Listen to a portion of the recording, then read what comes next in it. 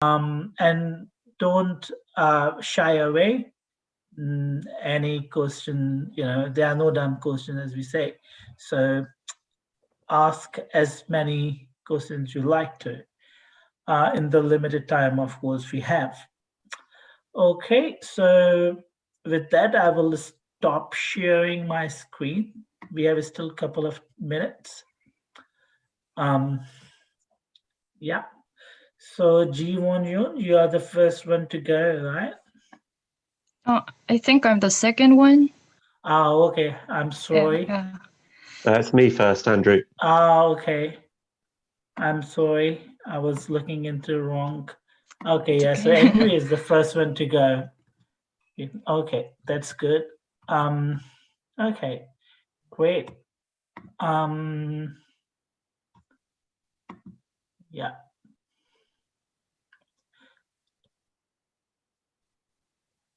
So we should give some time to people to join in. Good.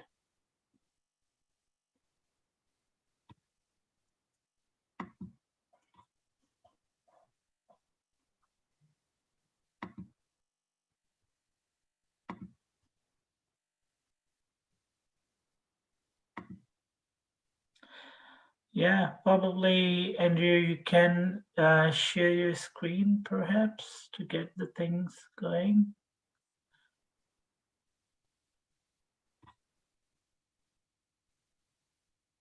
Okay.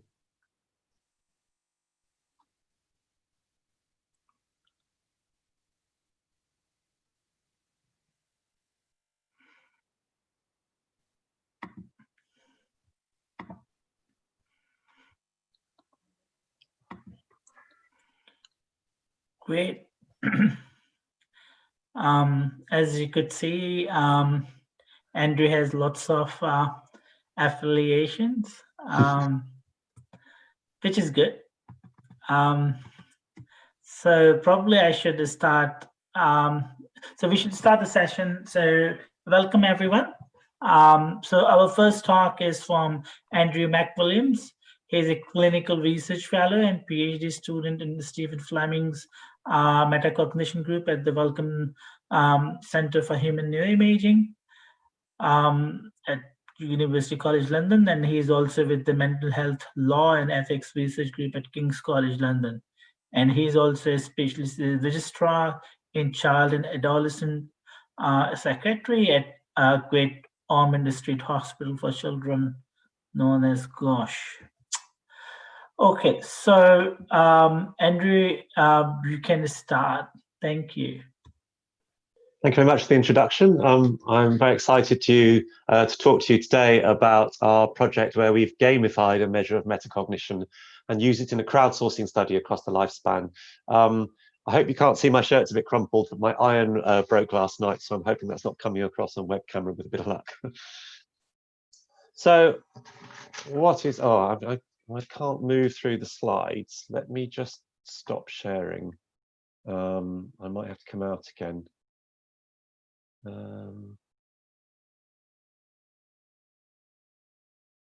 Just try and share a different view.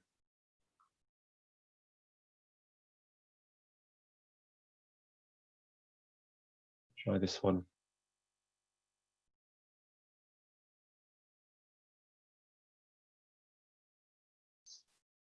That's better. Great, fantastic.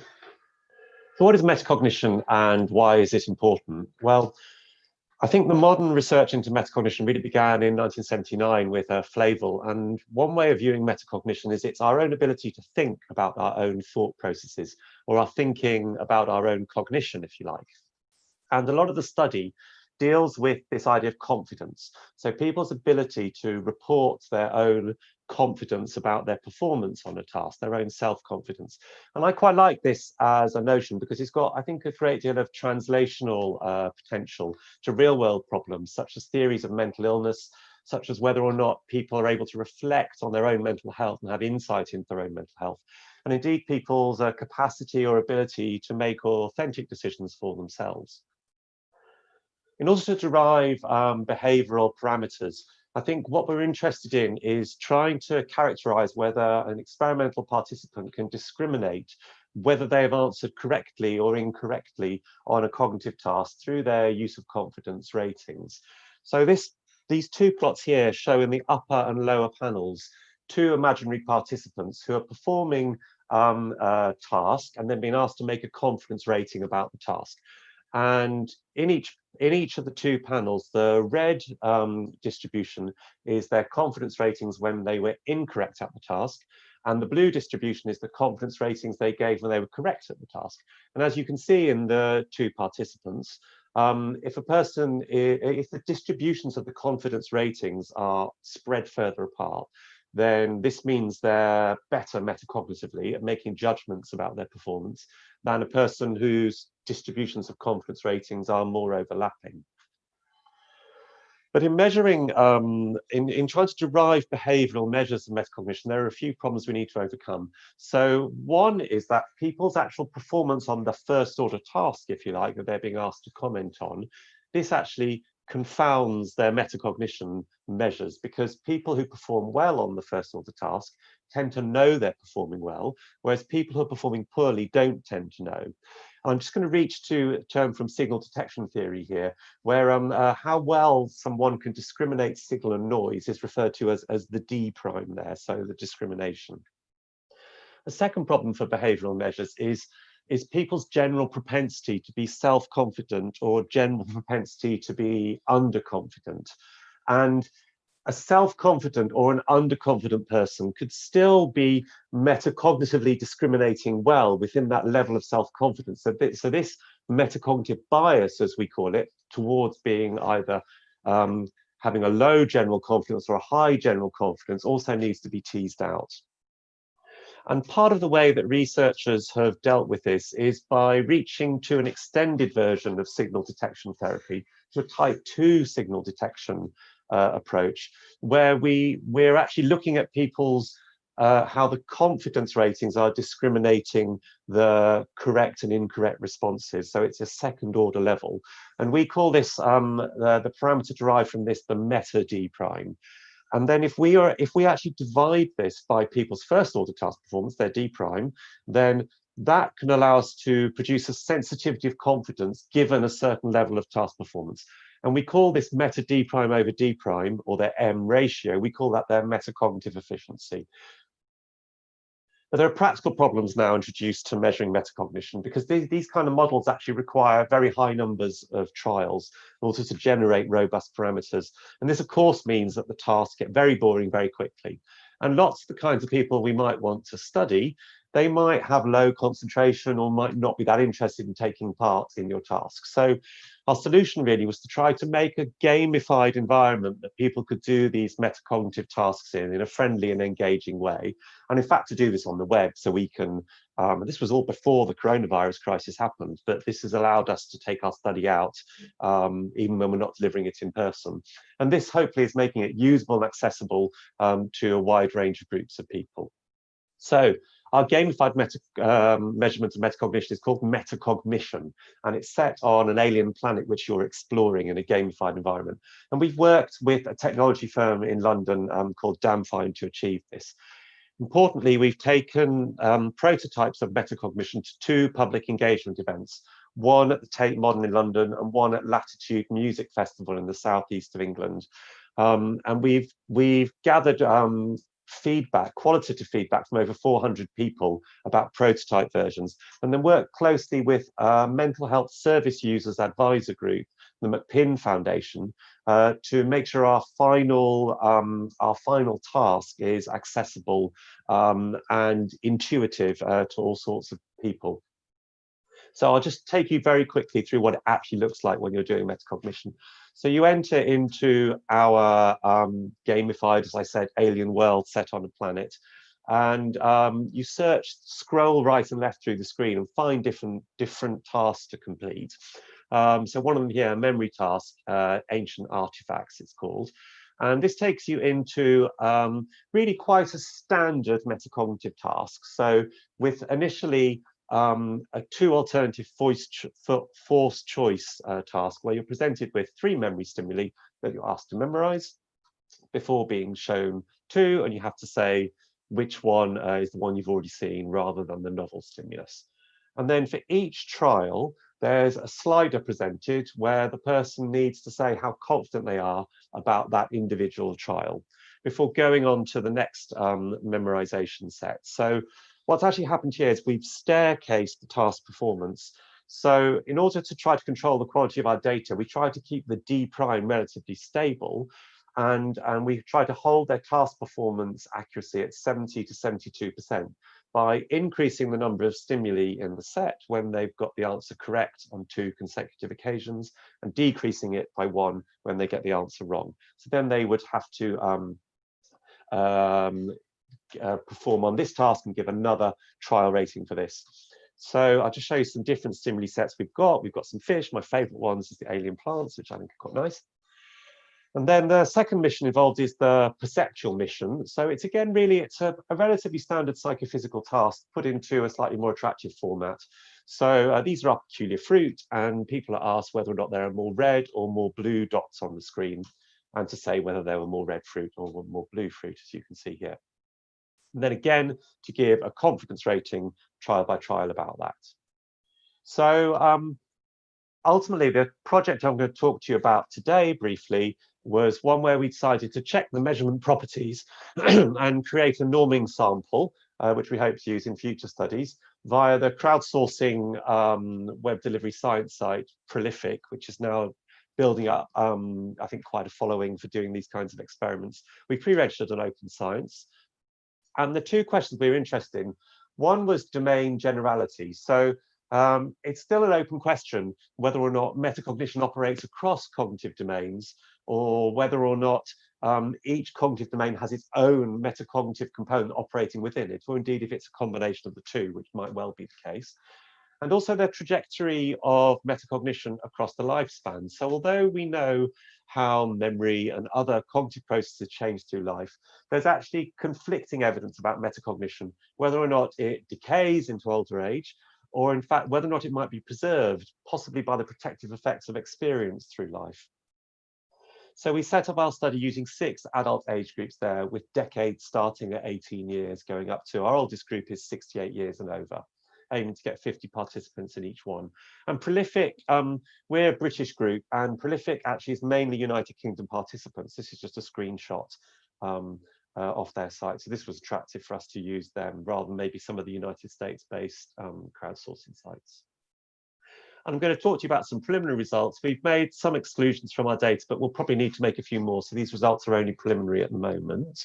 Currently, we've got 304 subjects, which is a nice set. And they've undertaken 100 memory trials and 100 perception trials in 5 mini blocks of 20 trials. So we've actually got over 30,000 trials in each domain. And then we used Steve Fleming's metacognitive toolbox to derive single subject fits.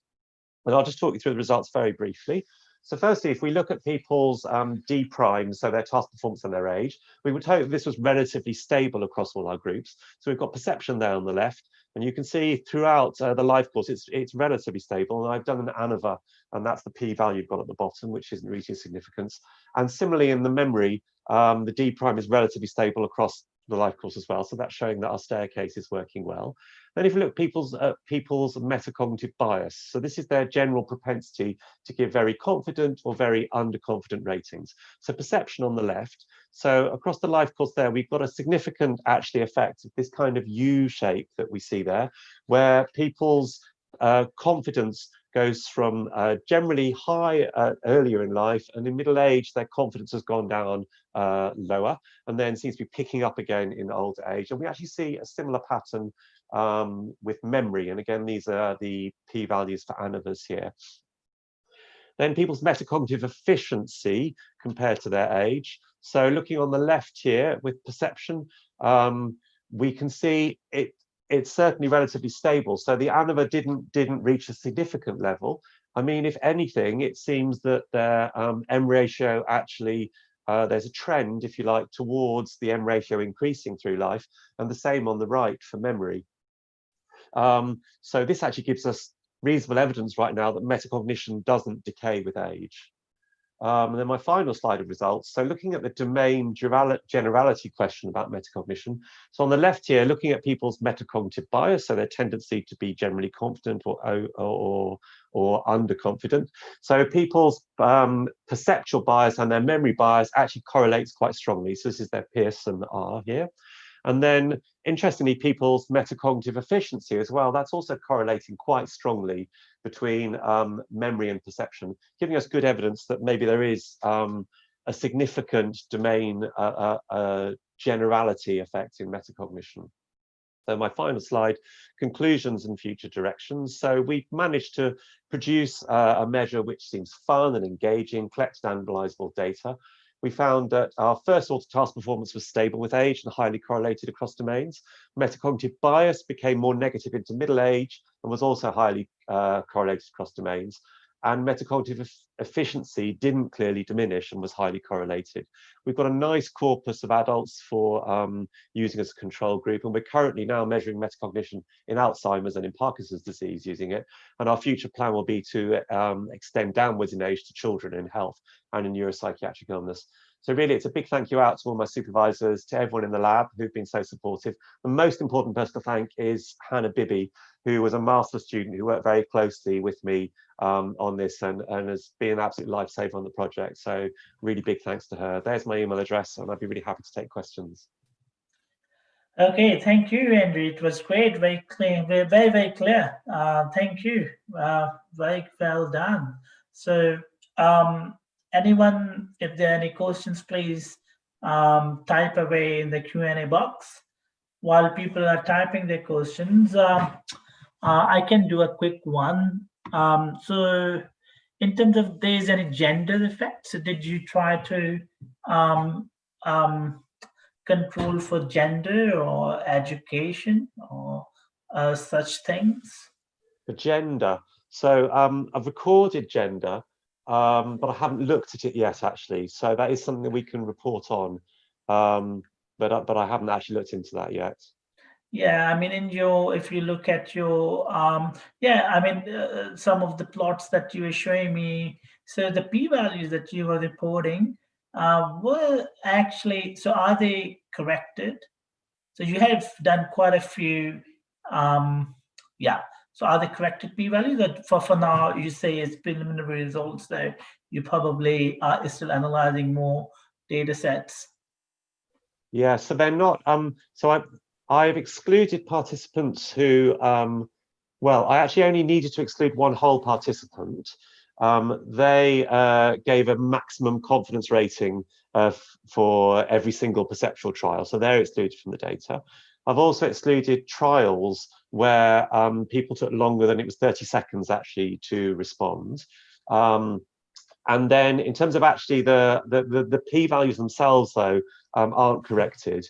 They were just an alpha set at 0.05. So yeah, that'll be something I need to look into, certainly. Yeah, because some of the p-values that you had were pretty close to 0.05, so they may push to the other anyway. So, yeah. But probably there may be some gender effects. So if you control for that, which is pretty straightforward, you might see more pronounced p-values and statistical thresholds. So we have quite a few questions coming in, so we don't have time, but we'll, if you can quickly respond to them. So first one is, do you have any intuitions for the reason behind the U-shaped confidence age relationship? So I think that's really interesting. I think the first question was to think about who the participants actually are. So that's an important consideration, is through the lifespan, are these the same participants at different age points, or are different kinds of people attracted to registering on this website to Prolific? So I think that's something just to think about. I think there is an interesting idea that actually experience brings about it some kinds of change through life, but whether or not at the end, then in the very older ages, there starts to be a process of decay instead, which is what actually makes the U-shaped curve, if you see what I mean. So I think there could be a few different things going on. Yeah, that's great. Actually, there are quite a few questions coming for you. There are two more. but actually we are behind our schedule. So you can see these questions and you can see, you can type your answer there. Okay, brilliant. So if you like to, I mean, respond by typing the answers, that would be great. Sorry for this, we don't have that much time left, so we have to move on. Thanks a lot again, Andre. It was very exciting work. So thanks a lot. Now we next move on to our next speaker, who is Ji-won Yoon, and Ji-won, she majored in psychology from Ewha Women's University in Seoul, and she has recently finished her cognitive science master's from Seoul National University. And she will be talking about connectome-based models predicts individual differences in attentive and hyperactive symptoms of ADHD. So over to you, G. So you can share your screen and yeah, we can go from there.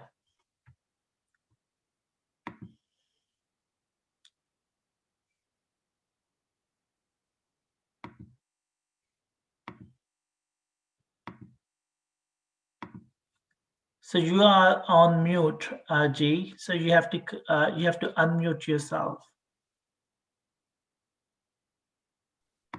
Okay. Yeah, hi everyone. So my name is Ji-won Yoon, and my talk is about detecting functional connections related with ADHD's typical symptom, inattentiveness, and hyperactivity.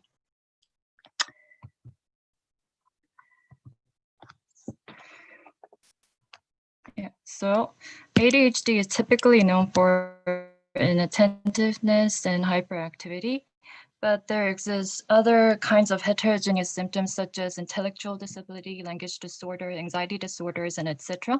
And we call these diverse comorbid conditions. And because of this, brain imaging study results show non-converging patterns. And not only ADHD, but other mental disorders show this kind of problem. So the National Institute of Mental Health has proposed a project named Research Domain Criteria. And this project insists that patients should be diagnosed in a dimensional perspective rather than in a categorical way. And this means not just putting the patient into one category, but rather taking the individual differences into account. So this box shows how the research domain criteria is applied to two typical symptoms of ADHD, which is inattentiveness and hyperactivity. So these two phenotypes can be analyzed and dissected into diverse functional domains. And these functional domains can be in turn diagnosed or measured by cognitive tasks, such as go-no-go, CPT, Stroop, or trail making tests. So clinicians apply these diverse cognitive tasks to patients to improve their precision in diagnosing, but still, this is a challenge, and this is also reflected in the non-converging patterns of neuroimaging data. So I wanted to use a modeling approach to constrain the neuroimaging data. And also I wanted to pinpoint the regions that is related with the ADHD symptoms. So luckily, I found an algorithm named connectome-based predictive modeling, and this algorithm takes individual differences into account and makes a linear model. So by using this algorithm, I wanted to test whether it is possible to predict inattentiveness and hyperactivity in each individual. And I generalized these two models to other neuropsychological tests to see if they share cognitive components. So the data sets I used include resting state fMRI brain scans of 299 children. And among them, 218 children were diagnosed with ADHD, and the remaining typically developing children were the remaining 81 children were just typically developing children. And these are the clinical tests that I used. So in the top row, there is a KARS test, and this is a Korean version of ADHD rating scale, and which is composed of 18 questions. So the half of the question corresponds to inattentiveness, and the remaining half of the question corresponds to hyperactivity. So I used the 2 total score and used for model construction. And then these models were generalized to 4 kinds of neuropsychological tests. And in this box, you can see that the orange colored parts are the tests that I used. And the first one is the ATA auditory, and the second one is the ATA vision, and the third one is the Stroop, and the fourth one is the CCTT1. So CCTT1 is especially evaluates the cognitive flexibility from the ADHD patients. And the remaining 3 generally test inattention and disinhibition from the ADHD patients. And next, I'll introduce the algorithm. So each subjects have their own functional connectivity matrix and their behavior measure score. And this behavior measure score is the KARS total score that I have just mentioned. And we correlate each edge with the behavior measure. So we get to have an R value and P value from every edges. And then we select only the most significantly correlated edges. And these edges can be divided into a positively correlated one and negatively correlated one. And then we transform this into a binary mask matrix. And so in this picture, you can see a pair of binary mask matrix here. And then we overlap this into each subject's functional connectivity matrix. So each subjects get to have 1 pair of binary mask matrix. So in this picture, there is the red part and the white part, the blue part and the white part, and the red ones are the remaining edge strengths, and the white parts are the erased ones, which we considered as insignificant. So the remaining edge strengths are all summed up, and then we make it into a subject summary value. So next, we'll make a linear model. So in the x-axis, we put the subject summary value, and in the y-axis, we put the subject's behavior score and make a linear model. And in this linear model, functional connectivity and to have a predictive behavior score. So we have finished the model construction part, and now we have to see whether the model is reliable enough. So cross-validation was used in this algorithm, and depending on the number of subjects, you can use other kinds of cross-validation methods. And I used leave one out here. And then I compare the predicted behavior score and the observed behavior score by using correlation measure to see how the power of the model. And the results showed that the 2 models were can significantly predict each individual's symptoms, which means their p-value was all below 0.05. So these are the results, and as you can see, the inattentive models R value was average 0.4, and the hyperactive models R value was average 0.3. And also I selected edges that appeared in every round of leave one out, and the inattentive model showed a total of 285 edges. And the hyperactive model showed a total of 153 edges. And then I summarized this into top 10 nodes with the most connections. And this result HD. So for example, in an attentive model, the prefrontal lobe was ranked the 2nd highest, and generally prefrontal lobe is known for inattention and attention. And in hyperactive model, the cerebellum was ranked the top highest degree. And in ADHD studies, cerebellum is considered an important region for hyperactivity. And finally, I generalized these two models to other neuropsychological tests. So an attentive model was generalized to ATA vision, Stroop, and CCTT1, and hyperactive was generalized to ATA vision and Stroop. And I'll just briefly show just the two of the generalization results here. So this is the inattentive model generalization. And the next is the hyperactive model generalization. Yes. And compared to the model generalization results, the neuropsychological tests cross-correlation results were quite different. And you can see from here that the inattentive behavior score was significantly correlated with all of the neuropsychological tests, and same with the hyperactive ones, except CCTT1 and CCTT2. So why does this gap occur? So we can infer this from the model's algorithm.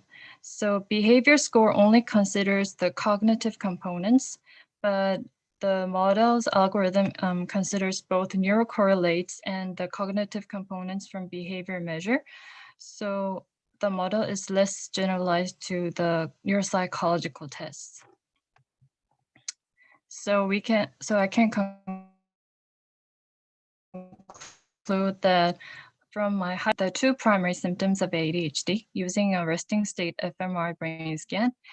And the algorithm that I used enables looking at patients from a dimensional perspective, since I generalized these two models to other neuropsychological tests. And if we generalize these models to patients with other mental disorders, we can step forward to a transdiagnostic perspective, I think. And overall, individual differences is considered an important factor when diagnosing one's disorder. Yeah, so this is the end of my presentation, and thanks for your attention. Okay. Thank you, G. It was very nice. Thank you. Thanks a lot. So again, if people have questions, please type them away in the Q&A box. Okay, so probably while people are still formulating the questions, I could ask you a quick one. Actually, we are behind schedule, so there may not be too many questions that we can actually go through. So the quick one is this, that so you had an imbalanced groups. So you had 80 controls while you had about 210 or 215 patients. So do you think that it's that an issue? And I didn't see where actually you use the controls. Did you actually use controls in this one? Yes, so Okay. this graph shows that I used both of them. Okay. So the red one is the typically developing, and the blue one is the ADHD. Okay, so you could see, yeah. Okay, so yeah. So I was just thinking that there are too many ADHD while there are few TDC, so it may skew the results. So there is a question for you actually now. So do you think these individual differences will be represented more in resting state or during attention task fMRI, considering the characteristics of ADHD? Oh, that's really a great question. I'm not sure of that because if you do a cognitive task and if that is scanned from fMRI, maybe that data may be more useful than the resting state fMRI scan. Yeah, because it reflects how the brain is working when doing the cognitive task. So yeah, maybe that brain scan maybe might may be more useful than the resting state fMRI scan, I think. Okay, yeah, I mean, you can test the hypothesis. There are quite a few ADHD data sets around which are open access with quite a few attention tasks. So something for the future. Okay, good. Thank you. Thanks a lot, Jake. So we have to now move on to the next speaker. Thank you. Thanks a lot. If you can stop sharing your screen so that we can move on to the next speaker, who is Martin Roy. Martin is okay. So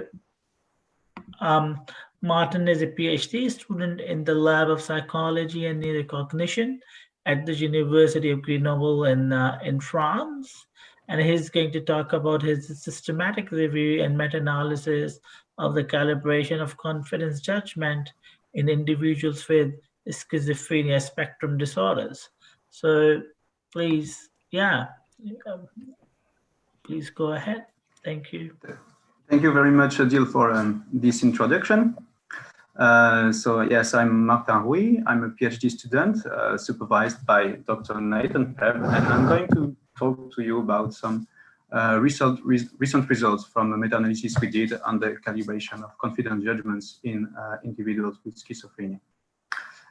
So as an introduction, we can say that some of our mental states are depictions of the outside world, whereas some other only pertain to our subjective world, for instance, memory, mental imagery, imagination, and so on. And in order to draw the line between these outer and inner contents, we have actually the capacity to reflect on them. And for instance, we can monitor the quality of the representation, giving rise to a feeling of confidence about its accuracy and consistency. And this evaluation enables us to distinguish between what is real or the outer world and what is strictly subjective.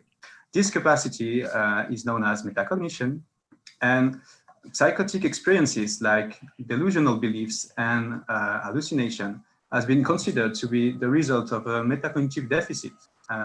That's to say, the inability to distinguish between what is real, the outer world, and the inner world, right? So in this meta-analysis, we thought to quantify this metacognitive deficit in schizophrenia. So in order to do so, we included studies in which, of course, we had individuals with schizophrenia, but also healthy participants, healthy control participants, and experiments in which we had a confidence judgment task. So let's take an example. It means that in each trial, a stimulus is displayed and participants are probed with a first order cognitive task. Here, for instance, it's a memory task, but it could be perceptual or other cognitive task. And then they have to ask, they are asked to report their confidence in their previous response. And actually the ability to calibrate the confidence on their previous performance, their previous answer, is a proxy for metacognition. And usually healthy participants are quite good at it. They're able to do it. They're able to discriminate between their correct answers and errors on the basis of confidence. And in contrast, patients with schizophrenia reveal underconfidence in correct answers and overconfidence in errors. But this metacognitive deficit here is not replicated in some recent studies. Here it's a perceptual study where actually there was no metacognitive deficit. Here on the x-axis, you have the M ratio, which represents the ability of participants to calibrate the confidence on performance. You have the estimation for control participants in blue and the estimation for individuals with schizophrenia in red. And here there are no difference between the groups, meaning no metacognitive deficit. So you might say, hey, maybe it's just a sampling error, just an isolated case, but actually not at all. We have recent studies who find similar results. So now the question is how to reconcile these recent findings with earlier studies. And investigating this issue, we have found that actually there is a common feature between all these recent studies. They have actually controlled for first-order performance. So now you should ask why controlling for first-order performance matters. Actually, Andrew has already brilliantly introduced this topic during his talk, but let's adapt it with the case of schizophrenia here. Cognitive deficits are well documented in schizophrenia, leading to poor task performance in patients. And being less accurate, actually patients, it should be more difficult for them to calibrate their confidence on their performance. So what we are saying here is that if not controlled, the cognitive deficits risk to contaminate the metacognitive measures, artificially inflating the metacognitive deficit. So the question we are addressing in this meta-analysis is the following. Does controlling for first-order performance influence the metacognitive measures? And based on the previous literature, we have hypothesized that the metacognitive deficit would be decreased in studies controlling for first-order performance. And we also explored the influence of cognitive domain on the amplitude of this meta-deficit. So we did a systematic review first, consisting in entering some specific keywords in predetermined databases. From this, we retrieved almost 8,000 entries after duplicate removal. And after the long process of screening, we ended up with a final selection of 42 articles. Then we extracted the data. In each study and for each group, we extracted the first order cognitive performance as well as the second order metacognitive performance. And from these raw scores, we computed an effect size, here an HSG, which is like a QNSG. It's just the difference of means between the two groups divided by the pooled standard deviation.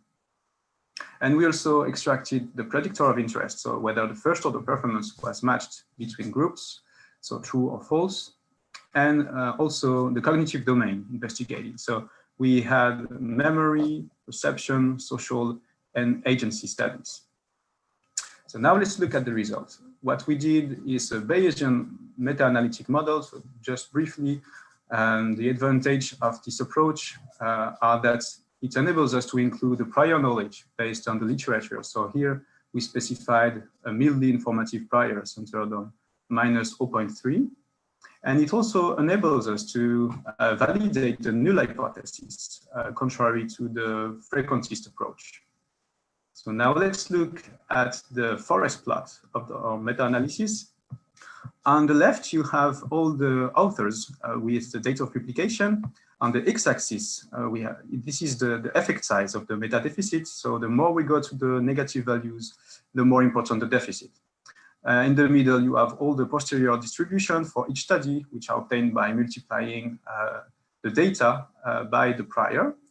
And on the right side, you have the mode of each posterior distribution along with the 95% credible interval. Now let's look at the very bottom line. This is the estimation of the meta-deficit given by our meta-analysis. You can see that this is quite precise. It is centered on -0.57. And actually, if we stop the analysis here, we would say that we have tremendous evidence here for the existence of the metacognitive deficit in schizophrenia. But wait a minute. Now let's look at the influence of performance matching between the groups. So here in the model, we just add the binary variable, the control of first order performance, which is true or false. So now we have two estimations of the meta-deficits. The x-axis is the same as in the forest plot, and we have an estimation for studies which did not control for first order performance, and the estimation in light gray for studies who did. And here what we find as predicted is that the meta-deficit in control studies is smaller and then even twice smaller than in non-control studies. So here we have computed a base factor, which is the ratio of evidence available for our hypothesis compared to the null hypothesis. And this number, 45, indicates very strong evidence for our hypothesis, namely that controlling for first order performance would decrease the metacognitive deficit. So now let's look at this subset of studies, those studies controlling for first order performance. We are just zooming in this part, right? And now we assess the presence or absence of meta deficits in this subgroup. So we did the subgroup analysis, and now we have computed the base factor, which is now only 1.3, and which is actually inconclusive, meaning that we can neither accept nor reject the null hypothesis of an absence of metacognitive deficit in schizophrenia. Right, and then we look at the influence of cognitive domains. So here in the model, we have put the categorical predictor domain, which has 3 modalities, memory, perception, and others. What we have called others is just agency and 4 social studies. So here we have 3 estimations of the meta deficit. One for the meta memory, one for in white for the meta perceptual meta deficit, and one the meta deficit for other cognitive domains in gray. What is interesting here is the meta memory deficit. You can see that it is 2 or 3 times higher than in other domains. But this is not sufficient to conclude actually that there is a meta memory deficit here. Why?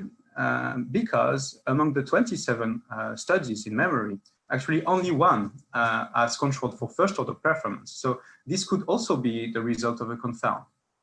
Okay, having said that, let's remark that this only study controlling for first order performance in memory did find a meta memory deficit which was higher than in other cognitive domains.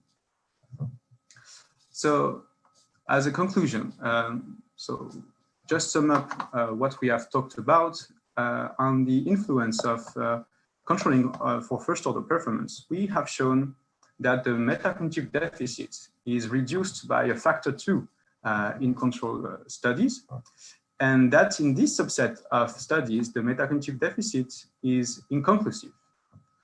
Okay, there is an obvious limitation in this result because we had a limited number of control studies. So let me warn you something. So just a spoiler alert, we will make available soon the scripts and our methods. So please, those interested, feel free to upload your data so that you can keep this meta-analysis updated. And then on the influence of cognitive domains, we have shown that memory studies contribute the most to the metacognitive deficit. But there was also a striking limitation because only 1 memory study controlled for first order performance. So the question remained whether it was a localized meta-memory deficit or just the result of a side effect, the side effect of a confound. So this meta-analysis is also an appeal to build more robust protocols in order to arbitrate between these 2 hypotheses. And finally, of course, we have also extracted the clinical scores and the antipsychotic dosage.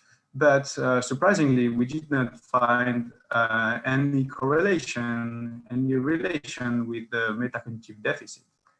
Okay, so that's all. Thank you all for your attention. Thank you, Martin. Thanks a lot. Very, very, clear talk, exciting work. While people are formulating their questions, I can kick off. So what I was thinking is that your analysis would depend quite a bit on the priors. So how plausible is your prior distribution that you were using, which is, with a mean of -0.3 and a variance of 1. So if you use this,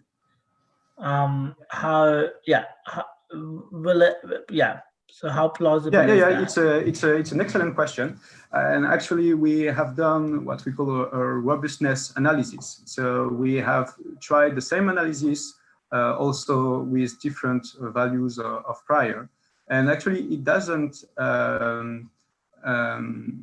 There is not so much variance when we change the value of the mean here. What is important is the value of the precision. And because we entered a mildly informative prior, which is quite a lot of variance here, this does not affect so much the final result. Okay, good. Yeah, I mean, yeah, are there any further questions? Actually, we are behind the schedule. We should be closing the room in a minute. So, yeah.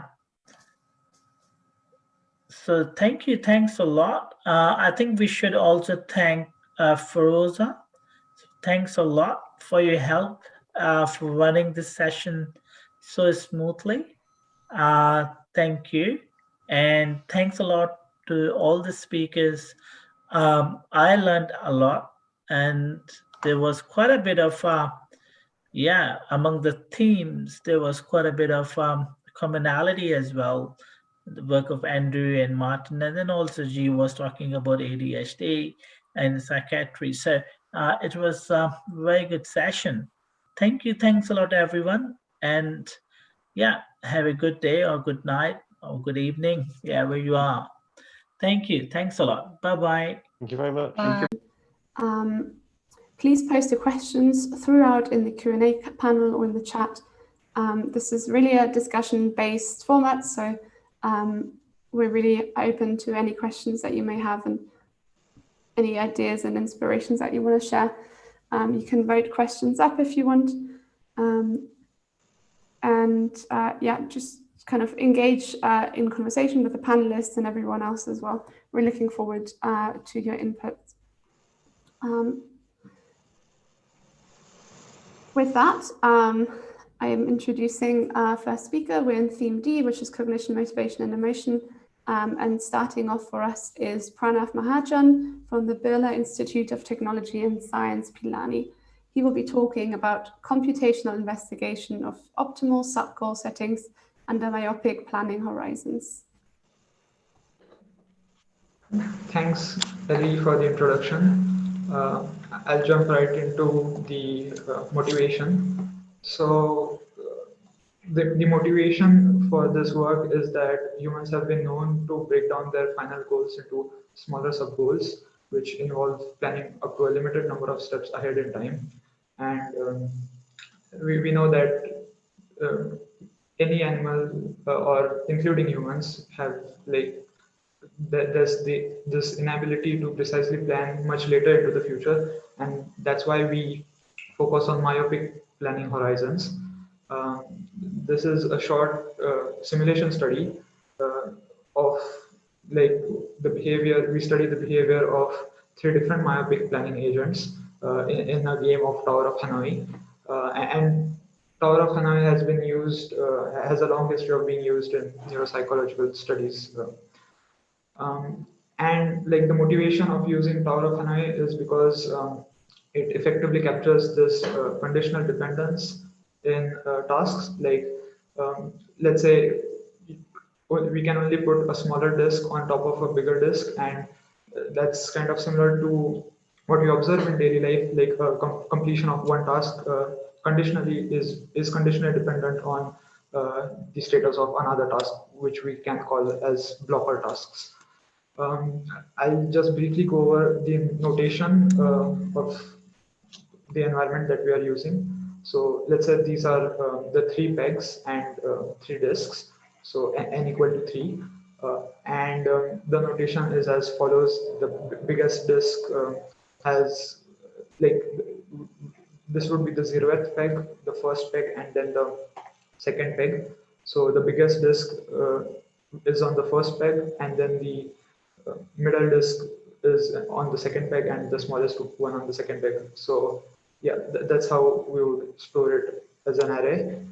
So this would be one state, and we can take one action which would be moving either this disk in this position or this disk to either of this position. We cannot move the bigger disk to the second peg. So whatever consequent states it can go we can effectively show it in using a state transition diagram. This is very similar to finite state machines in computer science, or yeah. So this is how it would look for n equal to 3, and as in how we increase number of n, this pattern is self-replicating. So it's actually called Sierpinski's cascade. So yeah. Now I'll briefly explain the 3 planning agents and which align with our initial motivation. So one way how we would the planning agent A just plans h steps ahead and chooses the state which is most similar to the final goal. So let's say the final goal is to create a tower on the second peg, and you are in this position. Then it would try out, and let's say it can only look h steps, and let's say the h is equal to 3. So let's say you are in this state, it will try out all possible states which are traversable within 3 steps ahead, look ahead, and it will choose the best one such that it's more similar to the final goal. The agent B focuses on moving the largest misplaced disk to its target location, and if it's not possible, it just chooses whichever it was, like whichever among the 3 can be moved, and so it is definitely prioritizing the blocker task in a sense. And agent C is very similar to agent B, but instead of like moving the largest misplaced disk, what it does is that it randomly selects one disk, and its goal is to, if possible, just yeah, change it to that position in that yeah, in that while planning 8 steps ahead. Now, what we do is we discuss the convergence of these agents for varying planning horizons in 2 tasks. One would be just creating a tower in a random peg or a random location, and another would be creating another random configuration. It need not be a tower, it could also be a configuration looking like this. We have simple results. If it was like not converging, then I just put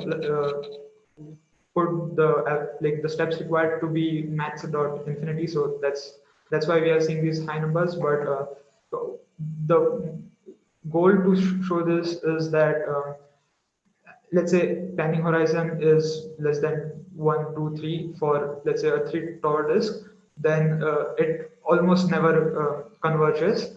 And we do observe in like both the tasks that and for both n equal to 3 and n equal to 4 that given, so for here over here we see that n equal to 3, the maximum number of steps from one configuration to any other configuration required is 7, which is 2 to the power 3 minus 1, from like 1, 2, 3, 4 to 7.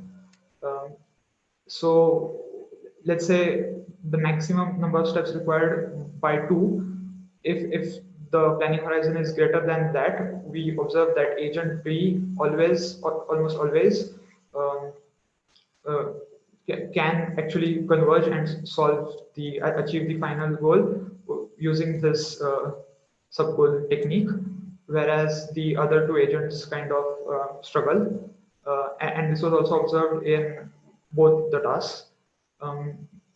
Yeah, that's all. And actually, so now I would love to engage in a discussion where I would love to know your insights on how we can like extend this to a much more reinforcement learning setting, as well as like there are shortcomings of this simulation study, as in it assumes complete observability within the H-step planning horizon, because it will actually compute each and every possible traversable state within the H next states and so on. So yeah, I would love to know your thoughts and engage in a discussion. Thank you very much. Thank you. Yeah, Tower of Hanoi, what a classic experiment. We have plenty of time for question and discussion. And while you guys formulate your questions. Oh, Alex, you already have one. Brilliant. I'm going to ask you to present yourself. You can unmute yourself if you want. Okay. Yeah, I wasn't sure if panelists how we were supposed to do this, but anyways, I was wondering, do you have comparisons of like the results your simulation are showing to what strategies humans actually use to solve this task? Is there like a database of Tower of Hanoi? Because it's such a classic study, I can imagine that there's some set out there that you could compare to sort of get a sense of at what point do people use one strategy or the other, or do they always go after the sub-goal task like your simulation would suggest they should? Okay, I kind of initially assumed that usually humans would rely on sub-goals because let's say we increase, at least children would probably do, because let's say we increase n greater than 3 or 4, it often becomes impossible to compute all the possibilities and in a sense. So that's why like we choose to stick to sub-goal settings, but yeah. Okay, so if I've understood right, you mean to ask whether there's any data which shows that humans rely on these three like sub-goal techniques or some similar kind of sub-goal techniques. Yeah, I mean, I'd be curious to see basically how closely humans align with the simulation, essentially. Okay. Yeah, right. Yeah, I actually kind of assumed that this would be the natural first step, but yeah, you are right. I will look into that. And I guess related would be like, do people have to learn to rely on sub goals? They start off trying to go for the end goal, particularly in smaller sets, and then switch over. I think it's really cool that you can have this sort of simulation of here's an optimal way to solve the problem, and then see how closely humans can perform relative to the optimal and how that changes with practice and with, you know, yeah, even like transfer learning experience. I think there's a lot of cool stuff you can do. I think it's a cool simulation, essentially. I have a small question, kind of, I guess, linked to that. I wonder, have you done spent any thought on how much you need to upscale the Tower of Hanoi so people can't actually kind of simulate the whole thing in their mind anymore? Do you know that? Yeah, like I haven't actually done the literature review on where humans actually start to struggle, but I personally tried it out a few times, and around n equal to 10, it's pretty tough already for humans, at least. There was one study where, a quite old study, but where they used this Tower of Hanoi or the performance of Tower of Hanoi of young children to as a measure of their cognitive or critical thinking abilities, and how with so it's definitely also a function of their age and yeah, how these abilities mature over time, because younger children obviously they showed that they struggled for n equal to 5 or 6, but then yeah, as in how they went into they were a bit older, they could solve it and something like that. Thank you very much. Are there any other notes or questions from panelists? I have one. Like, Actually, it's not a question. I think it's just my curiosity as a follow-up. Like, I will be also very curious how rewards or other experience or practice like would affect the chosen strategy. And I think it can be modeled very good with some reinforcement learning tasks or other stuff like transfer learning, as Alex mentioned. I think this is very cool and inspiring. Like, there are a lot of things you can do, and I really like that. We could also continue this discussion later on, maybe, and I would also be interested in knowing in any specific insights on how to extend this to like two things which I can think right now are either modulating the discount rate or addressing the deficits in model-based planning. But yeah, any further insights could also be like pretty useful. Yeah, Thank you very much. Thank you, Pranav. Applause again, well done. With that, I'm happy to introduce our second speaker. Oh, do we have mixed themes today? We're in theme C now, which is sensory and motor systems and physiology behavior. I'm happy to introduce Alex Cates from Northwestern University. He'll be speaking on gaze behavior changes following motor learning in a gait training task.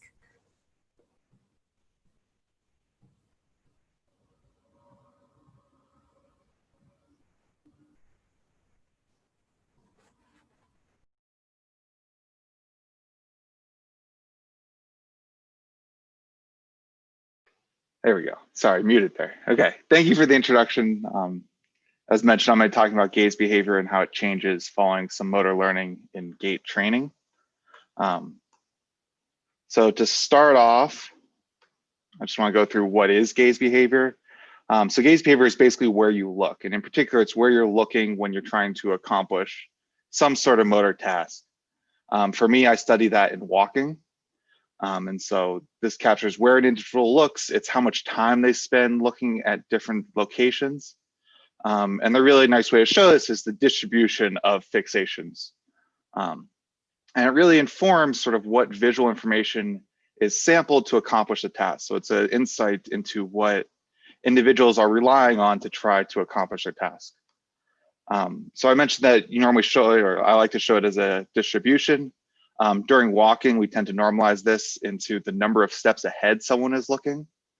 So when someone's walking on normal ground, they might have a few obstacles. You can imagine walking on the street or something like that. They'll be looking at a couple of different things, but there tends to be a distribution centered around 2 steps ahead. And that, it extends in all directions and whatnot, but that sort of 2-step tends to be a pretty standard thing in healthy adults. In clinical populations or on different terrains, we see this shifted distribution where people tend to look a little closer to themselves. The fixation distance decreases so that they are emphasizing fixations that are closer to where their feet are going to land. So they're not planning as far ahead. And what my project is really looking at basically is how do we learn our gaze behaviors? So we see all these different distributions at these sort of endpoints. So older adults who struggle with balance and have gait deficits tend to have this change distribution, but we don't really understand how they get there. So for me, what I wanted to do is try to understand that. So what I did is I used a sequence learning stepping task. So participants walked on a treadmill while I projected a 6-step repeating pattern of steps, of short, medium, and long steps. These were all normalized to the participants' average step length. They completed 11 trial blocks, each of around 100 steps. To make the task difficult enough, I had to actually increase the speed so their targets are moving faster than the treadmill. They also received auditory feedback. Basically, if they stepped too far away from a target, they heard an error noise to make sure they were learning.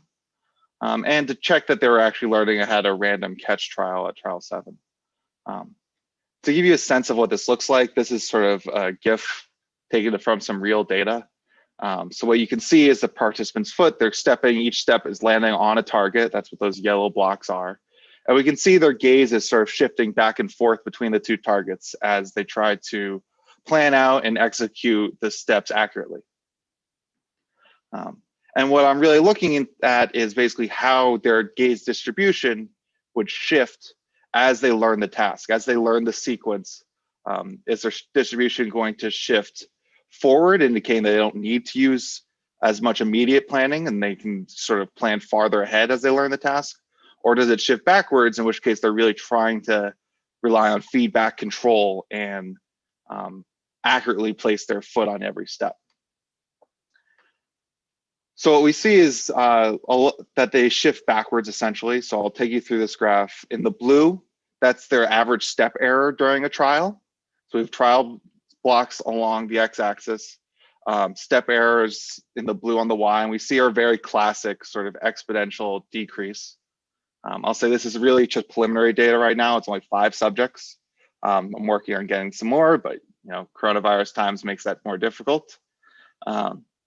And then in the green, we see their fixation distance.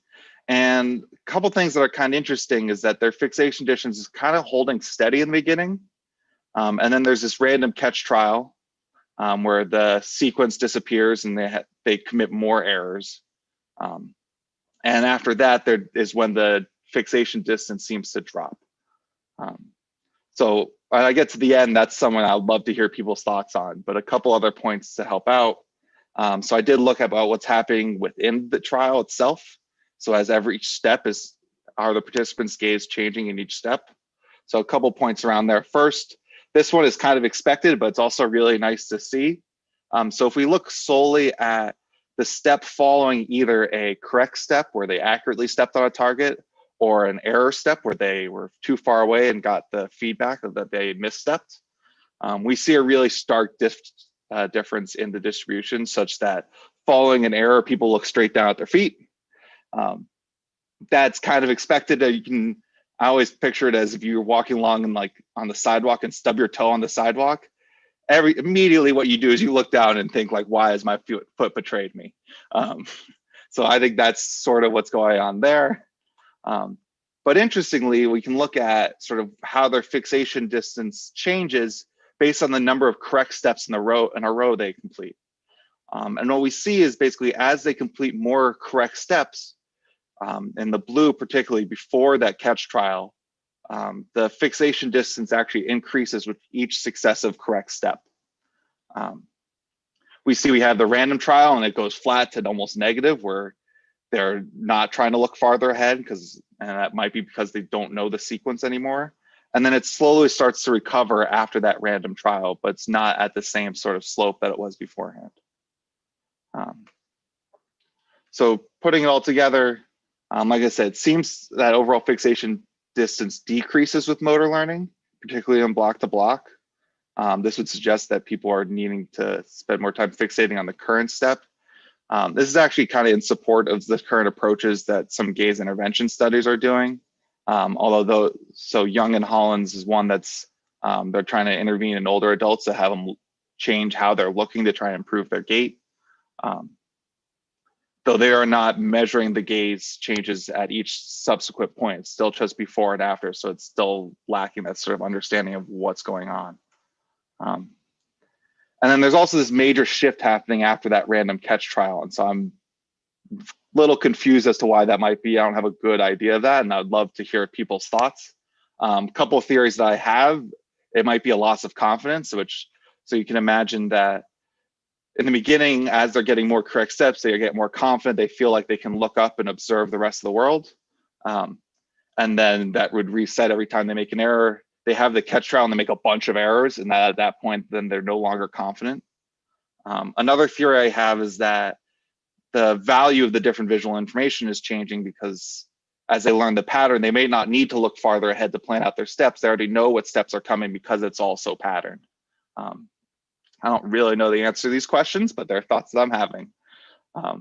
So next steps for me, like I said, I'm working on getting more participants through here. I'd love to, in a follow-up study, to start changing the value of visual information, maybe by having the targets fade out or disappear at different points. And then I also want to start testing in some clinical populations to try to understand how those groups are using this information. So with that, I want to say thank you. And thank you to my lab in particular, and my PI who's in the bottom left corner, Keith Gordon. Thank you very much, Alex. Please, everyone, do ask your questions. I'm going to jump in here straight away because I'm very curious about the experimental setup, and it is, yeah, that random trial. I haven't fully understood what exactly kind of happens in that trial, but have you looked at like different recovery kind of durations? Because it seems like in this graph particularly, just showed the green and blue one, right? That they don't really recover from that. Yeah. So have you had kind of more trials? Are you planning to have more trials after this random trial to see how long it takes for them to kind of trust the visual information again? I think that is definitely something I'd love to do as a follow-up to this. Yeah, so the random trial, I guess, so what's happening there is, like I said, for all the other trials, there's this repeating 6-step pattern of targets. And so it might be something like short, medium, short, long, long, medium. And is that the same in every trial? It's the same pattern in every trial except the random trial. So the random trial, that pattern disappears and it's a random sequence of short, medium, and long targets. And so that's sort of the sequence learning aspect that gets thrown off there. But yeah, I do think it's interesting that they don't recover from that. And I'll say I've done one subject that I tried to extend it, but I was also through another random trial into that because I was looking at some other aspects too. And so it didn't really seem to affect, but again, that's one subject. Cool, thank you. There is a question from one of our participants. I've allowed you to talk, so if you want to ask a question yourself, you can do that. You'd have to unmute yourself first.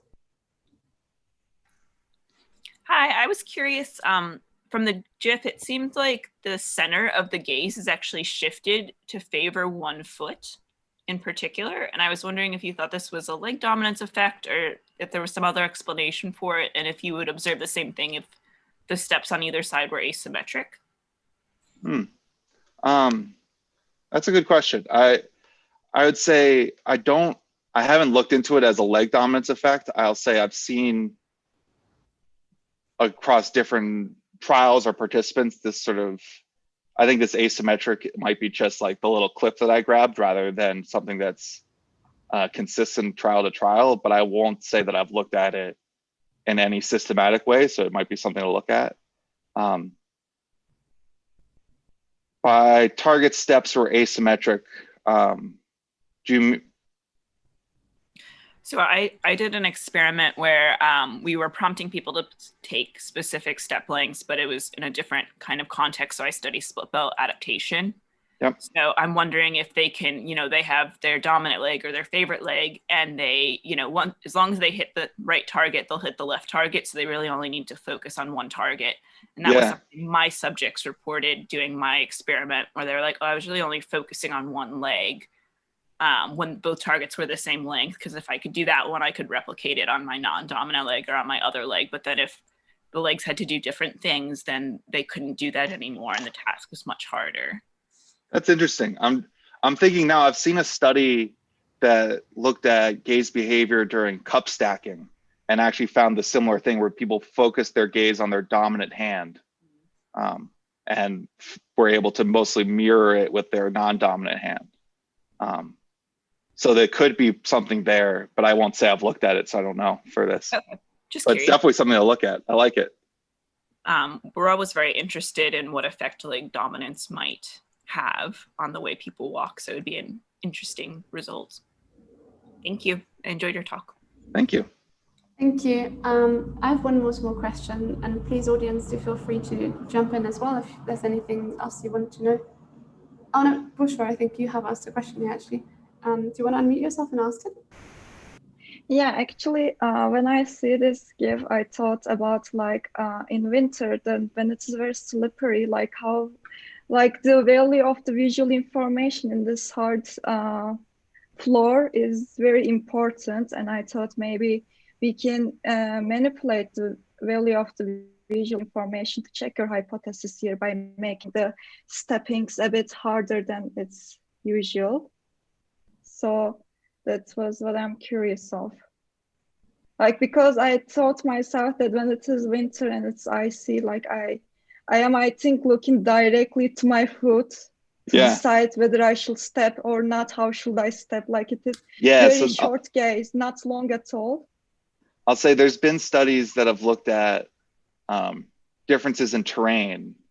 I don't know about icy terrain per se, but I do know of like rocky terrain. So you can almost going from like bouldering almost or something like that. And they've found that in those scenarios, your gaze does shift backwards.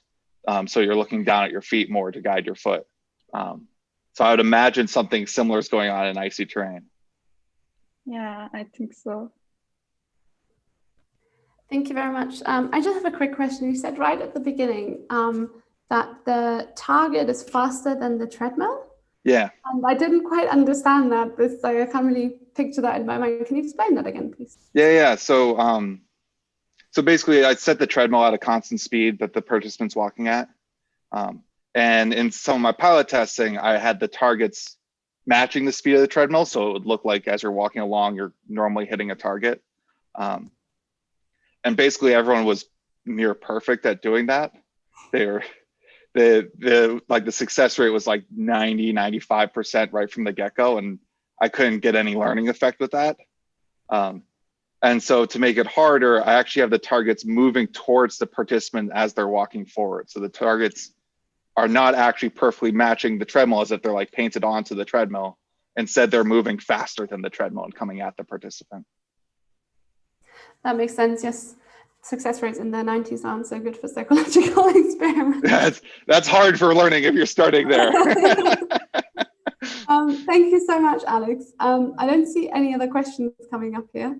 So I think it is time for us to switch our theme again off to theme E, which is computational modeling and techniques. And we have Bushra Tuche Gervish talk from Bilkent University about the spatial extent of the tilt after effect.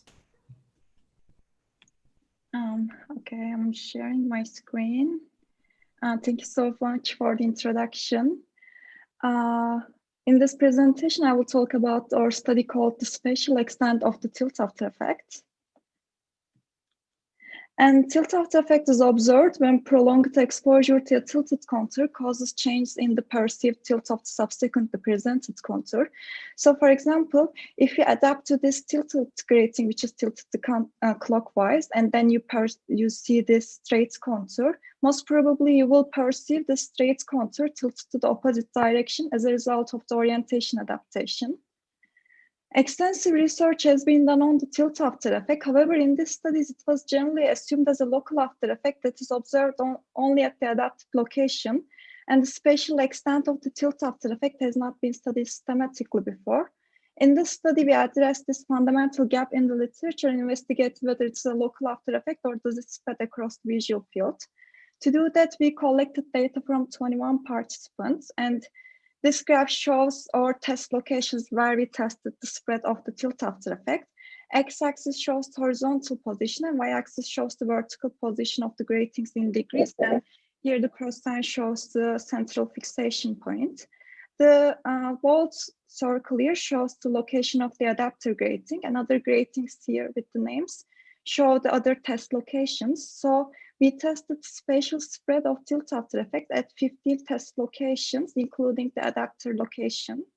And our experimental design was looking like this. So first, participants are adapted to an adapter grating, which is always tilted to 15 degrees clockwise direction for 5,000 milliseconds. And they are presented with a blank screen, followed by a presentation of test grating for 100 milliseconds. And test grating was presented at randomly chosen spatial locations among these 15 test locations. And orientation of the test gratings are determined by one-up, one-down staircase techniques. We had 2 staircases, and their step sizes change based on the reversal that you can follow from here. And then a blank screen presented for 2000 milliseconds, where participants need to indicate the perceived tilt of the grating by pressing either right or left arrow key on a keyboard.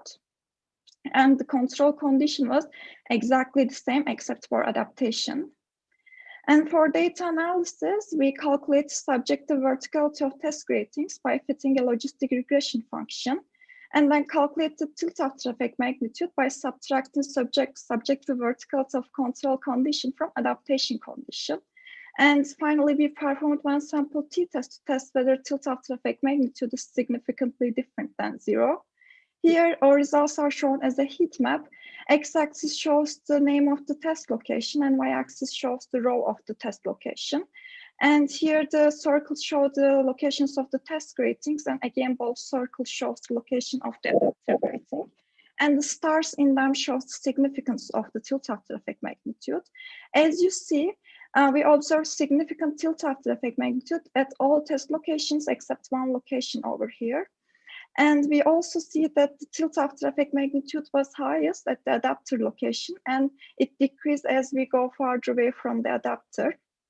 So our behavioral conclusion from our behavioral studies is that tilt after effect is not a local after effect, and it's spread across the entire visual hemifield. And it shows some evidence for global mechanisms and local mechanisms regulating the orientation adaptation. And as you might guess, our next question was how the tilt after effect spread across the different spatial locations. And we investigated this question through modeling. Hubel and Wiesel showed that primary visual cortex is organized in columns. So assume that this A, B, C are the locations in our visual field. It's argued that we have location columns in our primary visual cortex that are sensitive to these each locations, like you see here, A, B, C. And in each of these location columns, there are orientation selective neurons that has some preferred orientation activated most to that preferred orientation. And also, as a result of orientation adaptation, responses of the tuning curve amplitudes near the adapting orientation get suppressed. In other words, they fatigue as a result of prolonged exposure, and this fatigue causes repulsive shift in the perceived orientation, and this is called fatigue theory of orientation adaptation. So assume that you adapt to an orientation that's shown by this green tuning curve here, and when you adapt, as you see here, its amplitude is suppressed, and the location and the orientation tuned neurons that are closer to this orientation also get suppressed relatively. And as a result, our population response also shifts to the right direction, which is the effect that we observed in the tilt after effect. So by combining this fatigue theory and organization of the primary visual cortex, we create the computational model here. So we use our human behavioral data, and it gives us the input stimuli orientation, stimulus location, and participants' response. So what we did is that we put this input orientation to a tuning curve, and tuning curve here was half height, half width, 30 degrees Gaussian. To show their activation, I tried to create an image, and to make two-dimensional image, I added a dummy dimension here. So it shows that the tuning curve responds to the 90-degree stimuli, which is showed by this red line here. As you see, the neurons that are selective to 90 degrees and closer orientations are activated more, and the others are less. And then we also added receptive field responses, and our receptive fields are modeled as 2D Gaussians. And it is also another example. Again, to make it two-dimensional image, I just showed spatial locations in a one row, which is the central row. So Y is 0 here. And as you see, the receptive fields that are sensitive to stimulus location activated more and others less. And then we calculate the activation of neurons by just multiplying this tuning curve response and receptive field response element-wise. And here, as you see, we also multiplied these with a factor W, which is the value that these tuning curves will be suppressed. So this is highlighted here because we will find this value of W through optimization by using human data. And I, again, wanted to show how this activation looks like. So x-axis, again, showing only the central row, X locations, and Y-axis shows the orientation channels. And we are again showing 90-degree stimulus at 10.5 X location. And as you see, activation is just looking like this. Then by using this activation, we pulled a channel.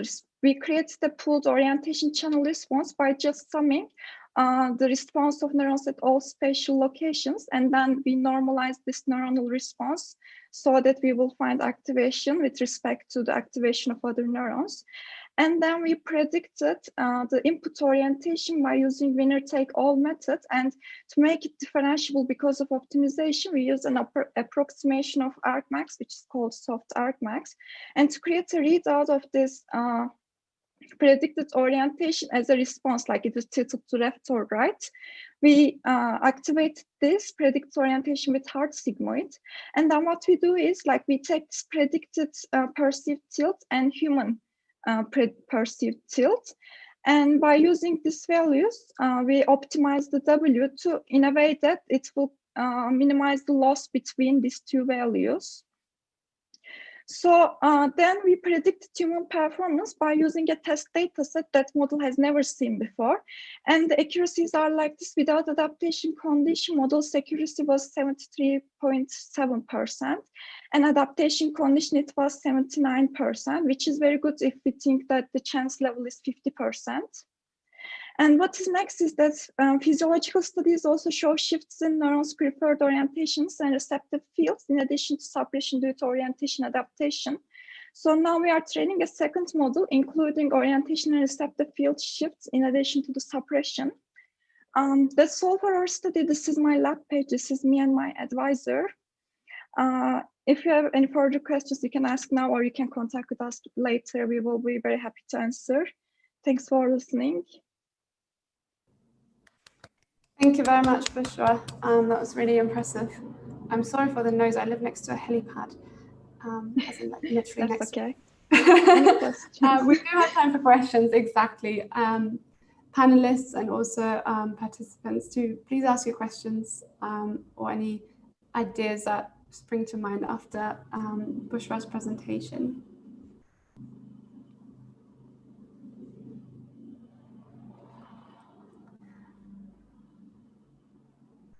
I thought it was really like such an obvious thing to kind of ask about the spatial extent of this effect. And I thought that was really interesting, how you could kind of show that it was not just the localized thing. But what I didn't really quite catch, and this is probably because I don't do any visual things, what exactly is this effect? Like, how does it appear?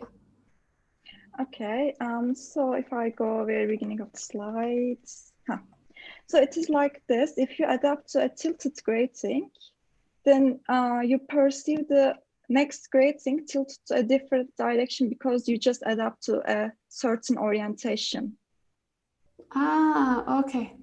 So it is like this here. If you adapt to this clockwise tilted grating and then you present it with this straight contour, you will perceive the straight contour tilted to the counterclockwise, like the opposite direction, because you just adapted this.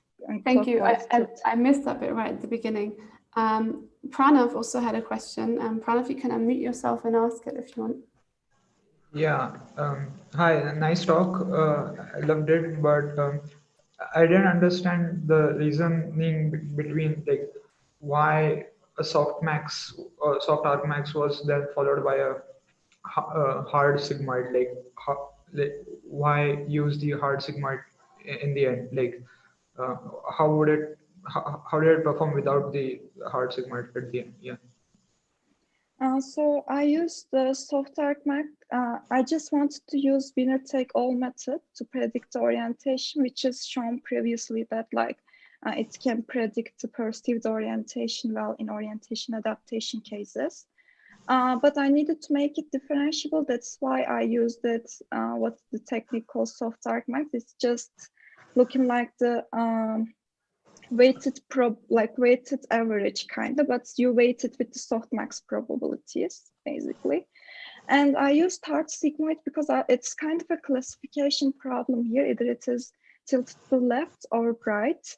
And I used hard sigmoid because, like, human behavior is like this. When they see it around vertical, like when they see the grating straight, they press it on the chance level, like they say right tilted right as 50% probability. And when you make sigmoids regularly, it looks like very broad probability between 0 and 1. So I just want to make it like more straight looking, like more limited classification. And it performed actually better than the sigmoids in my classification. Okay, yeah, makes sense. Thanks. No problem. Thank you very much, Bushra and Pranav. Are there any further questions? If not, then we're finishing perfectly on time and on time for everyone to catch the keynotes. Thank all the speakers again, very, very much. Well done, all of you. Hopefully see you around on following talks and one day in real life.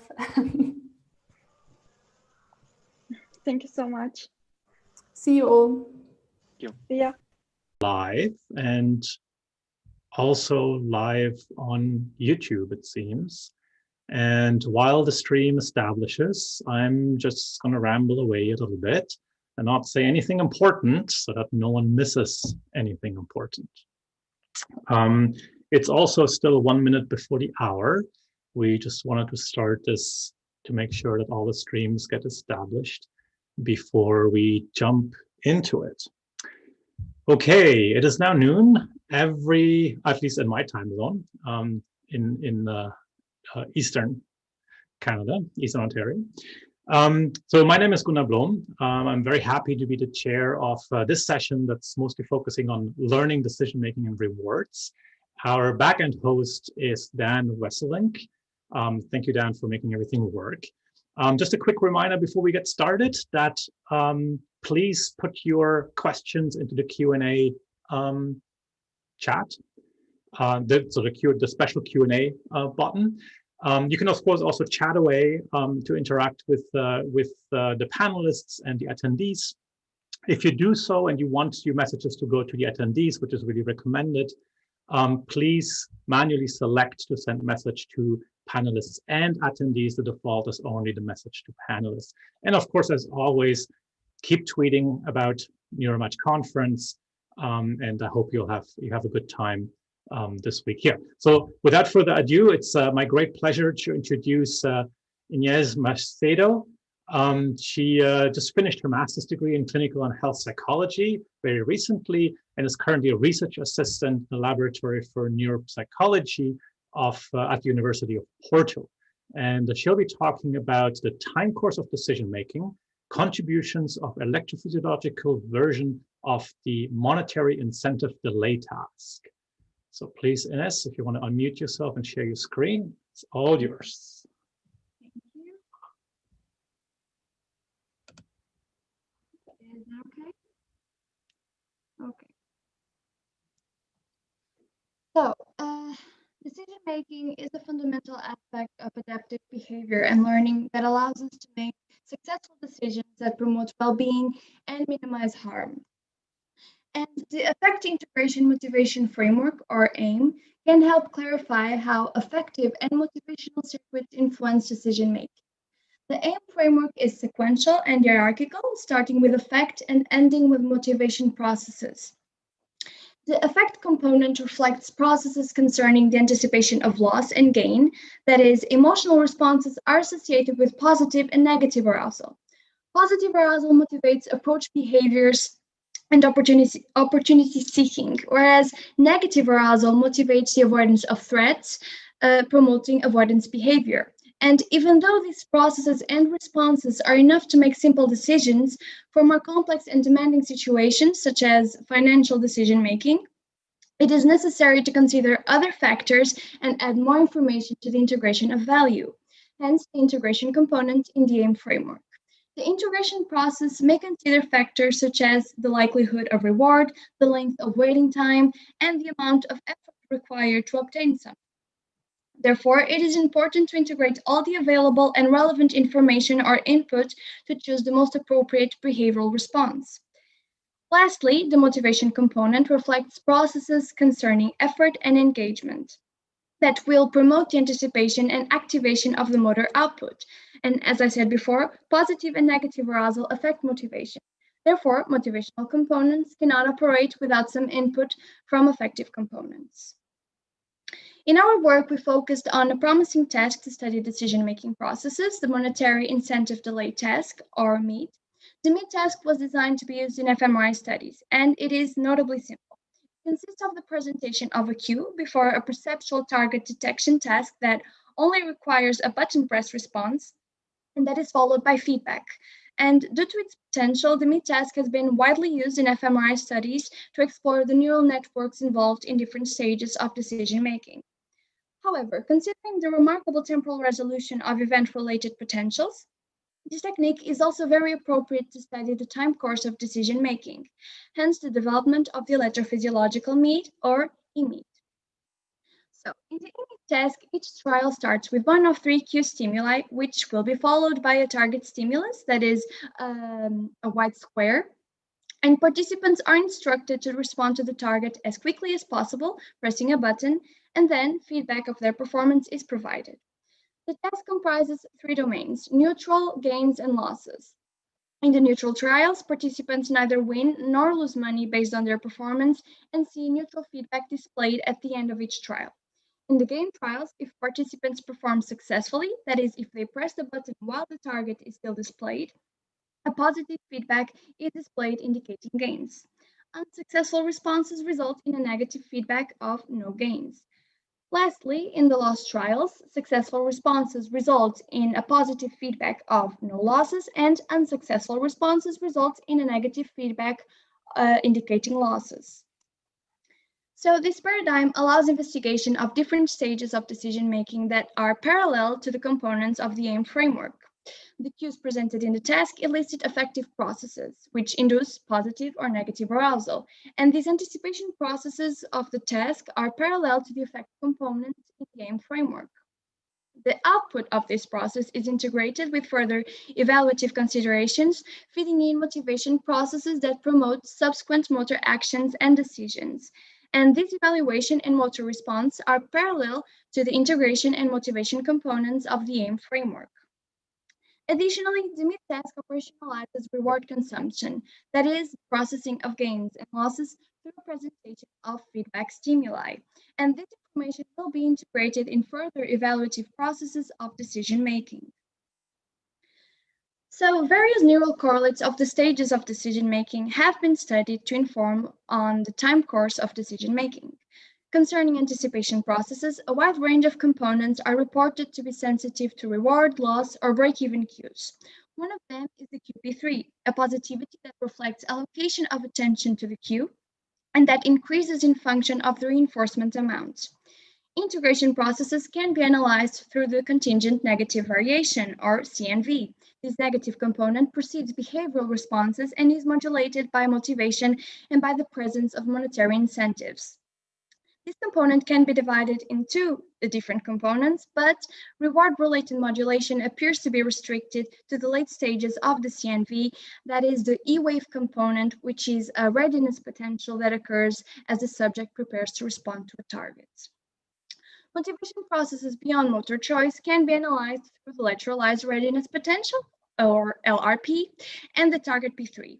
The LRP reflects voluntary motor response after a decision has been taken, while the target P3 is elicited by the target and is modulated by the task relevance and motivated attention.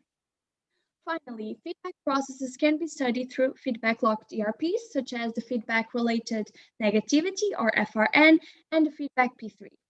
The FRN is a negative going ERP that is typically larger for unexpected outcomes, and feedback P3 appears to be sensitive to reward magnitude and to the motivational and emotional nature of the feedback. So in the current work, 28 healthy younger adults with ages between 20 and 40 years old performed the EMEIT task. The task was composed of 150 trials that were presented in random order, 60 trials of gains, 60 trials of losses, and 30 neutral trials. And the participants knew that at the end of their participation, they would receive a €5 gift card for their time. So at the beginning of the test, they were also informed they could receive more money accordingly to their performance. However, what the participants did not know was that the task difficulty was adjusted throughout the task. And during their performance, an algorithm would make the task easier or harder after each trial. That is, the accuracy rate of each participant was manipulated by extending or decreasing the average duration of the target. So if the participant success rate was superior or inferior to 50% of the trials already played, the duration of the target would change. And this was possible because individuals' mean reaction time was calculated in a practice block of 10 trials that occurred before the EEG data collection. Participants started the task with €2.50 taken from their gift card, giving them the opportunity to increase this value. However, as the accuracy rate was set at 50%, all the participants ended up with a bonus of approximately €2.50. And for our analysis, the ERPs that presented previously were elicited by gain, loss, and neutral gamble, and were compared in a within-subjects design. And due to the inconsistencies in the literature on these components, our analyses were exploratory, and the ERPs were measured at different clusters accordingly to the literature, as you can see in the presentation. So, concerning the results on the ERPs elicited by the Q, we found that the QP3 was significantly smaller for neutral Qs compared to gain and loss Qs. And even though the results in the literature have been somewhat mixed, our results support the idea that the QP3 is modulated by the emotional significance of the stimuli and that it reflects attentional allocation to motivational stimuli. For the CNV, we found the same pattern of results, which are in accordance with previous studies that have found larger CNV amplitudes following reward and loss cues compared to break-even cues. This suggests that the CNV is modulated by the presence of monetary incentives and motivation. Overall, neural activity concerning cues appears to be larger for incentive rather than non-incentive cues. Regarding ERPs elicited by the target, we found that the target P3 was also significantly smaller for neutral targets compared to gain and loss targets, and these results are consistent with previous research. Concerning the LRP, which is elicited by the response, we analyzed the differences between responses to gains and to losses and found no significant differences. This makes sense since the LRP reflects the motor response after a decision, and the participants had to execute the exact same motor response after gain or loss targets. Finally, for the ERPs elicited by the feedback, we found no significant differences in FRN amplitudes between gains and losses. Interestingly, the FRN amplitudes were significantly different between the gain and non-gain feedback, as well as between the loss and non-loss feedback, which supports the idea that the FRN may be sensitive to the detection of unexpected results, that is, to violation of expectation. The results for the feedback P3 were very similar to the FRN results and were partially consistent with previous research, since we found larger feedback P3 for feedback of gain and loss compared to neutral feedback. Additionally, gain feedback elicited a significantly larger P3 than all other feedbacks, which supports the idea that the feedback P3 is sensitive to the motivational and emotional nature of the feedback, and it seems that positive feedback may be more motivationally or emotionally significant. Another possible explanation in the literature is that the feedback P3 may be also sensitive to reward magnitude, and indeed, the gain feedback is the one with a larger reward, hence the larger amplitude. So in conclusion, decision-making comprises many different stages, and since the disruption of any of them has been associated with various forms of dysfunction or mental disorders, it is of great relevance to study the time course of decision-making. And the results of the present work add to the literature posing that the EMIP task is an appropriate paradigm to fulfill this purpose. However, it is important to note that further investigation is still needed, and in part because of our small sample size. And thank you for your attention. Awesome. Thank you so much for this very clear talk. So if there's any questions, please put them in the Q&A. While the questions come in, I have a question. Did you happen to look at the topography of the differences in the signal between the different conditions in terms of which brain areas are involved? No, we weren't so worried about the topography and the brain regions since we were working with ERPs and they're better for temporal resolution. We the only matter of topography that we looked into was the clusters of the electrons that we analyzed, but we weren't really focused on the topography of the activity. But that's obviously really relevant. Other studies should focus on that. Yeah. Tyler had a question. Tyler, do you want to ask it live? Yeah, so if there's like a measure of performance, behavioral performance in this task, I wonder whether any of these ERP effects are predictive of success or failure in the task, or if people do better when they have a larger response at a certain point or something. Yes, the task allows us to take some behavioral measures like reaction times and obviously the accuracy rate. We didn't do that analysis with this sample and with these results, but it is something that is done, and the task serves that purpose as well. And there certainly is an association between the ERPs and the behavioral, the behavior or the behavioral measures associated with this task, but we didn't do that analysis. But yes. Thanks. Welcome.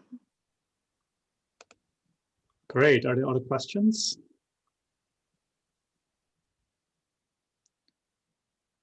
I have another question. So in your task, it was sort of like a decision that was very clear right from the start of the trial, right?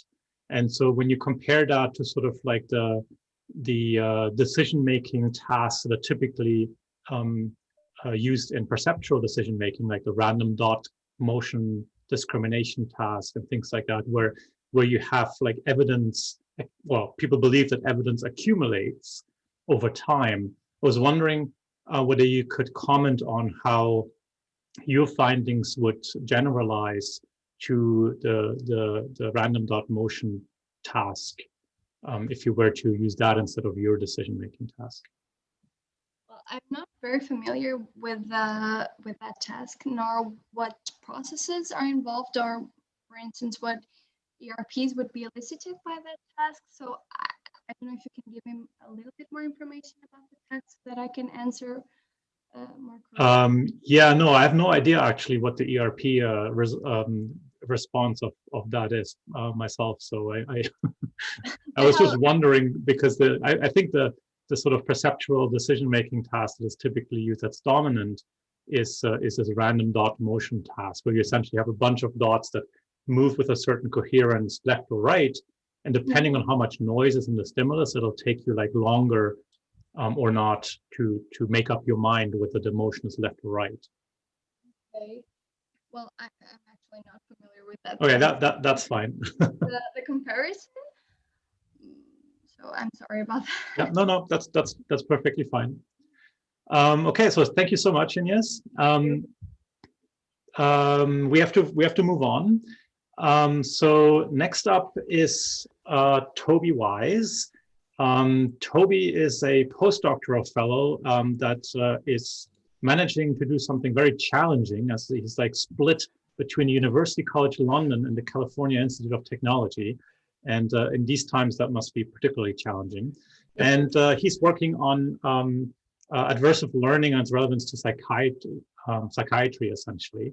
And today he'll talk about task state reactivation during active learning and avoidance. So please, Toby. Okay, thank you very much. So yeah, I'm going to talk to you about a study that we've conducted regarding task state reactivation during aversive learning and avoidance, which was conducted at UCL with Yunze Liu, Fatima Chowdhury, and Murray Dolan. So that's my slide. So avoiding threat is really a fundamental survival skill. We wouldn't have made it as far as we have as a species if we weren't able to avoid threats to our safety. And on the flip side, as much as it might be helpful in helping us survive, these processes that help us avoid threat are thought to be important in many mental health problems such as anxiety and depression. So the questions that I want to understand are, how do we make plans that help us avoid threat? And how do we learn which kind of states in our environment which might be safe and which ones might be dangerous? If we understand these basic processes, how they function in health, we might be able to then later understand how they go wrong in disorders. So one mechanism that's been proposed to support learning and planning is memory reactivation. And there have been a few studies using MEG and fMRI in humans showing that, for example, that state reactivations might be reactivated when people are trying to make decisions to seek reward. And this is kind of echoing work in rodents, showing that hippocampal place cells tend to kind of reactivate when rodents are making kind of spatial navigation decisions, including those aiming for reward. So this kind of suggests that maybe the brain is simulating the outcomes of its actions, states it might reach when trying to make these reward-guided decisions. However, this kind of reactivation process, this simulation process, has received very little attention in the aversive domain. And this is quite important because many of the symptoms that we think of as being important for anxiety and depression are related to kind of simulation of negative outcomes. So this kind of worrying and rumination often revolves around people simulating bad things that might happen to them. So the question I wanted to ask in the study was whether reactivation supports learning and planning in the aversive domain. To do this, I created this task, which we scanned using MEG. It's a bit complicated, but I'll try to give you a brief overview of the main kind of goal. Essentially, subjects started in one of a few start states and had to navigate their way through this kind of double Y-shaped maze to a goal state at the end. It's M or N node. Once they reached that goal state, there was a certain probability of getting an electric shock, which they had to learn and which fluctuated throughout the task. So their aim was basically to navigate kind of downwards along this tree to end up at the goal state that gave them the best outcome. Now, critically, on some trials, they started off in this sort of middle two arms, beginning B or C, and they just took the straight path down to the goal state. That's quite straightforward. In other trials, they started off at A or D, which we refer to as generalization arms of the maze. In these ones, they selected the path they wanted to go down, but they didn't actually see the final outcome they reached. So they had to kind of infer that starting off from A or D will result in going to M or N. So this means that they have to use some sort of model-based inference to figure out where they're going to get to and the outcome they will receive, rather than be able to directly learn it. So this allowed us to look at whether this kind of reactivation process might be specifically associated with model-based inference as opposed to model-free learning from experience. So in terms of behavior, we used some computational modeling, which I don't really have time to go into, to show that subjects were indeed using model-based inference to help them avoid shocks. And from the model we used to determine this, we got this parameter, which we call the generalization parameter, which basically represents how much they're using model-based inference to guide their behavior on those trials that required that kind of model-based inference. At the neural level, we use an approach that we refer to as temporal generalization to see whether state representations were being reactivated during decision making. So what this process involves is we first, before subjects see the task at all, we give them what we call a functional localizer task. This just involves showing lots and lots of images to them over and over again. And by doing this, we can then train a machine learning based classifier to detect the perceptual representations of those stimuli, mostly in visual cortex, when they're presented. What this means is that we can then reapply this classifier to the task, and critically, the states in our task are represented by the same images that we used in that functional localizer task. So this classifier, for example, has been trained to differentiate between butterflies and marbles. If we then apply it to the task itself, we will get these probabilistic predictions out of it, and it might be saying, okay, at this point in the task, it looks like a butterfly is present in the signal. In this case, we can infer that the subject is then kind of reactivating the representation of that butterfly state. So this allows us to link the neural reactivation to behavior, because we can, like I said, we can use the classifier trained on those state representations to predict whether people are choosing one option versus the other. So if we ask our classifier to predict what it thinks it's seeing, if that prediction lines up with what they choose, we can assume that this kind of reactivation that we're seeing is linked to what they subsequently choose. What we saw is that when subjects are making decisions, they do indeed reactivate the kind of goal state that they are aiming to get to. And the extent to which they do this is correlated with the parameter from our computational model that represents how much they're using model-based inference. So what this means is that subjects who are using that kind of model-based inference are reactivating the goal state that they're trying to get to when they're making decisions. Subjects who aren't using that strategy are not doing that so much. So here this means that we can link the amount of reactivation we see at the neural level to the kind of behavior that we're seeing in subjects' decisions. And this was present quite strongly throughout the entire kind of 6 seconds they had to make a decision. And it was a kind of late component of the stimulus representation that we saw reactivated, peaking around 560 milliseconds. We also did this at the end of the task. So once they reached their goal state, they received an outcome, which might be a kind of indication of a shock or an absence of a shock.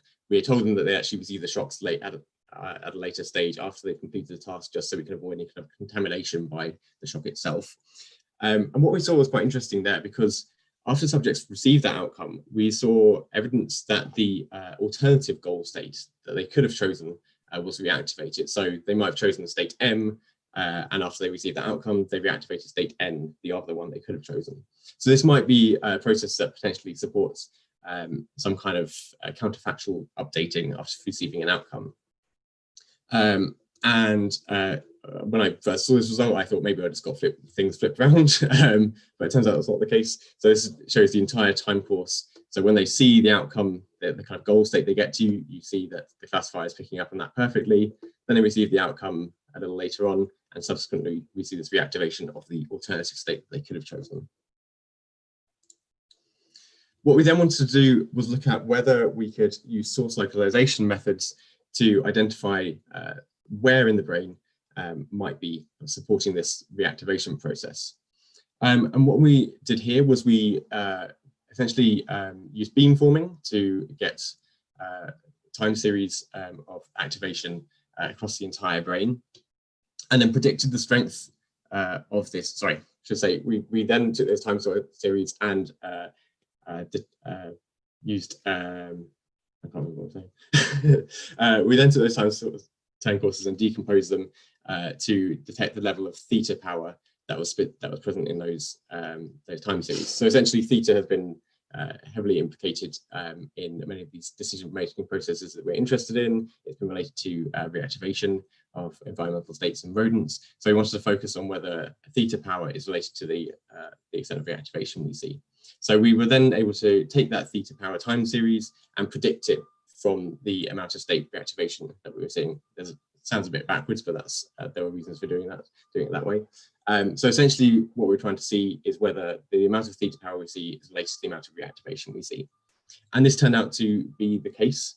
So this is at the outcome phase. So our subjects have received an outcome, and we see that around half a second, in this cluster here, around half a second after they receive the outcome, theta power is significantly associated with the amount of reactivation we're seeing in this cluster that kind of encompasses areas of the medial temporal lobe, so the amygdala, hippocampus, parts of the medial frontal cortex. As it's MEG, we can't be too specific about the exact locations we're seeing, but those broad areas seem to be associated with the amount of reactivation that we're seeing. We also performed this in the planning phase. I'm not going to show you the data here, and we saw a similar kind of pattern there where theta power in the medial temporal lobe predicts the amount of reactivation we saw when subjects were making those decisions. So in summary, we saw that state reactivation seemed to be involved in this kind of avoidance process and learning about aversive value, and that this reactivation seemed to be supported by the hippocampus, amygdala, and the PFC. In terms of implications, I think this really emphasizes the importance of reactivation in avoiding threat. We've seen a lot of work tackling this question in the reward domain, but this shows that it's also important in avoidance.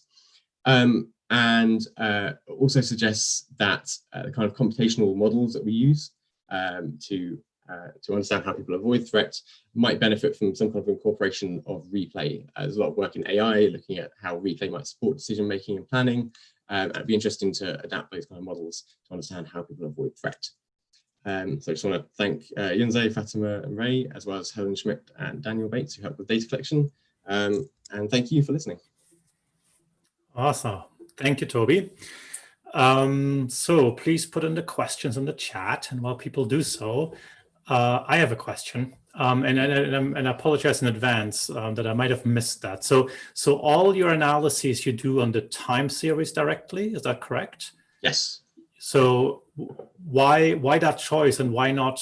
Because we know that MEG measures oscillations, and that particular frequency bands, as you mentioned at the end with the theta band, might carry different types of information. So a lot of people essentially do, as you probably know, the time frequency decomposition first before doing analysis. So I was wondering whether you've tried that, and or what you would predict would happen there, or Yeah, that's an interesting question. So essentially, the way we're doing this analysis is kind of a little bit weird compared to how you would typically use MEG or EEG, because we mainly care about these kind of state reactivations, just seeing these kind of neural representations kind of appearing. We don't necessarily care about where they're happening, either in time or space. So the idea is basically we just want to give these classifiers as much information as we possibly can. They can then use that to detect this reactivation process. So yeah, we're kind of going into it just saying we don't really care. It could be anywhere. Tell us what's happening, rather than having any kind of specific hypotheses about the frequency bands. Do you have Tyler? Did you have a question?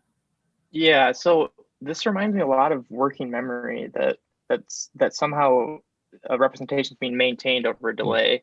And I know within like the literature on working memory, there's still some debate about whether the representations are being reactivated in sensory areas, or if they're somehow also held in these prefrontal cortex and things like that. And so I guess the question of where the reactivation is happening is interesting in that sense. Yeah, that's an interesting question here, because so if we look at the kind of sensors that are contributing most to the classification of these states, it's pretty much all occipital. It's all very visual cortex. So it seems like these representations are being reactivated in more perceptual areas.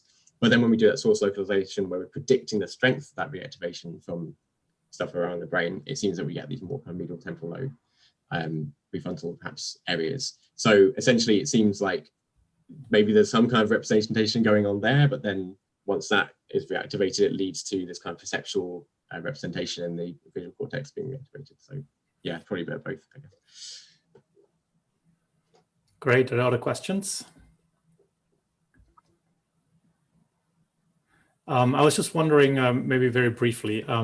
So when you look at your machine learning model, in particular the different states associated with the different events, can you map those onto the brain? Have you tried that? In terms of sort of source localizing, of course, yeah. So do you mean like the distinct states having different kind of? I'm not trying to do it. I'm not sure whether we'd see any differences across stimuli. Like I said, it seems like everything is basically somewhere in the visual cortex. I don't know whether we can really get much more specific than that using MEG. So it might be the sort of thing that might be more achievable with fMRI or something. I mean, if the classifier picks up on it, you would think that there is differences that could be seen in the source as well. Yeah, but it may well be that it's not kind of the location of them, it's the sort of pattern within that location. The other thing is we use like 100 milliseconds or something, about 100 millisecond window. So it's also the temporal profile that's going to that classification as well. So it's both temporal and spatial. Cool. Thank you so much, Toby. Thank you. We should move on. So last speaker of the session is Tyler Atkins. Tyler is a PhD student in the Department of Psychology at University of Michigan. And he will be talking about reward modulates cortical representation of action.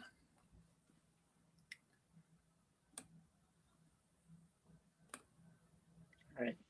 Thanks for the intro, and thanks for everybody who came. So I'm going to start first with some background. So one thing that we know from actually a lot of prior work is that offering reward or punishment can enhance people's movement, both the speed and the accuracy of the movement. And so here I'm showing data from a SRT task where people are just typing out a sequence of button presses. And this shows that the gain in training of performing the sequence is greater for reward than controls. In a recent study out of my lab, using a similar task, showed that if you offer an identifying cue before the sequence is typed out, where this cue tells the participant what sequence they're going to have to type out, that the effects of reward are greater when they have this opportunity to prepare in advance. And so this suggests that there may be something important about planning or preparation for an action in terms of the effects of reward. And there's also some work that shows that representations of task in a multitasking task are enhanced by reward as well, specifically in planning areas like prefrontal cortex and SMA. And so this is a task where they're switching between either deciding between faces and houses or deciding between 1-syllable and 2-syllable words. And during preparation, they can predict which task they're about to do, and they can predict better from the brain activity if these participants are motivated by reward. And it's also been shown that in these sequence tasks, that which sequence people are preparing to execute can also be decoded from similar brain regions prior to movement. And so this is showing a study where they were able to decode the upcoming sequence from SMA and dorsal premotor cortex during preparation. So our primary question is whether reward enhances action, specifically the performance of motor sequences, by modulating representations of those actions in the brain during preparation. So we had participants perform sequences that they had trained on previously, and we had them perform them with opportunities for rewards of $5, $10, or $30. And so the way this task goes is they see a cue which tells them how much money they could earn and which sequence they need to type next. And so red would be one sequence, green would be a different sequence. And so this particular sequence is 2, 4, 1, 3, 4, 1, 3, 2. And you could even try it yourself to see. And so they've trained on these sequences for a while, so they've gotten pretty fast. And what we want to see is what's going on in the brain when they're preparing to execute these actions. And does the amount of reward that we offer them, somehow improve what's going on in the brain during this time? And so our fMRI analyses will focus on brain activity in response to this cue during the preparation of action. So first with behavior, what we see is that both the speed of movement and the accuracy of movement are enhanced on high reward trials. So this is speed in terms of keys pressed per second, and accuracy in terms of being able to execute the full sequence without errors. And during preparation, we see elevated activity in a variety of regions where this activity, the amplitude of these brain responses scales linearly with the value of reward.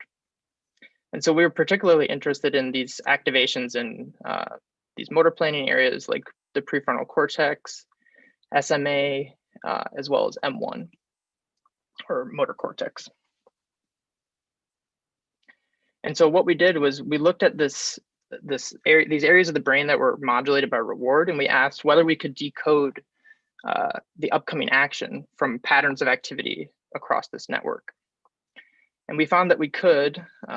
So each dot here is a subject, and training classifiers on patterns of activity throughout the brain allowed us to predict the upcoming action with upwards of 90% accuracy. There was quite a bit of variability across subjects, but this is greater than chance. And these are the regions that come out. So similar regions. This is actually quite a similar map to what we just saw. It's just more restricted. And we could also predict whether they were going to succeed or fail from this reward modulated activity. And it was actually easier for us to predict this than which action they were going to perform, but in similar regions again. And so these regions like prefrontal cortex, motor cortex, and SMA are jointly containing information about the reward, which actions being prepared, and whether it will be prepared or whether it will be performed successfully. And so next we looked at these specific regions of interest and asked whether reward enhanced the actual decoding of action. And so what we find is that in these regions, specifically in pre-SMA, we see the strongest effect that decoding of action is enhanced on these $30 trials. And this is significant after permutation testing with 10,000 permutations.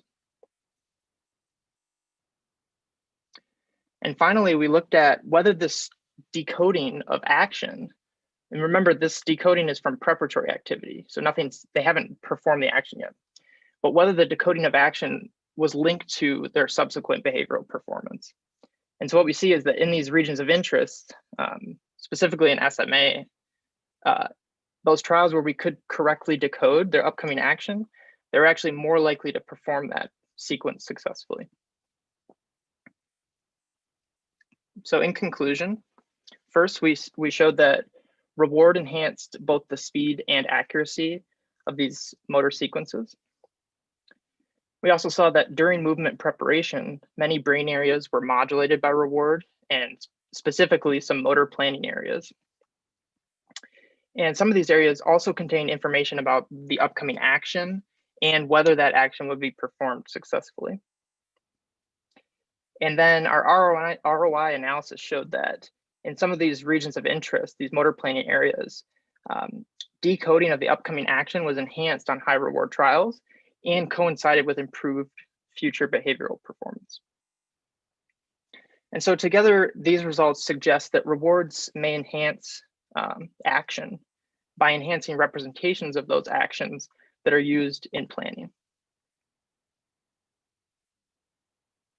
So thank you to my advisor, Taraz Lee, and our lab, the COCO lab, Cognition, Control, and Action. And also thank you to the Functional MRI lab for making all this possible. Great. Thank you so much, Tyler. We have lots of time for questions, and I see that Sevgi has a question. They ask, shouldn't action decoding inherently include performance decoding? Yeah, and they are highly overlapping these. Sorry, I'm sharing the wrong screen here. So these information maps, they're both coming from these regions, and they do highly overlap. So I think that probably action decoding, and this is a question that we've gotten from reviewers as well, is what exactly are we decoding when we say we're decoding action? And we can't be sure whether we're decoding the specific sequence, the first button, the visual cue, or some difference in skill level, perhaps. So that's certainly something that we'd like to look into in future work to try to really get at what's being decoded. But I think the term action is broad enough to kind of encompass all these different possibilities. We have another question from Michael. The effects you're talking about seem to be somewhat similar to pre-stimulus effects on memory encoding. Do you think these are comparable? And do you think they would be impaired in older adults as memory pre-stimulus effects tend to be? I'm not aware of those effects, sadly, but it would be very interesting to look at these effects in different populations. And yeah, I think they definitely could be affected by age. If there's a link there between this preparatory activity and this effect that you were talking about. So again, I have a question, but I might have missed that. So how do you do the decoding? Is that a multivoxel pattern type analysis or? Yeah, so right here, we're using a whole brain classifier, similar to if you were to run like an SVM on all of the brain activity at once. But this is a special type of classifier called the SpaceNet classifier. And it uses some special regularization and spatial priors to get more interpretable maps out of your classifier. But ultimately, it's just kind of like a giant regression where you're trying to predict the label using all of the brain activity at once. Okay. That's a question. Yeah, go for it, Toby. Yeah. Your decoding of success or failure, it's really, really clear, really strong, really high accuracy. Yeah. I mean, I don't know if this is a question you can really answer based on those results, but what is it that's leading to that high accuracy? What is kind of being represented there that relates to success? I find it really fascinating, although difficult to interpret, like what exactly it means to predict success or failure. The reason we did this is because we wanted to home in on regions that were actually practically relevant, that is relevant to the future behavior. But yeah, what exactly the information is there, I think is really fascinating. And that could be an interesting future study. Yeah. Cool. Sorry, I don't have more to say. No, but I didn't. Just wondering if we had any kind of speculation more than any concrete answer. Yeah. But I mean, it could, if I could speculate, maybe it's something like they're worrying about failure, or if they're distracted, or any sort of things that could be going wrong that would allow the classifier to predict they're going to fail, I think could be driving this. Cool. We have more questions. Aaron asks, do you see any reward or action-related modulation in basal ganglia? It's a great question. And if you look here, my neuroanatomy is not that great, but I'm pretty sure this is basal ganglia area down here. And so you do see reward modulation, but then when you get to sequence decoding and performance decoding, there's surprising lack of activation in those areas. So we didn't focus on basal ganglia for that reason. But it's very surprising to me that it wouldn't be playing a critical role in this kind of incentive motivated behavior. Cool. I think we have time for one last question by Peter. Have you considered looking at this in terms of a competitive queuing framework? See, for example, papers by Kornisheva. I think your reward effects would suggest a greater separation between the representation of individual sequence elements, which she has linked to improved performance. So again, this is something I haven't heard of, this competitive queuing, but you may have seen I wrote down a note, so I'll certainly look into that. That sounds very interesting. Okay, are there any other questions or comments? Great, then I really enjoyed the session. Thank you so much to all three of you for doing such a good job. Those were amazingly clear presentations, so bravo on that. Thank you. Thank you to the audience for the questions. Hope you all enjoyed the talks, and hopefully I'll see you in other sessions, and that everyone enjoys the rest of NeuroMatch conference. Thank you so much. Thank you. See you guys. Thank you.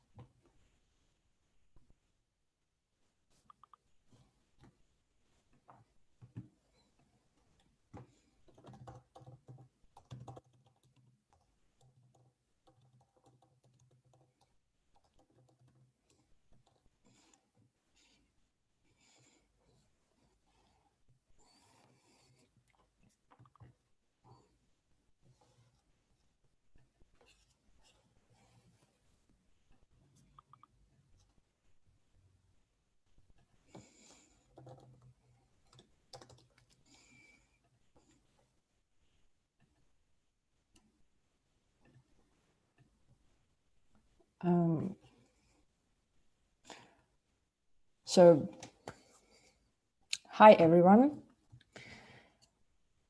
We're starting the session. My name is Maria. I'm postdoc from EPFL, Switzerland. And today with Camille, our backend, we will be hosting the session. We will have 3 excellent talks devoted to neurodevelopment and neuroepigenetics. Talk will last for 12 minutes. Then we have 3-minute questions. Please post your questions in the QA. You can upvote question of other people. If you have some troubles with that, just drop your question in the chat. Don't hesitate to ask your questions, they're really important. And panelists also can ask each other after the talk if they have any questions. So we start with our first speaker, Laura Cortez, who is a graduate student from Nancy Forger's laboratory at Neuroscience Institute at Georgia State University. You can follow Laura on Twitter. You will find link to her Twitter. You can also check her recent research. You will also find link in the chat for her recent research. And one thing that I would like to mention, I've heard that Laura is looking for postdoc. So in case you have some good ideas about that or some positions in mind, please drop her a line. Laura, please go ahead.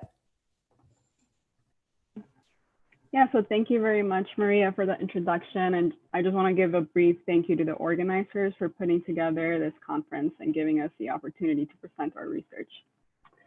So today, I hope to convince you that DNA methylation plays an important role in sexual differentiation of cell type in the brain.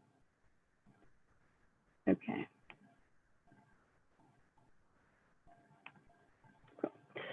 The survival of most species depends on sexually dimorphic behaviors such as aggression, copulation, and maternal behavior. And these behaviors are presumably the result of sex differences in the brain. And I am interested in how they develop. So we know that a specific cell type, estrogen receptor alpha, is implicated in copulation and aggression. And here I am depicting it as that blue cell. And these cells are especially important in a brain region called the ventromedial hypothalamus ventrolateral area, or the VMHVL for short.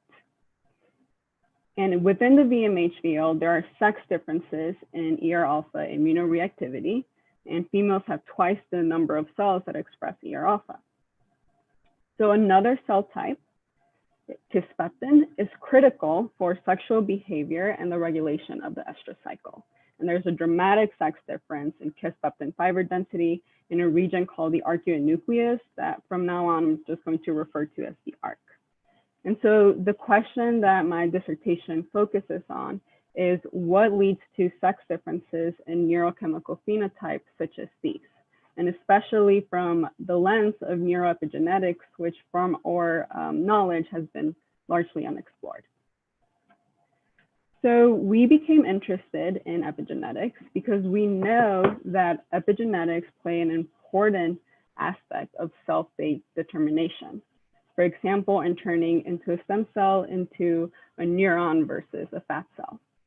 And so we wondered whether epigenetic mechanisms also play a role in determining the type of cell that a neuron would become.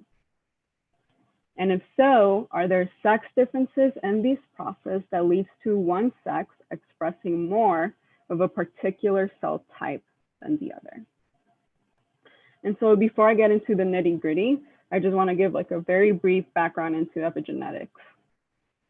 And so DNA methylation is carried out by these enzymes called DNA methyltransferases, or DNMTs, and they add methyl groups onto cytosine residues. And this typically leads to gene repression. We also call them epigenetic writers. And the converse of that is DNA demethylation, which involves a different set of enzymes that are called 1011 translocases, or TETs. And these enzymes change methyl groups into hydroxy methyl groups, which can then be removed after a series of steps. And so importantly, DNA methylation depends on the careful balance between expression of DNMTs and TETs. And one last thing, just to make it easier for my talk, these are also known as DNA methylation erasers, and that's the eraser mark. Okay, So we recently showed that expression of these DNA methylation writers and erasers peak during the first week of life.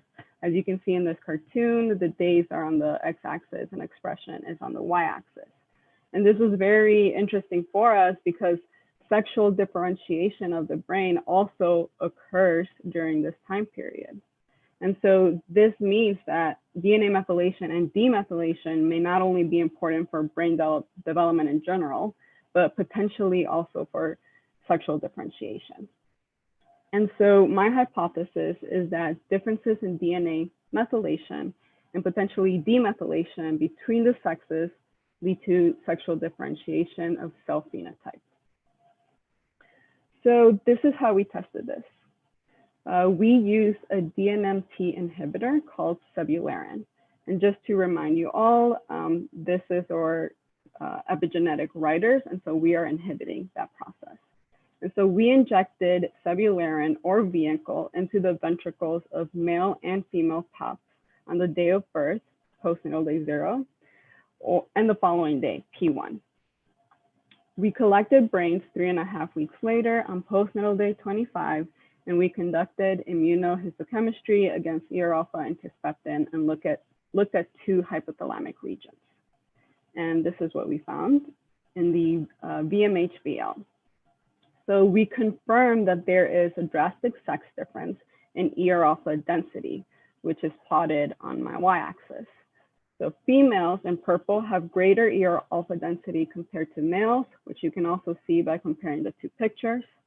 And additionally, when we inhibited DNA methylation writers early in life, we saw a 7-fold increase in ER-alpha density in males, which effectively abolished the sex difference. And you can also see that by comparing A and C in the pictures. So ER-alpha is also expressed in the arcuate nucleus. And here we also saw a sex difference, although more subtle. And after inhibition of DNA methylation writers early in life, we saw that females had decreased ER-alpha labeling. And so this was different from our previous results because we saw that males had increased ER-alpha density. And here we're seeing that females are affected. But nevertheless, the output is the same. The sex differences in ER-alpha were abolished. So what about other cell types in the ARC? We also looked at kisspeptin, and here we also see a sex difference in labeling. You see in the pictures, females have greater kisspeptin labeling compared to males. And after sebularin treatment during the first few days of life, we see that 3 weeks later, sebularin led to a reduction in females. Although in this case, the sex difference is still there. And so to summarize my findings thus far, we showed that inhibiting DNA methylation writers early in life led to increases in ER-alpha labeling in males within the VMH-VL. In females, we saw decreases in ER-alpha and kisspeptin and on a different brain region, the arcuate nucleus. And at least when it came to ER-alpha, in both cases, we abolished sex differences.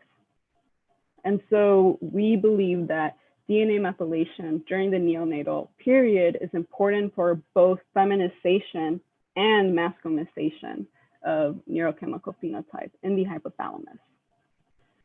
So earlier in my talk, I mentioned that DNA methylation writers and erasers peak during the first week of life. So what about the erasers? What is their role in all this? To test their role, we used siRNA.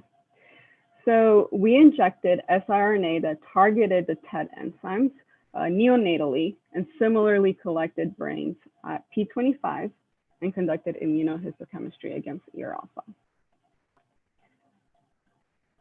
So here's the sex difference again. Females have greater ER-alpha labeling compared to males, but surprisingly, we found that reducing DNA methylation erasers early in life led to increases in male up to female levels. So you can see the sex difference in the images between male and female in the left and center. And males that had siRNA targeting the TET enzymes had increased ER-alpha labeling. So just to put all my findings into one picture, we found that DNA methylation matters for both sexes, but the region that matters. So males require DNA methylation to masculinize ER alpha in the VMHVL, while females require it to feminize ER alpha and cystectin in the arcuate nucleus. When it comes to DNA demethylation, we showed that males required it in the arcuate nucleus to masculinize ER alpha. And if that's all very complicated, I understand. I also have a couple of take-home messages. The first is that both sexes depend on DNA methylation to establish sex differences in neurochemical phenotype. The effects vary by region and cell type. And also DNA demethylation is an important and understudied process in sexual differentiation of the brain. And we're very happy to, I think, be the first lab that has examined its role in sexual differentiation. So I just want to give a huge shout out to my lab. Specifically to Carlos Cisternas, who was a postdoc, and we collaborated on these experiments, and also the undergrads in our project, Kenji and Damien. So I will now take any questions, if there are any. Thank you very much. It's a great talk, very thorough, very nice. So, and we have first question. Such a clear and wonderful talk, Joe says. I couldn't agree more. Very nice results. Were you able to observe any behavioral consequences of your manipulations?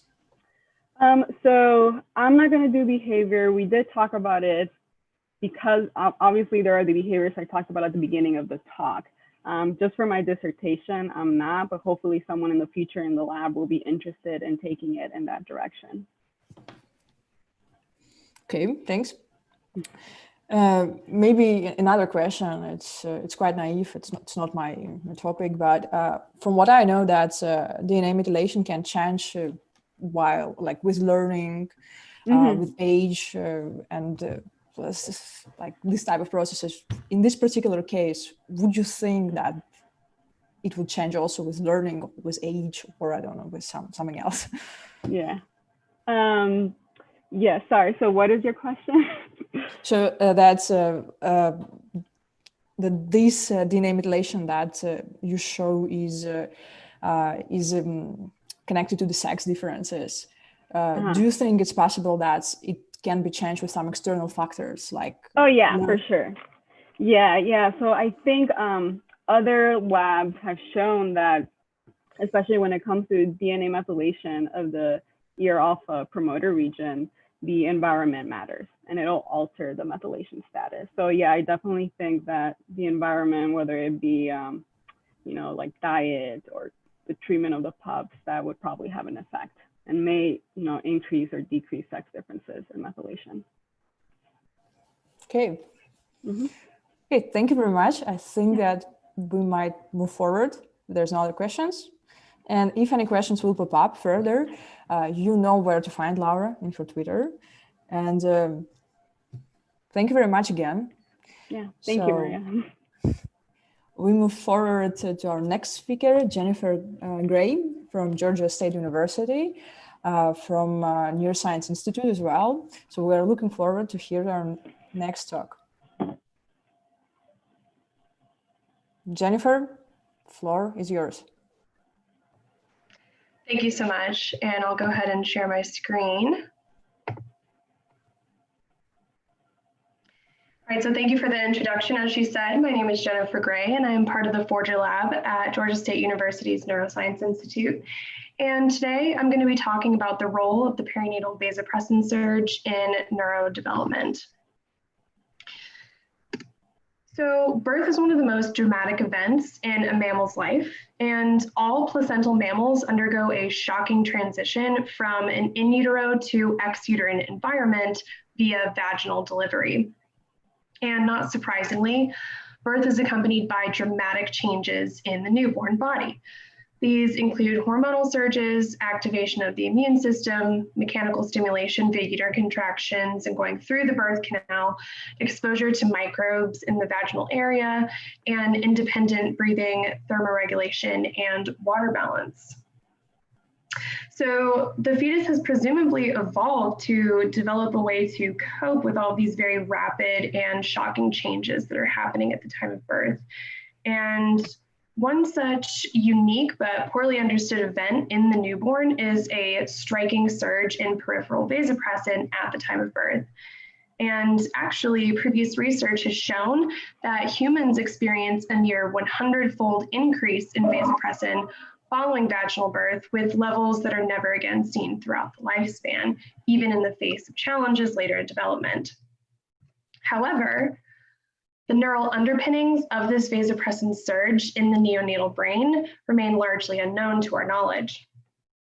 So we first decided to assess widespread neuronal activation following a vaginal birth.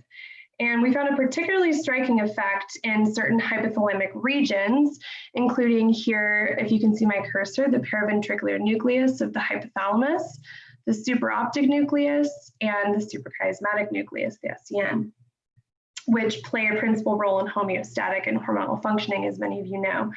And we found that neural activation, which we measured here using CFOS as a marker for neural activation, peaks 3 hours following a vaginal delivery. And we are particularly interested in the PVN, as this houses a large homogeneous population of neurons which are involved in hormonal regulation. So we then wanted to see what specific neuronal populations were activated in the PVN following a vaginal delivery. So we stained for 3 main cell types, as you can see here on the right. We stained for vasopressinergic neurons, which we labeled in green, oxytocin neurons, which are here in blue, and corticotropin-releasing hormone neurons labeled in red. And we looked at 3 different time points, E18.5, which is a few hours before birth. As many of you know, the mouse gestation length is 19.3 days. 3 hours following birth, and birth is marked by the red dotted line there, and at P1. So we found that activation of vasopressinergic neurons specifically more than tripled 3 hours following a vaginal delivery. And this suggests to us that birth itself may be triggering activation of these vasopressinergic neurons in the hypothalamus. So we then wanted to see how vasopressin was being expressed centrally around the time of birth. So we analyzed PVN punches from embryonic days 16.5, 18.5, as I mentioned previously, and 19, just a few hours before birth, as well as 3 hours following vaginal delivery, and then at postnatal day 23 during periadolescence. And this was done using qPCR.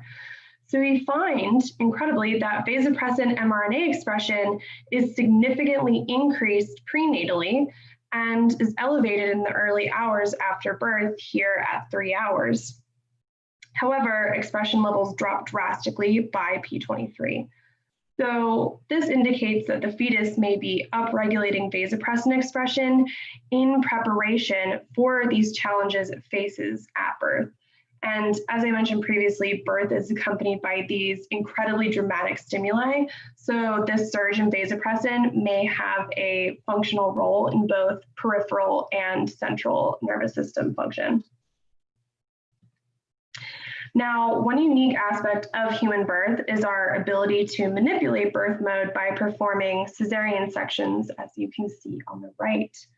However, obviously, the neonate's experience of birth itself is significantly altered during a C-section, and many of these stimuli that accompany a vaginal birth, like going through the birth canal, exposure to these microbes, and even these surges in hormones, are significantly altered or absent in C-section births. And one of these events that is significantly altered by birth mode is this peripheral surge in vasopressin. So actually, previous research has shown that plasma vasopressin levels are significantly lower in C-sectioned newborns. However, C-sections are becoming increasingly prevalent worldwide, and in the US alone, 32% of all births are via C-section. So taking all this into consideration, we hypothesize that the perinatal vasopressin surge may actually aid in this transition to an exuterine environment by impacting both peripheral and central functions. And we think this primarily may be acting in two ways. One, by increasing water retention and overall hydration in the neonate, and by influencing neurodevelopmental patterns at birth. Finally, these functions may be significantly altered by birth mode. So we first wanted to establish if peripheral vasopressin is actually altered in the neonatal mouse and how this looks at the 3-hour time point following vaginal delivery, where I mentioned previously vasopressin neurons were most active. So using copeptin as a 1-to-1 marker for vasopressin, just as it's a more stable molecule in plasma, we find that copeptin was significantly higher in vaginally born animals compared to cesarean-sectioned mice. So it is known that vasopressin functions largely to regulate water balance and plasma osmolality by binding to V2 receptors in the kidneys and just overall impacting renal water retention. And just as a refresher, plasma osmolality, as it decreases, water retention and blood volume increases, and vice versa. So to assess the impact of this vasopressin disparity between the two birth modes on overall hydration in the neonate, we measured plasma osmolality of vaginally born versus C-sectioned mice. And as you can see, overall, regardless of birth mode, both vaginally born and cesarean-sectioned mice exhibited lower plasma osmolality compared to what is considered the normal range. However, vaginally born mice, which you can see on the left, showed significantly decreased plasma osmolality in comparison to cesarean-sectioned mice. So this indicates that something at birth, particularly related to birth mode, is impacting water retention and hydration in the newborn. Finally, it has been established by our lab that birth is accompanied by a striking change in region-specific cell death patterns. Specifically, we have shown that in the PVN here, there's a significant drop in cell death at 3 hours following a vaginal birth. It starts dropping at 1 hour and it's most significant in 3 hours. However, this effect is transient, and at 6 hours, cell death rises. Here we used activated caspase 3 as a marker for neuronal cell death as well. We also found that birth mode impacts cell death in the neonatal brain. So specifically in the PVN, we collected vaginally born and cesarean-sectioned mice 3 hours following delivery. And in the graph on the left, you can see that at the 3-hour time point, vaginally born mice exhibit that drop in cell death. However, that drop in cell death is largely absent in C-sectioned mice, establishing that some aspect of vaginal birth may actually protect against cell death in this window around 1 to 3 hours following birth, and cesarean-sectioned mice are lacking that stimulus. So to summarize, following a vaginal birth, mice exhibit higher plasma vasopressin and a decrease in cell death in the PVN.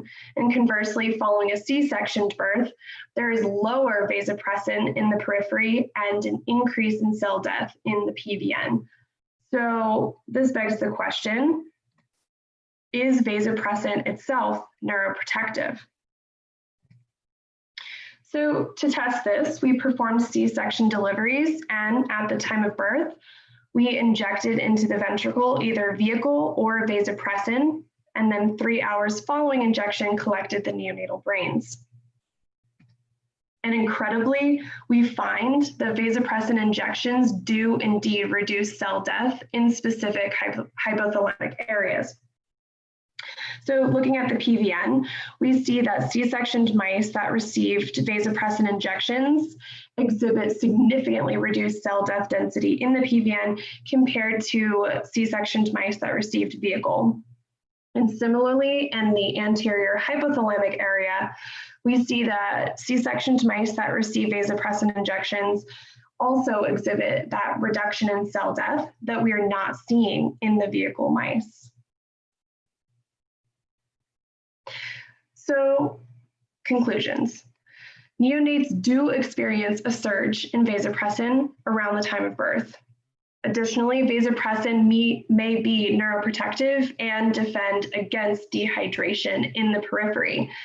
And finally, altering birth mode does alter the perinatal vasopressin surge as well as neuronal cell death. And this might actually have possible long-term effects, not only on neurodevelopment, but possibly on behavior later in life. So I just want to thank a few people, one of them being Laura Cortez, who just went before me. Of course, Nancy Forger, who is my incredible mentor at GSU, Dr. Alexandra Castillo-Ruiz, another incredible mentor and role model in our lab, and Dr. Ureli Hoffitz, who spearheaded the majority of these projects, as well as Taylor Height, Megan Hall, and Emma Ramwell. And of course, the GSU NI core facility, who helped with so many of these experiments as well. Thank you, and I'll take questions. Thank you very much. This is exciting. All of this studies that you do, guys, in the lab is amazing. I'm just mind blowing. Do you have any questions, participants? This is it's mind blowing. Definitely, so many questions should appear. So for me, the first question would be: are there any long-lasting effects? So actually, we have preliminary evidence that suggests yes. We are looking at vasopressinergic neurons at, I believe, postnatal day 84, so into adulthood. And our preliminary evidence does suggest that there is a difference between the two birth modes. Okay. So that's pretty exciting, yeah. And do you think there's also difference, for example, for primates? Yeah, that's a great question. So this vasopressin surge and disparity between the birth modes has been observed in, I believe, sheep, obviously in humans. And yeah, I mean, it seems to be a conserved mechanism. So I believe that in other species, this could be present. Okay. Do you think it's like possible to do something as a treatment or going for some sort of compensation for loss of the vasopressin? Yeah.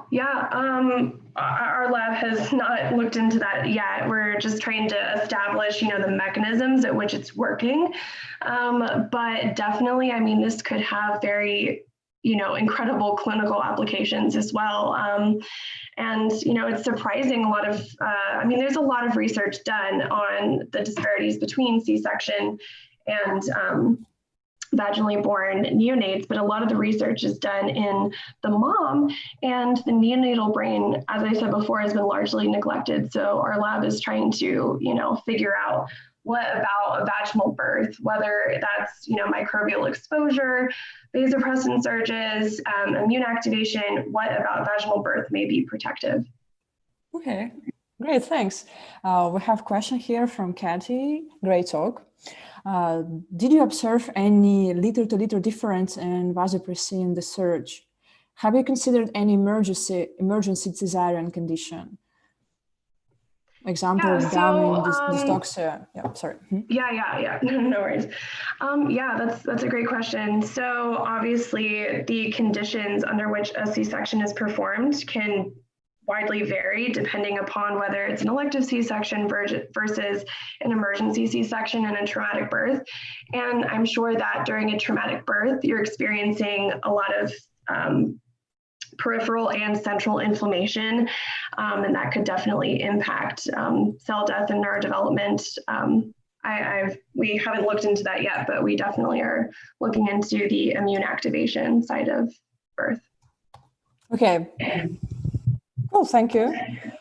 So now we go to the next talk, and we're going to go to Katerina Adams, who is a postdoc in Vitiros Gallus Lab at Children's National Health System, Washington, D.C. You can also find her on Twitter, and the link will be in the chat. And you can find more about her work in her recent paper, and also this link you will find in the chat. Please, the floor is yours. Thanks, Maria. So thank you for the introduction, and thanks everyone for attending these talks. So today I'm going to be talking about endothelin-1 signaling in the postnatal subventricular zone. So I'd like to begin by first reminding everyone of the incredible cellular diversity of the central nervous system. And this diversity begins at a molecular level within individual cells, which results in distinct functional properties. And this produces complex neural networks that ultimately allow us to interact with our environment. And what I find really interesting is that all of these different cell types arise from a single neural stem cell or progenitor cell type. And so neural stem cells are multipotent stem cells. They have the ability to self-renew, as well as to generate both neuronal and glial lineages, including astrocytes and oligodendrocytes. And neural stem cells are found in several specialized regions of the CNS. And one of these stem cell niches is the subventricular zone, or SVZ, of the brain. So during embryonic development, you have radioglia, or neural stem cells that give rise to neuronal progenitors or neuroblasts during early embryonic stages. These radioglia will then give rise to oligodendrocyte progenitor cells at late embryonic stages. And then following birth during early postnatal period, the SVZ continues to give rise to new neuronal and glial progenitors. And this continues to some extent also in the adult SVZ, just depending on the species. So in the adult SVZ, you still have neural stem cells, which are now called type B cells, and you will get some generation of new neurons and glial progenitors. And interestingly, a lot of work has shown that following insult to the CNS, such as in stroke, spinal cord injury, traumatic brain injury, or neurodegenerative disease, these types of insults can induce upregulation of neurogenesis and gliogenesis within the adult SVZ. So a lot of work has been done studying the signaling pathways that regulate adult neurogenesis, as well as this, what regulates embryonic development. However, little work has been done looking at this early postnatal SVZ. And this early postnatal SVZ is a really interesting time point because it represents a transition from the highly proliferative embryonic SVZ to the more quiescent adult SVZ. And it also represents a developmental window or period that is really susceptible to different types of injury that can happen during the perinatal period. So I'm specifically interested in figuring out what signaling pathways regulate this early postnatal SVZ, focusing on these questions. So what signaling molecules regulate neural stem and progenitor cell differentiation? What promotes neuronal versus glial fate? And are these signaling molecules reactivated after injury or disease? And the significance of these questions is that we can hopefully identify signals that can lead to targeted treatments for promoting endogenous recovery in vivo, as well as better in vitro cell cultures to model human development and disease. So the protein I'm going to be focusing on today is endothelin-1. It's a small signaling peptide that binds to two receptors. Today I'm only going to be talking about the B receptor, EDNRB. So endothelin-1 was primarily characterized as a potent vasoconstrictor. However, it's been shown to also modulate development of cell types within the nervous system, especially glial cells. And it's also been shown to be upregulated by reactive astrocytes in multiple neurodegenerative diseases.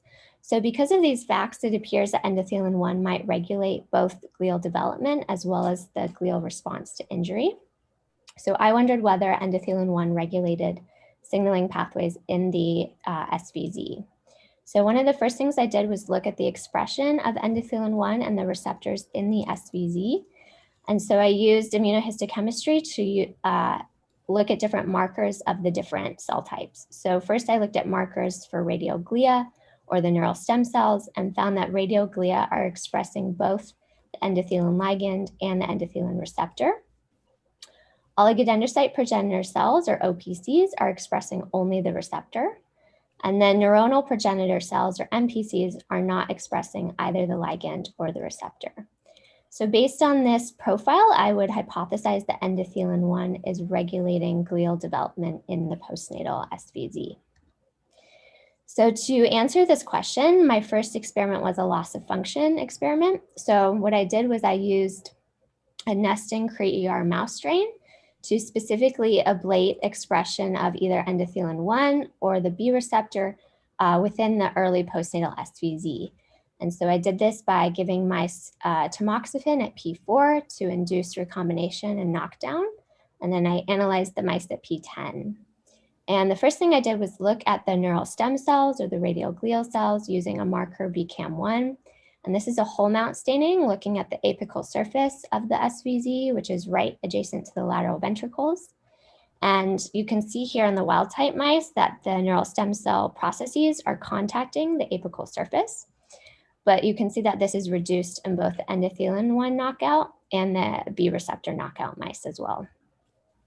And then to see whether this reduction had any, was caused by any change in proliferation, I then gave mice BRDU at P8 and P9 before analysis at P10. And I looked to see what percentage of radial glia were proliferating at these ages. And I found that again, in the endothelin-1 knockout and the endothelin-B knockout mice, there was a reduction in the percentage of radial glia that were BRDU positive or were proliferating.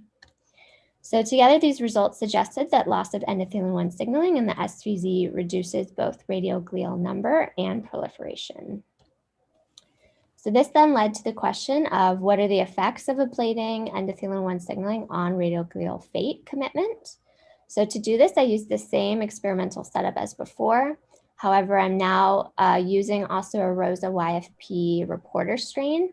So this will label all of my recombined cells with YFP, and I'll be able to perform lineage tracing to see what these radial glial cells give rise to.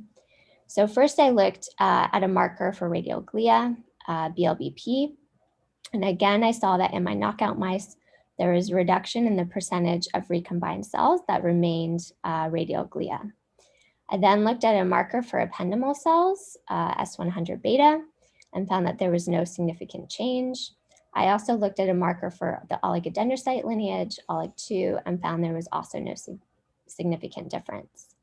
However, when I looked at a marker for neuronal progenitors, DCX, I found that there was a significant increase in both the endothelin-1 knockout and the B receptor knockout mice. So this suggests that loss of the endothelin-1 receptor from the radial glia promotes postnatal neurogenesis. And I also showed in other results that this increase in the neuronal progenitors and the SVZ does correlate with an increase in neurons in the olfactory bulb of these mice as well. So my last question was, what downstream pathways are activated by endothelin-1 in radial glia to induce these cellular changes? So to answer this, I performed an in vitro culture system. So I dissected the SVZ from P10 wild type mouse pups, dissociated the SVZ into single cells and formed neurospheres, added endothelin-1, and then performed RNA sequencing. And I found that there was roughly 1,000 genes differentially expressed following endothelin-1 treatment. And looking at a subset of these genes, I found that there were several stem and progenitor genes that were significantly upregulated following endothelin-1 treatment. This includes known stem cell markers like nestin, BCAM1, bimentin, and TNC. Interestingly, I also found some neurogenesis-related genes such as ASCL1 and HES6 that were downregulated following endothelin-1 treatment. So again, this is suggesting that endothelin-1 is upregulating stem and progenitor genes and downregulating differentiation or neurogenesis genes. In addition to these, I also found some significantly changed genes in the Notch pathway.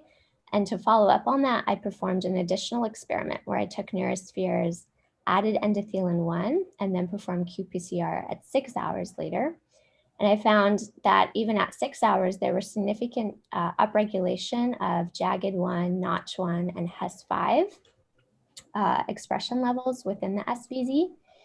And in addition, in my endothelin-1 knockout mouse, I found that after ablating endothelin-1 expression and performing qPCR of the SVZ, there was a downregulation in JAGID1, Notch1, and HES5 expression in these endothelin-1 knockout mice.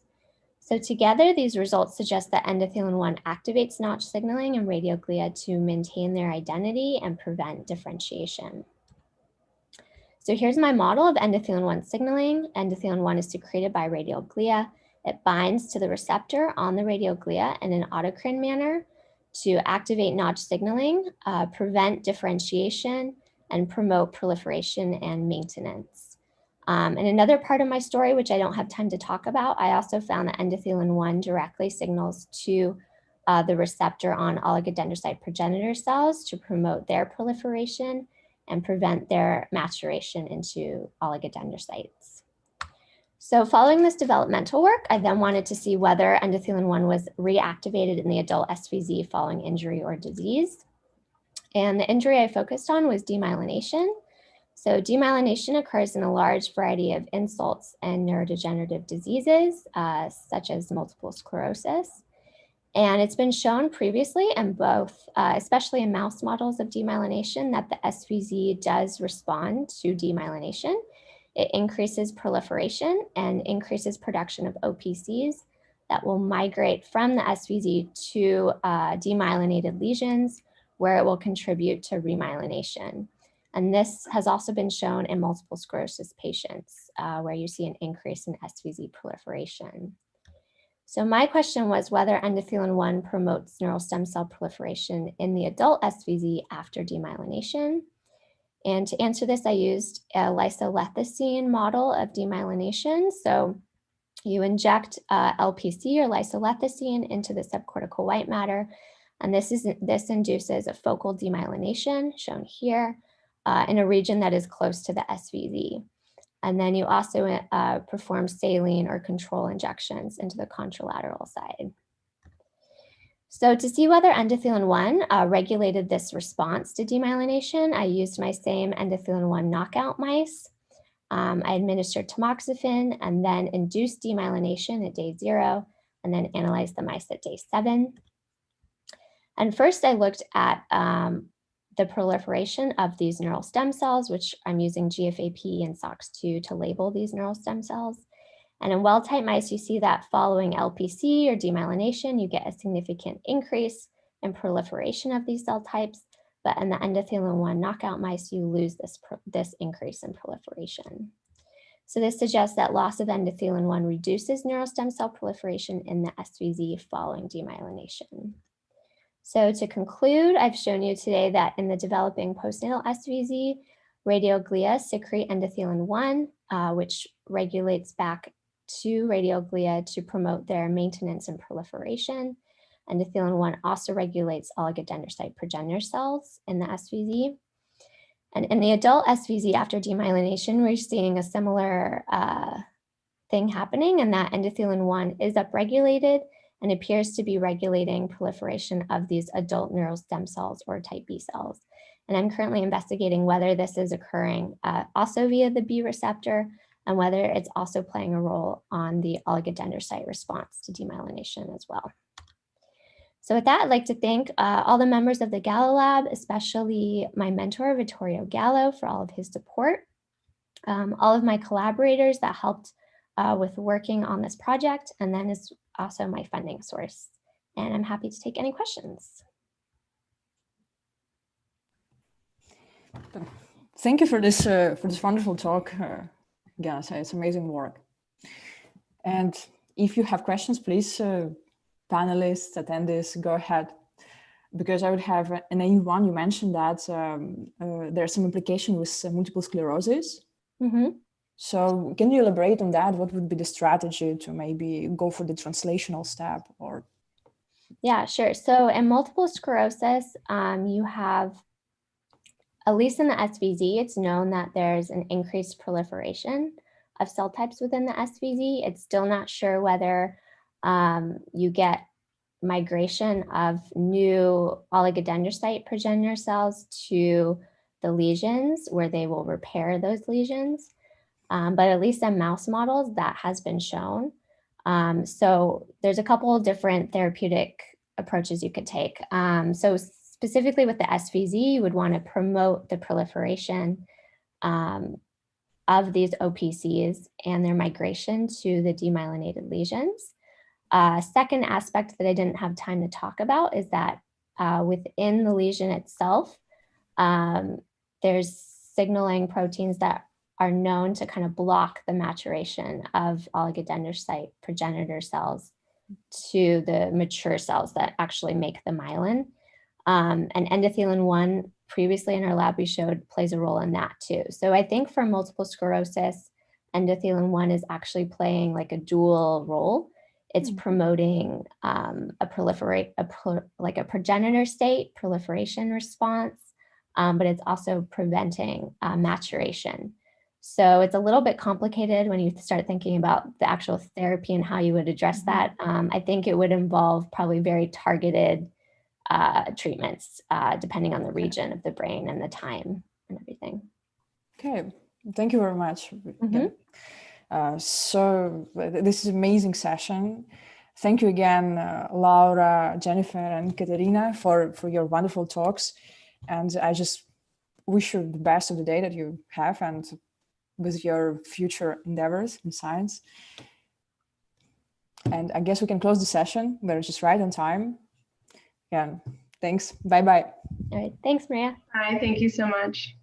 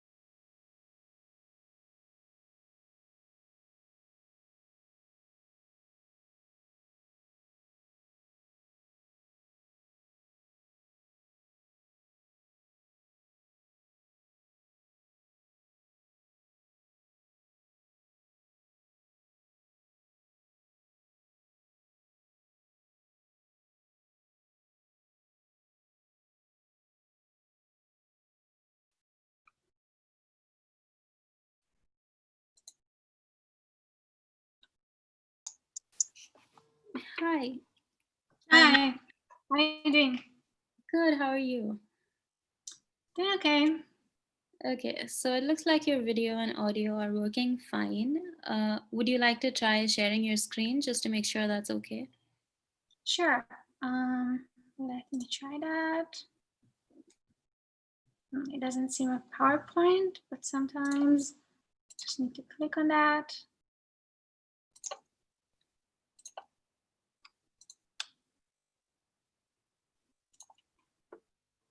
Can you see my screen? Yes, perfect. Okay, so I'm gonna stop sharing and let the others figure it out as well. Yeah. Thank you. You're welcome. Thank you. Hello. Hi, I'm Shreya. I'm the Huh? backend host for this session. So, Okay, nice to meet you. I think your video and audio is fine too. And then if you can just share your screen. Yeah.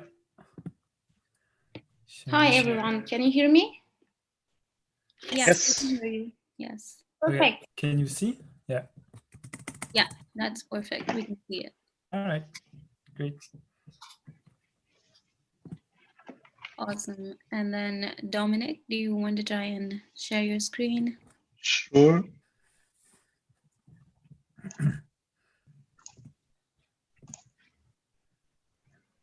Does that work? Yes, you're working. Oh, I love the cartoon. That's not from me, but thank you. Did everyone share the screen? Yes, everyone did, and it works fine. Okay, I have few points to before we start. I let me check first. There is this question and answer panel next to the share screen. I hope you can see it. If you click that, there will be a pop-up window, and you will be able to see the questions throughout our audience. It will be there. If you want to ask questions to each other, we can't, as a panelist, you can't use question and answer panel. You need to use the chat. It is just next to the share screen. Again, it's just down. I hope you can see it. But when I'm asking the questions to you, I will read them from the question and answer panel first. And if I will read them, and then you will answer them. And I think this is the interaction. I'm doing too many sessions today. I'm sorry that. I think this is interactive, right? Interactive, yeah. Yes. So you have 5 minutes. Then hopefully we will have many questions for you. And after your talk, I'm going to read them one by one, and then you will try to answer them as possible, and then we will save them. But if we have more questions which doesn't fit in your 15 minutes time slot, then you will be able to type and answer them even when we move to the next speaker.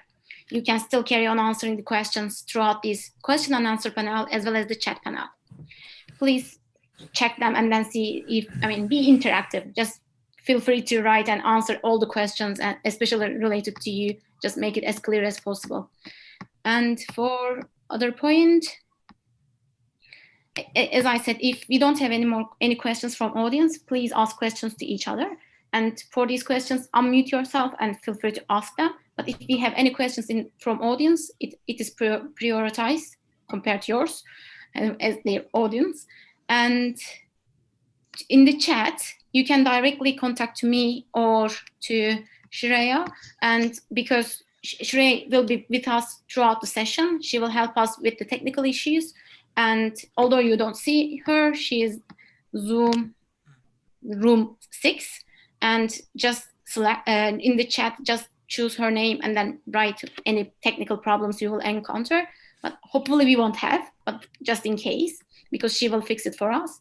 And it is the same. If you have any questions directly to me, you can just answer to me. But when you are replying back to the audience, please select all panelists, because otherwise they won't see your answer. Basically, whoever you want to communicate, please be careful about choosing that. If you have, this is traditional talk, but we are going to record this video and then it will be in the YouTube as later on. And if you don't want to share it, or if there's any unpublished data, or if there is any reason, whatever reason you don't want to be in this video, please let Shreya. She will handle it for you. I hope you have the consent. We would like to ask your consent to share your video, basically to save it and then share it later on in the neuromatch. If there's any problems, if you don't like anything, feel free to contact. We can take it out after on. But if you let us know now, we can take it.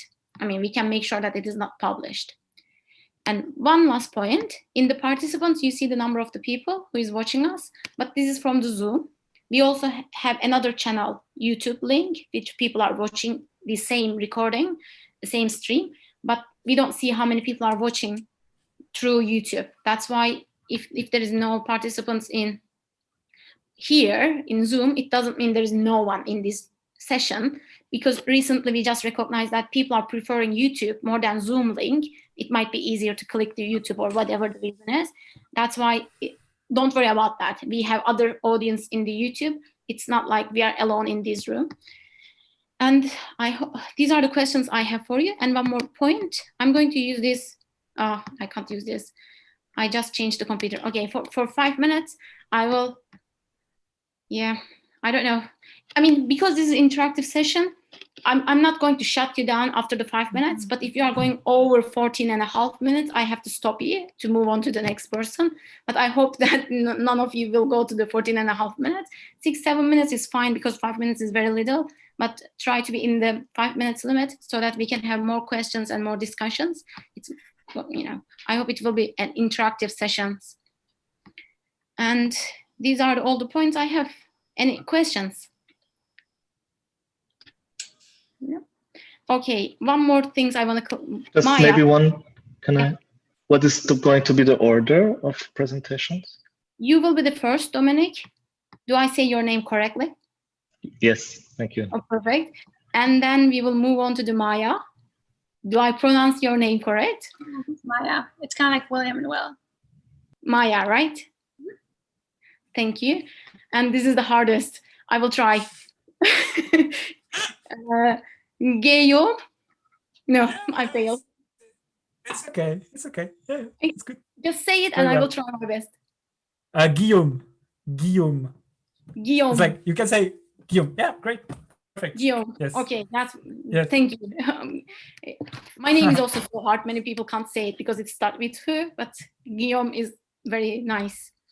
Okay, Yes, so the order the order will be Dominic, Maya, sorry, Dominic, and then yes, Maya, and then Guillaume. And we have 2 minutes to be online. Sorry, 3 minutes to be online. Yeah. The more relaxed we are, the more interactive we are, the session becomes more lively. It's just like you will, I mean, I see it today. I was just moderating the other sessions. If you are just like communicating and in your talk, when you are, for example, say something to audience, like we can share, I mean, I think I have some links to share from Dominic for the paper, and I have a paper link for Maya, and Guillaume, I don't have anything for you, but I mean, you can mention these things in the chat. Just say that Huri, or they will, the link will be shared in the post or in the chat, which I will share it. I will share these links in the chat while you are doing your talk. This kind of interactions increase the interaction from audience. Yeah, do your best and let's see how it goes. Okay, I'm going to start the webinar to give people a couple of minutes to come in. Is Thank that you, okay? Yeah. Yep, that sounds good.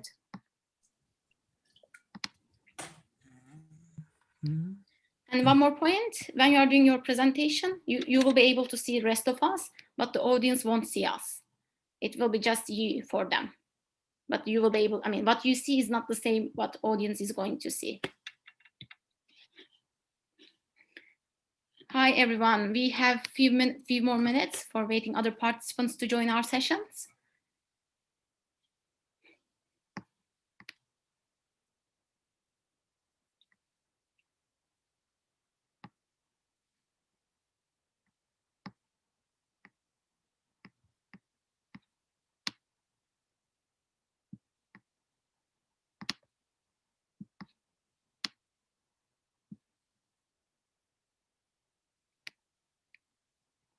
Okay, we are waiting for last minute.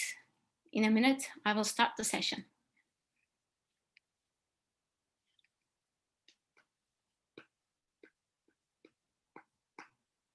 Okay, so hi everyone. Thank you for joining us in this session. We have three amazing speakers and they will discuss the neural dynamics of different aspects of the neural dynamics in old cortex. This is an interactive session. Each panelist will have 5 minutes talk and then plenty of time for discussion. Please post your questions in the question and answer panel. This talk format is discussion based, so ask anything you like, any details, directions, anything related to their project. And in the questions in the question and answer panel, we will go to, I mean, you can also vote them. We will go on in order, but since this is an interactive sessions, we will do our best to answer them in video. But if we fail, if time doesn't allow us to answer all of these questions, our panelist speakers will carry on answering them by typing the answer in the question and answer panel. You will see the answer for your questions slightly later. And if you can also join us as a panelist and ask your questions on the video, please put on screen in your questions and we will invite you to join. And now we will start with our first speaker, Dominic, who is doing his PhD at Simon Rumpel at John S. Gothenburg University in Mainz. He is in his last part of his PhD, which he explored the long-term dynamics of sensory representations in the mouse auditory cortex, which he's going to also talk about today. The link for his published work will be posted in the chat shortly. His talk is titled Chronic Imaging of Local Populations in Auditory Cortex Reveals Ongoing Recombinations of Neural Assemblies Representing Sensory Stimuli. Dominic, stage is yours. Thank you very much, Hyria. I'm sharing my screen now. Yeah. Hope everybody can see it. Yep, we can see your lovely mic. Great. So the main question I would like to address here is trying to bridge the observations that synaptic connections between neuronal networks of cortical neurons are highly dynamic, even under baseline conditions when there's no behavioral training, while behavioral output can be highly stable over time. As an example here, where we show freezing levels to an auditory stimulus after field conditioning, which can be maintained for very long timescales. It's clear that neuronal activity patterns in these dynamic networks are responsible for driving these behaviors, but little is known about their long-term functional properties. So here I briefly mention the methods I employed to study these questions. We use 2-photon calcium imaging of local populations in auditory cortex and record their responses to a broad set of sound stimuli, including pure tones and complex broadband temporally modulated sounds. During our recordings, the animal is head fixed and awake while passively listening to sounds. And finally, due to virally driven gene expression of 2 fluorophores, a structural marker and a calcium indicator, I record the activity of the same neurons over at least a week. On a single time point, we observe that neuronal populations elicit a discrete set of activity patterns in response to sounds, where multiple stimuli are being grouped together and drive a highly similar response pattern, which we term response mode. As in this example, this behavior can be even seen in response to gradually changing stimuli, such as neighboring pure tone frequencies, where there's an abrupt transition from one response mode to the other. And if there is no response elicited, this we would then term null mode. Over long timescales, we observe that most stimuli are actually being represented in a very stable manner and drive the same response mode on all time points. Here you can see the mean response bin after the presentation of a given stimulus of an example field of view, color-coded for delta f over f0. And I hope you can appreciate that indeed, these are the same neurons and the same activity pattern on all time points. On the other hand, we also observe features with strong temporal dynamics. For example, a stimulus which was driven by a given response pattern is not encoded anymore on the last imaging day in this case and falls into the null mode. And it was extremely surprising for us to see that we can also observe complete switches in the response pattern. In this example, you can see a stimulus which was stably encoded by a given pattern on 3 time points. And there is a switch on the last time point where now a completely different response mode is mapping this particular stimulus. So in order to study these dynamics in a more systematic way, we came up with a framework of 10 elementary operations capturing all these possible dynamics. Due to the limited time, I will not go through the whole decision tree here, but simply mention our basic strategy. So we observe whether a given stimulus X is being represented by a given population on time point day I. And then what will happen to this stimulus on time point I+2. So if there was a response, it can either be driven by the same response again, or it can fall into the null mode. Or for example, it could be driven now by a different response mode. and whether this different response mode now was already pre-existing in the population, or it was newly created, and some other different conditions, we end up with this complete set of 10 elementary operations. And it's important to note that we can actually observe all of these 10 different observations in our datasets to a variable degree. Now, finally, in order to test whether these operations are actually able to help us understand how the brain works, we made similar experiments with another cohort of animals which underwent an auditory cued fear conditioning paradigm in the middle of the recording experiment. We observed that after fear conditioning, neuronal populations showed a higher degree of encoding of sound stimuli. And this could be due to two different reasons. On the one hand, this increased encoding could be due to an increased mapping of stimuli onto given modes, or to an increase in the number of modes. And important to note, both of these outcomes are not mutually exclusive. And by using our framework of the 10 elementary operation, we observed that between the two groups, we did not see a difference in operations increasing the number of modes, but specifically those operations were increased which increased the stimuli onto a given mode. So to come to my conclusion slide, I've acquired a data set of 20 mice, more than 21,000 neurons on more than 4 time points. We have shown that local neuronal ensembles categorize sounds into a few different response modes. Long-term dynamics reveal an ongoing recombination of neuronal ensembles, and our novel framework of 10 elementary observations captures learning-induced plasticity. So with this, I would like to thank my supervisor Simon and my collaborators Bastian and Matthias, and special thanks to Bastian, who I would like to mention is equal contribution in all of this work. So thank you very much, and I'm open for questions. Thank you, Dominic. This is a nice, very short and brief results. We have one question from our audience. Lina Ali Ibrahim is asking, does the no response mode have any correlation with how many times you have presented the stimulus, or the opposite effect, where the repeated presentation enhanced response? So perhaps I can go back to this slide here. So we actually present each stimulus in the equal number of trials. So these are 20 to 30 trials on a given time point. And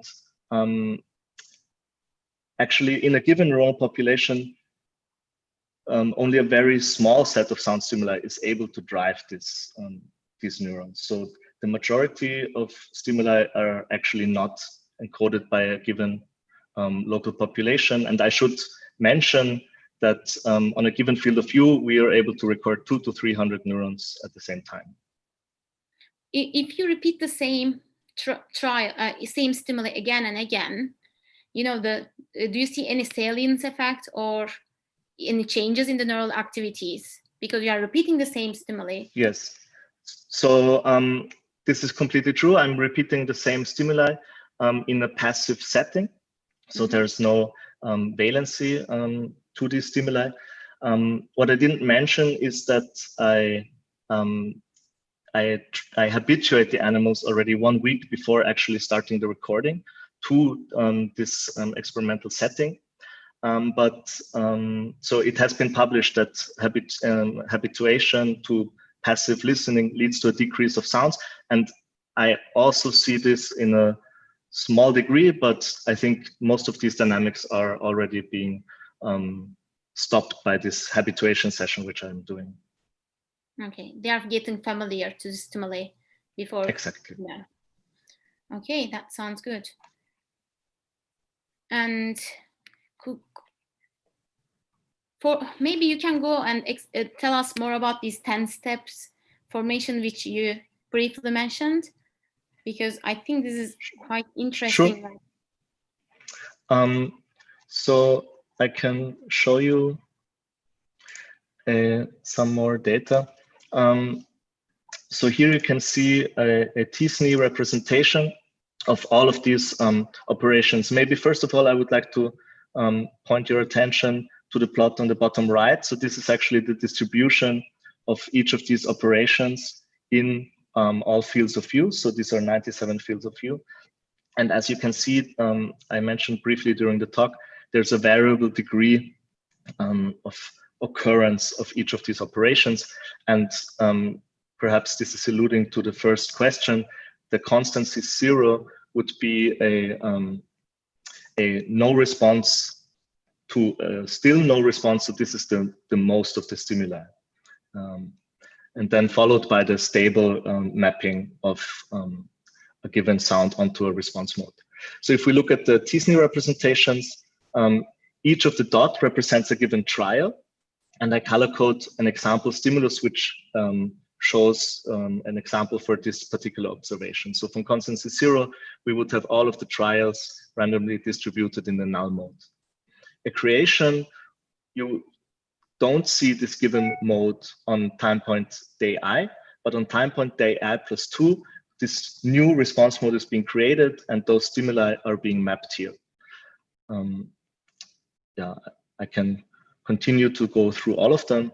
So these are examples from the data in a t-SNE representation for each of those operations.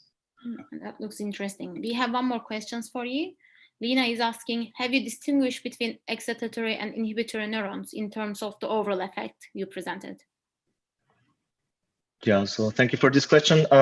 Actually, in my experiments, I'm using a synapsin promoter to drive the expression of the calcium indicator. So the simple answer is no, I do not distinguish between excitatory and inhibitory neurons. And I see all neurons at the same time, and I don't make any difference. But definitely it would be interesting to look at that, and people in the lab are doing that actually.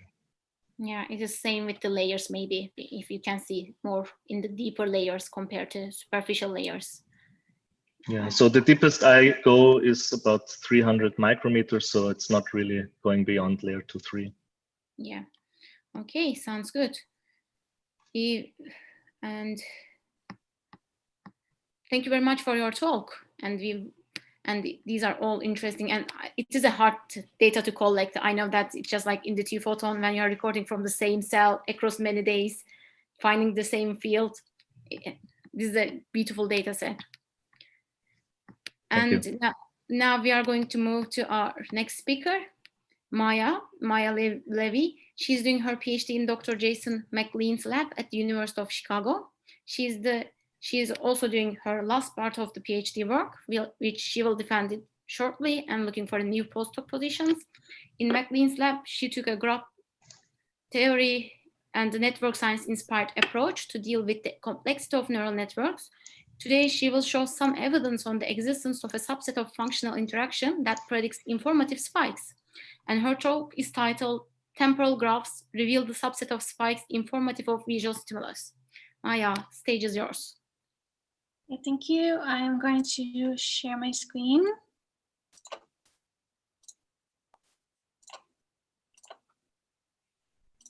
Hopefully that works. Yep.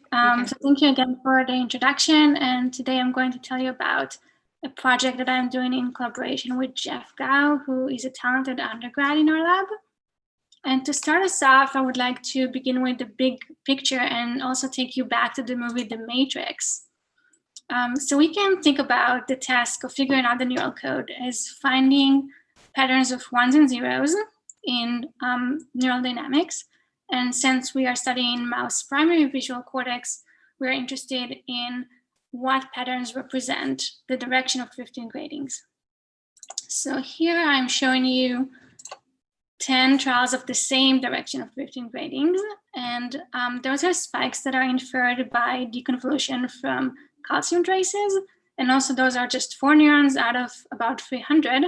But what you can easily notice is that those differ widely between trials of the same stimulus. So there's trial-to-trial variability, which makes our work way more interesting. So spikes are not consistent. Those ones and zeros in the matrix are not consistent. And the question then becomes, what is consistent? So several labs have shown in the past that there are consistent spiky dependencies, statistical dependencies between pairs of neurons, and that we need those statistical dependencies to accurately reconstruct dynamics in retina and in visual cortex. We can summarize those dependencies in functional networks, and when we move into network space, we think about neurons as nodes and the statistical dependencies between them, which I also call interactions, as edges in a network. Operationally, to do that, for each direction of 15 gradings, we compute a version of mutual information between each pair of neurons. And the output of that are 12 functional networks, one for each direction of 15 gradings. And they're different, they're stimulus specific. We've shown that in the past, and they can be decoded from, and that's in a previous reports paper that you are welcome to check out for the details. However, we would like to expand on that in two ways. One is there a subset of edges that is particularly informative, more than other subsets of edges? And the other way is that those functional networks are built for multiple trials. However, the brain doesn't get multiple trials to discriminate between stimuli or initiated behavior. It only gets one shot. So we want to ask which edges are expressed on a single trial basis. So we're going to answer the first question first, which edges drive separability between directions. So we're going to take all our edges in our functional network and divvy them up into 4 sub-functional networks according to the following rules. The hard unique edges that are marked in red only present in one direction. The soft unique edges that are marked here in orange are present in one direction and also in other directions, but in other directions they are way weaker. So they're less consistent because this is mutual information. The yellow edges that we call partially shared, p-shared, are present in more than one directions, but not in all of them, and are about the same magnitude. And lastly, the beige edges that we call fully shared are present in all directions and are about the same magnitude. So now instead of one functional network, we have 4 functional networks for 4 different types of edges. And they have different properties. So in the first panel, you see that soft hue is the sparsest. And in the second panel, you see that soft hue has the strongest edges. And I promise this is going to be important in about 2 slides. So just keep that in mind. And in blue, you see the original functional networks before we parse them into 4.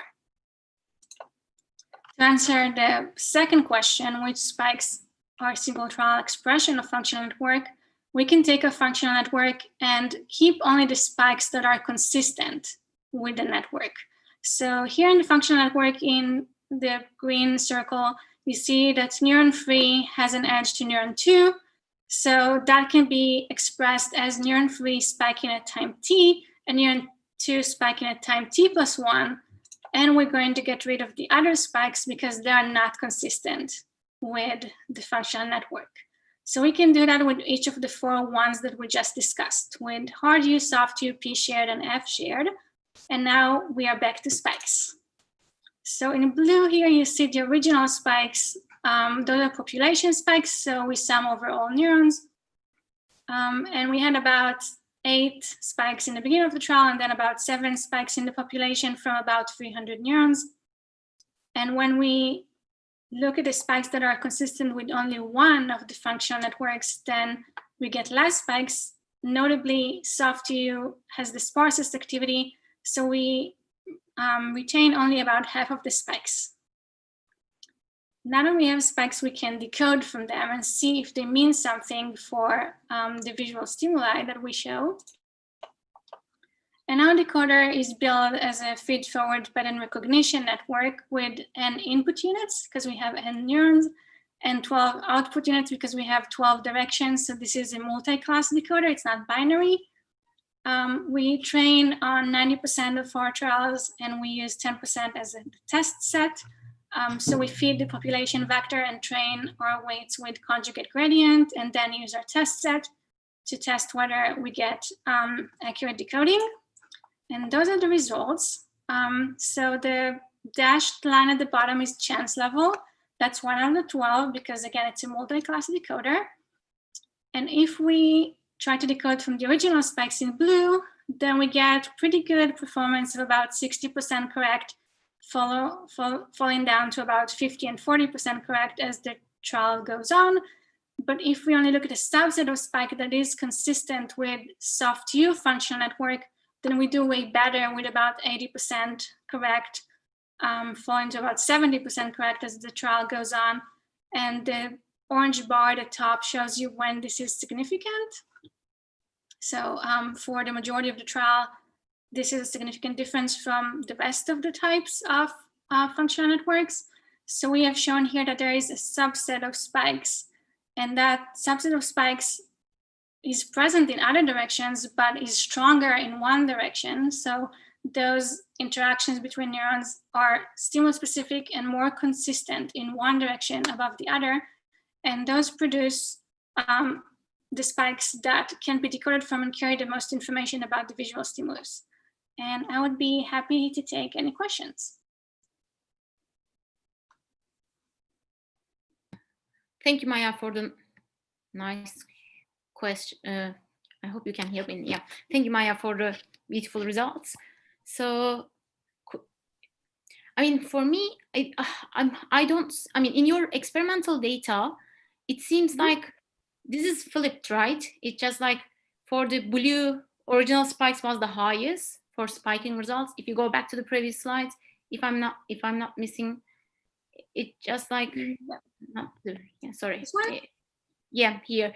Why do you see a flip in the model? I might have missed it. Why is there a peak in all of them at the beginning of the trial? Here we have more spikes, but the performance is lower in the original spikes. Is it because we have more spikes there, which becomes confusing? So we have less spikes. Less spikes produce better performance because you can think about the original spikes as being very variable, whereas the spikes that we extract are more reliable and consistent across trials.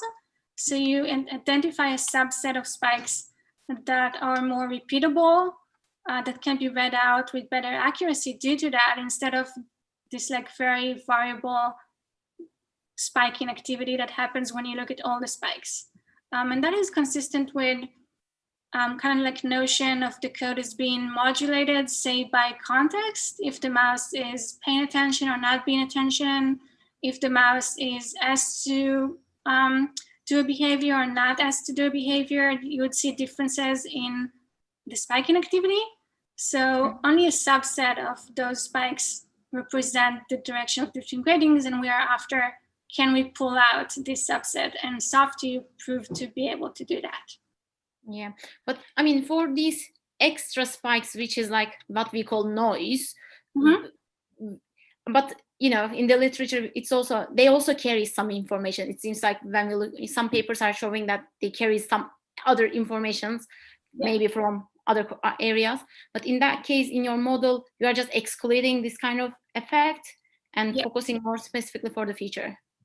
Exactly. We're asking, so this is obviously a short talk. So in the preprint, there will also be figures about what is the structure of this network that represents only the visual information. And we show, I can skip ahead a bit. I have some extra slides.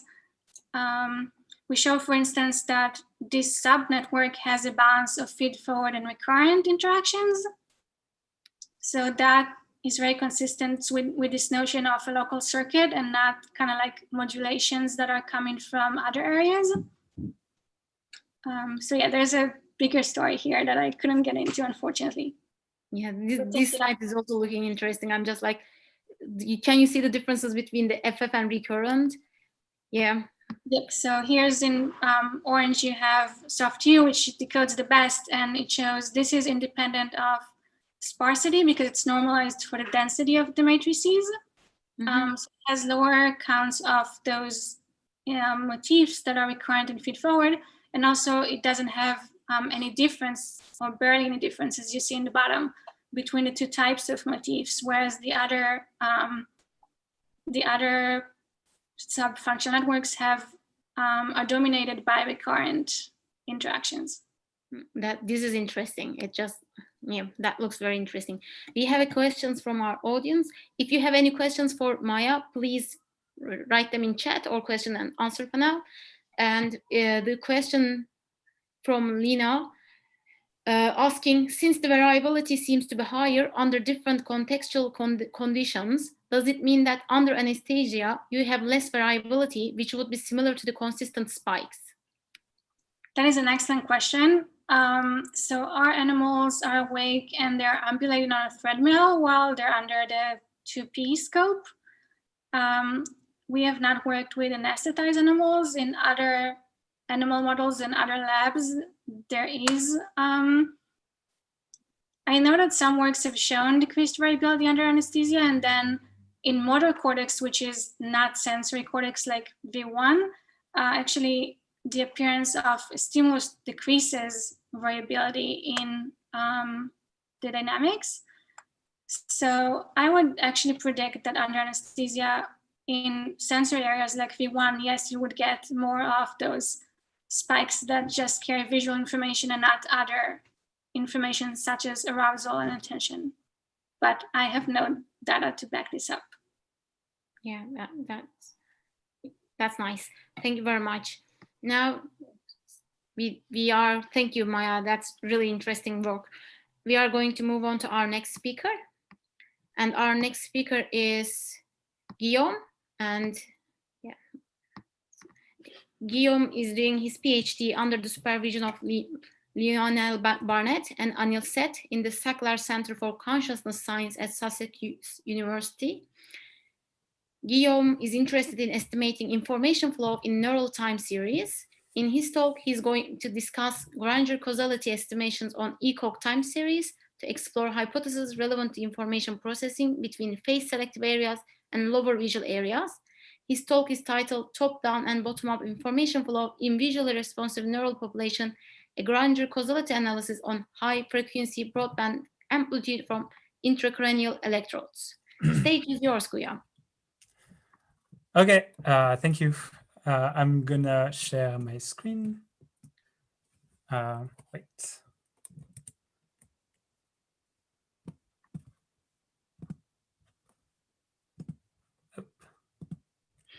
All right, can you see?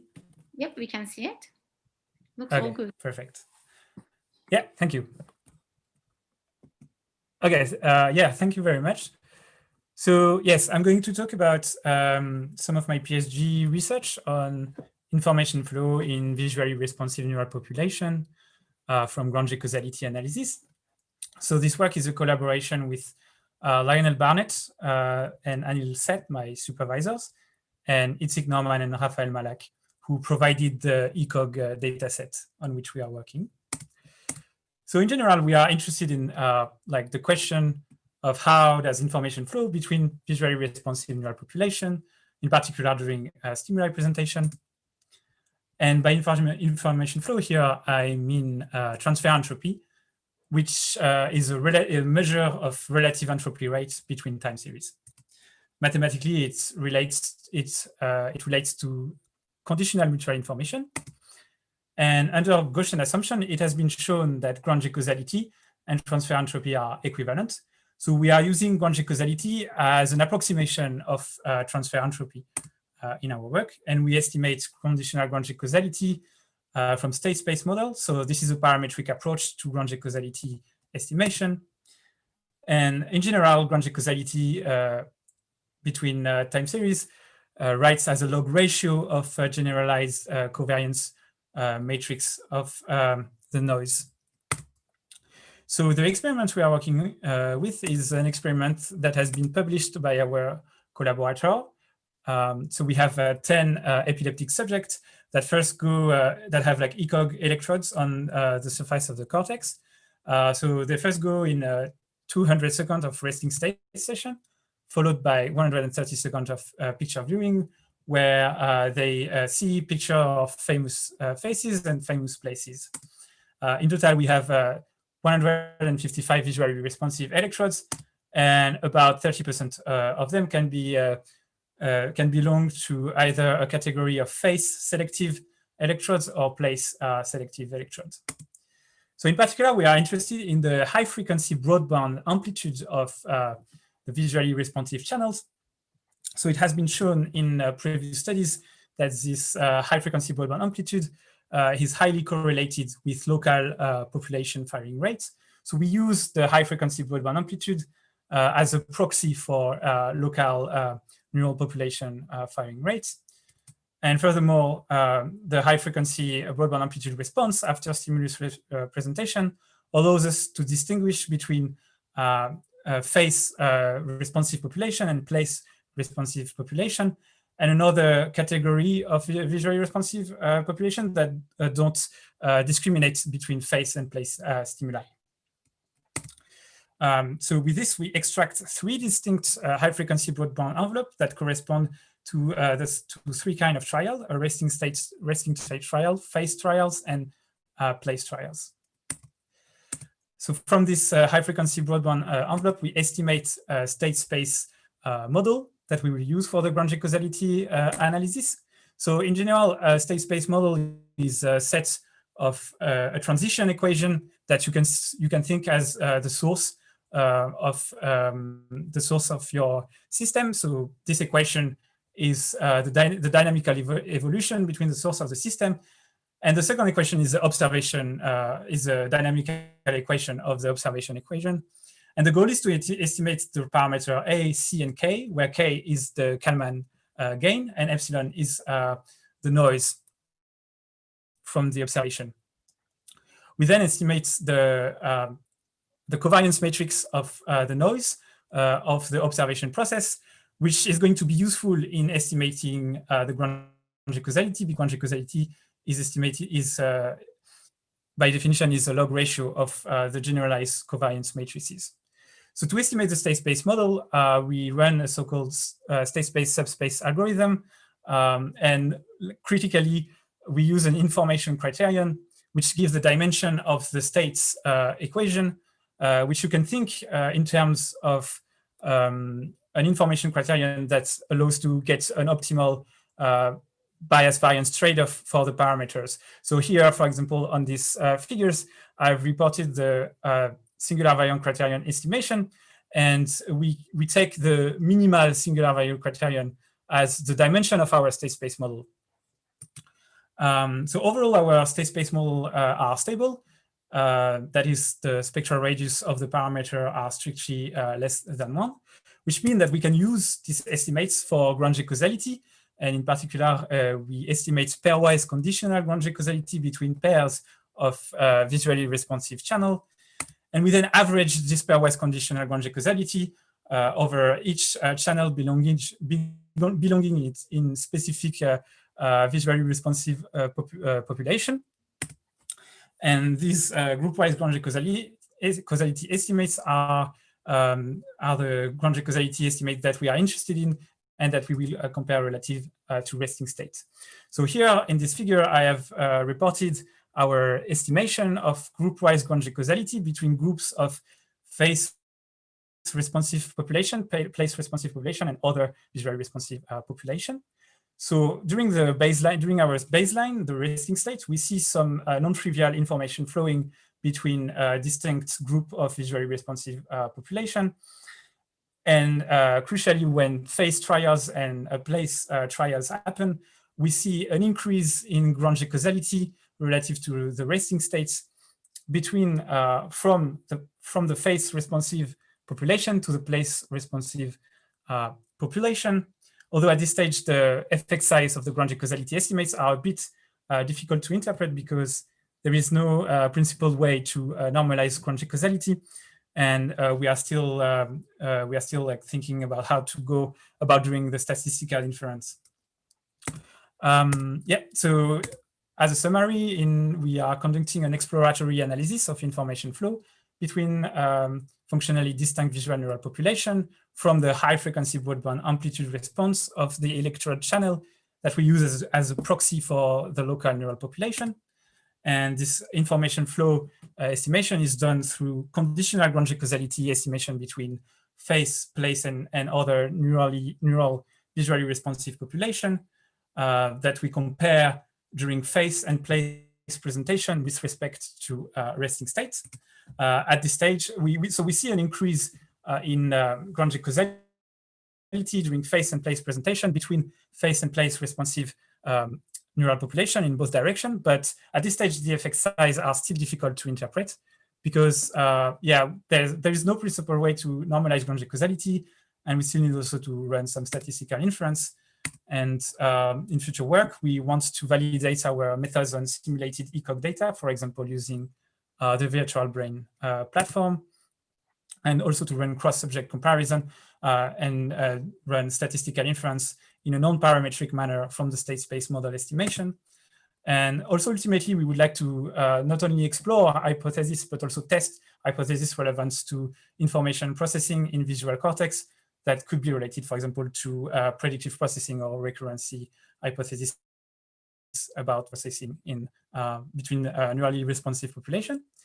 And with that, I would like to thank everyone, and also to thank my supervisors and collaborators for their valuable contribution. And I'm happy to take your question and comments.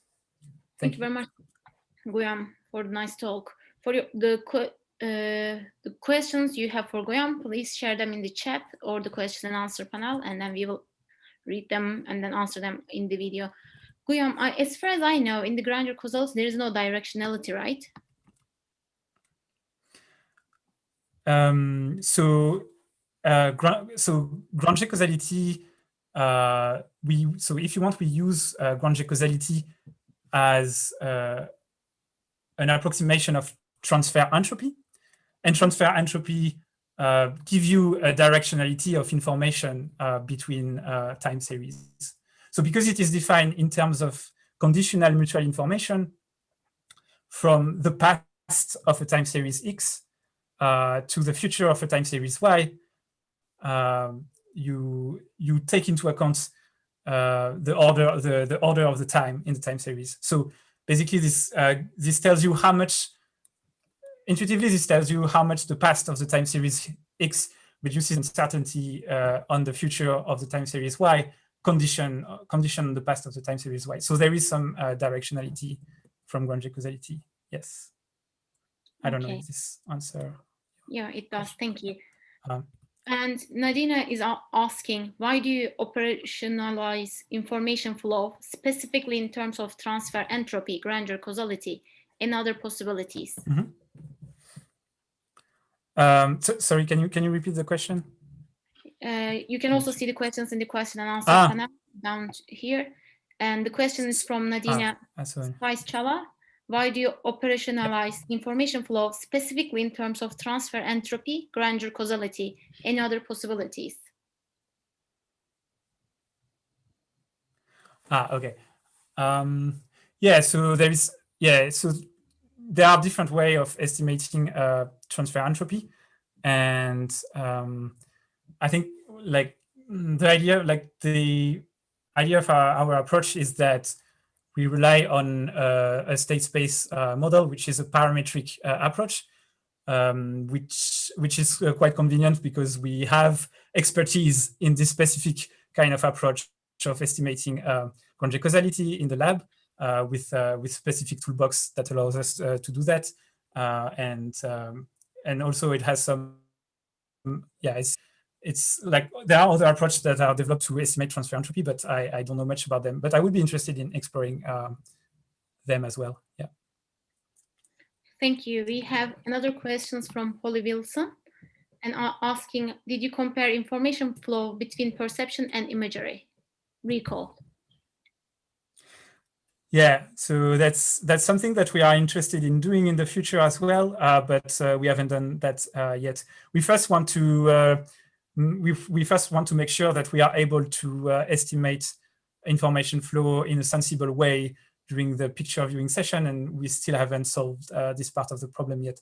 But in the future, it would be interesting to compare information flow between neural population during stimulus presentation and also during the recall phase. Yes, so that's definitely something that we want to do. Okay, thank you very much. And thank you. Yeah, at this point, since we don't have any more questions, I would like to thank all our speakers. Thank you very much, Dominic, Maya, and Guillaume, for your beautiful talks. Oh, we have one more question. Okay, I will go for that. Fatih Yanık is asking, when do the brain... Oh, this question is for Dominic. Dominic, you have one more question. Is it fine for Guillaume if we... When do the brain stop using ensembles? Yes, I saw the question. Thank you very much. So the transitions we see and the operations we describe are actually occurring pretty much independent from when in the experiment we look at. So each and every transition has a very similar distribution of the different operations. So there is no ending point here. I hope that answers your question. Thank you, Dominic. Is there any more questions? There are some questions in the chat box. Okay, let me see that. Thank you, Shika, for reminding me. And yes, Priyanka Ghosh is asking, what are the model parameters used in the Granger causality? This is for Guillaume. Okay. Yeah, I'm all right. I'm going to share my screen again. Sorry. Yeah.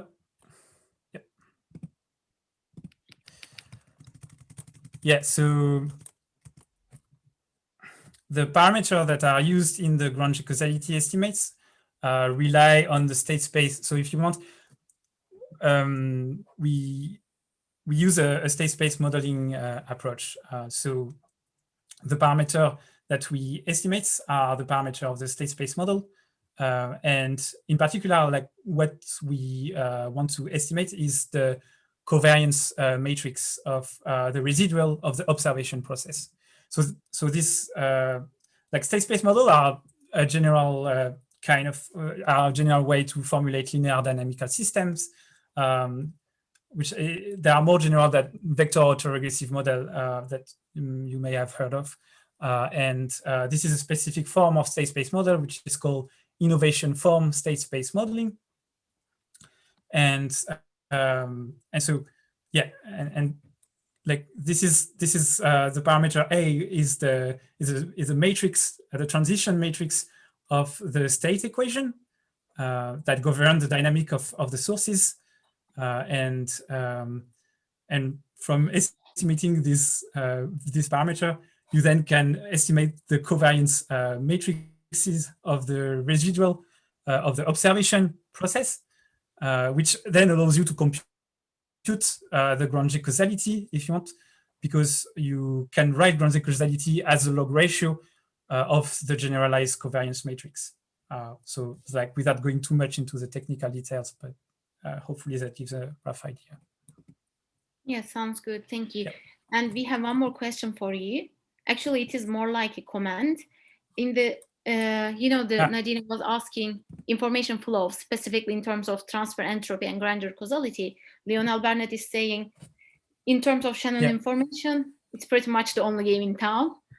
And Mohammed Abdel Haq is asking if there is any preprint for your talk, which can be, okay. I can share. I can share the paper on state space model from Granger causality. Sure. So let me share it. Please share it in the chat. Yeah. And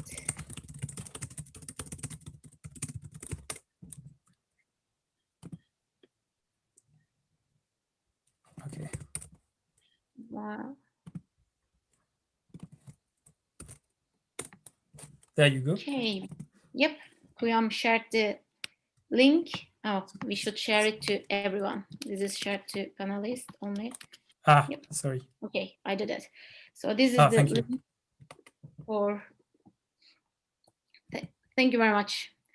And now we are coming towards the end of our session. Thank you very much, everyone. Dominic, Maya, Guillaume, for your beautiful talks and the ideas, discussions, and the beautiful answer to the questions. And many thanks to our audience for asking these questions as well. I also would like to thank Xian for giving us technical help at backend. Although you didn't see her, she was with us all the time. I hope you enjoy these sessions and will enjoy the rest of the NeuroMerge conference and following sessions. Thank you very much, everybody. Thank you. Thank you, Hyria. Thank you. Thank you very much.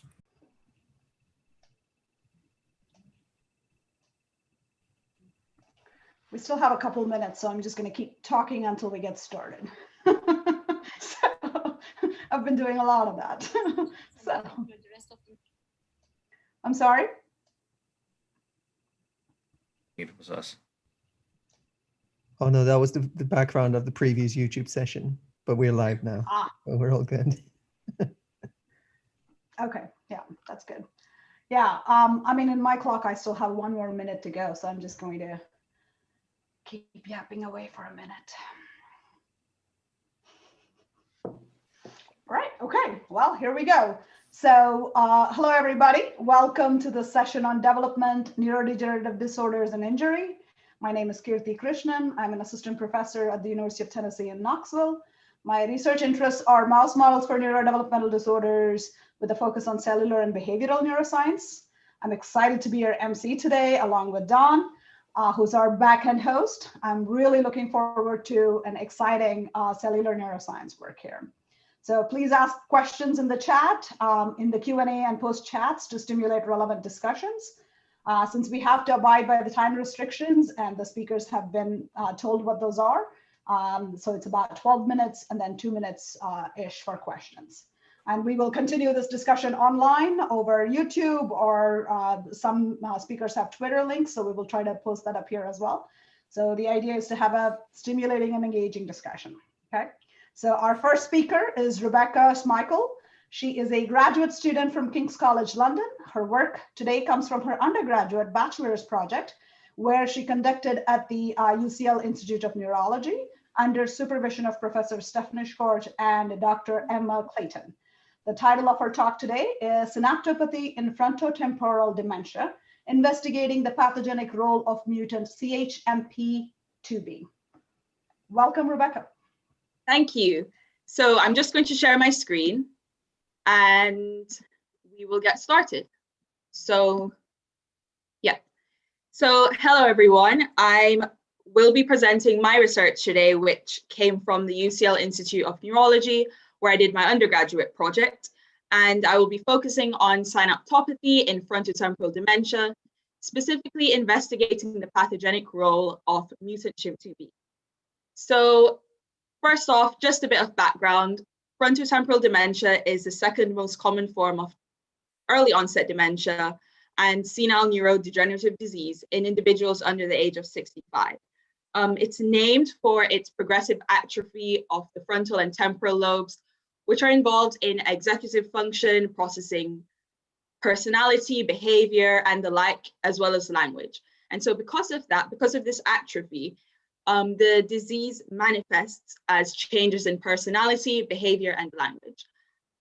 Given its early onset and its clinical manifestation, it's commonly confused with a midlife crisis, which in itself is just really unfortunate because it means that the disease can be underdiagnosed.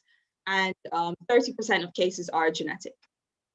So just a bit of what it looks like from a biological perspective.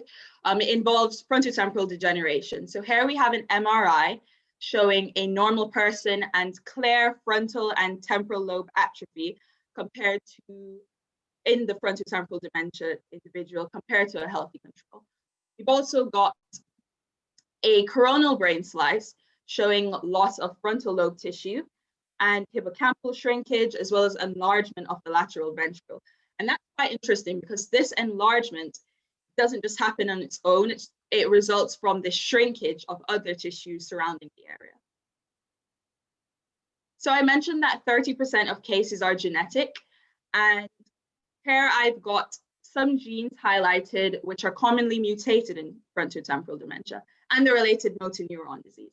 So most commonly known are C9orf72, TDP43, tau, and the like, but today I will be focusing on CHIMP2B. CHIMP2B is a subunit of the escorts, the endosomal sorting complexes required for transport.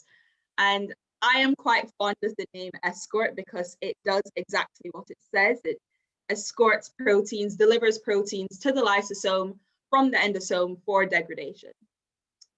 The mutation that causes frontotemporal dementia produces CHIMP2B intron 5, which is a truncated version of the protein at the C terminal. And because of its position in these pathways, right here from the endosome and at autophagosome fusion, CHIMP2B mutation causes defects in the endolysosomal pathway, in autophagy, and in lysosomal storage. So recent data, well, from 2016, had shown that the escort pathway is involved in degradation of synaptic vesicle proteins. And I'll talk about a little bit about why that's important. So the transgenic CHIMP2B mouse model shows loss of neurons, neurodegeneration, in 18-month-old mice compared to non-transgenic controls, and that was recorded in the thalamus. It's widespread degeneration as well, but also in these mice, we see some synaptic changes. So first off, we see that the postsynaptic density is decreased, and you can see that evidenced by lower levels of PSD95 in these mice compared to non-transgenic controls. And then we also see that presynaptic synuclein accumulates compared to non-transgenic controls. And so in aged mice, synuclein accumulates, as we can see here, but also other synaptic proteins also accumulate, as denoted by their enrichment higher than 1. So we've got all of these synaptic proteins accumulating in aged mice, but it's important for us to know what happens early in disease. And that is in itself is important because neurodegeneration usually involves loss of neurons and synapses, as we know. But a great challenge in neurodegeneration research is understanding which comes first. Does the loss of neurons cause loss of synapses, or does the loss of synapses, in terms of both their structure and function, cause the loss of neurons? And diseases that are caused by these synaptic dysfunctions, I like to call them dysfunction at the junction because that's what the synapse is. Those are referred to as synaptopathies. And so my project was a part of a larger pilot study investigating whether CHIMP2B frontotemporal dementia can be classified as a synaptopathy, given CHIMP2B's involvement in, or implication rather, in the escort pathway and synaptic vesicle protein degradation. And then also given that we have these synaptic proteins accumulating in disease. So I've had 2 aims for my project. Firstly, to investigate the subcellular localization of CHIMP2B intron 5, subcellular neuronal, that is, and then also examining the relative synaptic vesicle protein levels at early postnatal stages. We saw in aged mice, now we're looking at early postnatal stages, P1 mice. So first I asked, is CHIMP2B localized to the presynaptic terminal? Because that's where the synaptic vesicle pool is, and that's where we would expect these interactions to take place. To investigate this, I cultured neurons from P1 mice, and these were just regular C57 black 6 mice, non-transgenic. And the reason why I had to do that was some technical issues with the antibodies. In short, the antibody that recognizes CHIMP2B recognizes the epitope at the C terminal, which I previously said was truncated in disease. So I wasn't actually able to use an antibody to identify CHIMP2B. Rather, I transfected these neurons with CHIMP2B that was tagged, that was conjugated to GFP. That was wild type or mutant CHIMP2B. Cultured these neurons, then did some IF microscopy. So for my first question, I found that wild type CHIMP2B, as we can see in green, is distributed widely along the axon, and it actually co-localizes with SV2, which is a presynaptic marker. And we can also see that SV2 and CHIMP2B seem to be making some interactions in that sense, just based on where they're localizing together. But then similarly, mutant CHIMP2B is found along the axon as well, co-localizes with SV2 puncta, but mutant CHIMP2B seems to form these puncta as well. That shows punctate distribution with these aggregate-like structures, which I believe to be endosomes, and that quite relevantly relates to its role. So yes, the answer to our question is yes, mutant CHIMP2B is not sequestered away from the presynaptic terminal, and so it might have some involvement in interacting with synaptic vesicle proteins, specifically SV2 in this case. So then I asked, how does mutant CHIMP2B affect accumulation or degradation of synaptic vesicle proteins early in disease? I started off quite differently this time. So because we weren't trying to identify CHIMP2B in images, I just used a CHIMP2B transgenic mouse model, cultured these neurons, and then treated these neurons with cyclohexamide, which actually allows you to inhibit protein synthesis and thus isolate protein levels related only to protein degradation. So I prepared these homogenates and then did a Western blot. I got an image of a gel here. I couldn't find an image of a Western blot, but same techniques involved. So these are the blots that were produced. I examined 3 synaptic vesicle proteins, namely synaptophysin, synapsin, and SV2. And I must note that the antibodies that I used recognize all isoforms of each of these proteins, which is why you can see multiple bands with synapsin, for example. So I used a cyclohexamide to DMSO ratio as a measure of protein accumulation. So this slide has a lot. I'll go through it in chunks. So we can see that a ratio greater than 1 indicates increased synaptic vesicle protein accumulation, and a ratio less than 1 indicates decreased accumulation. Very surprisingly, I noted that in wild type samples, there was this ratio greater than 1, and so that in itself suggests decreased protein degradation, some type of impaired degradation. And in mutant samples, on the other hand, the ratio was less than 1. So that indicated increased protein degradation.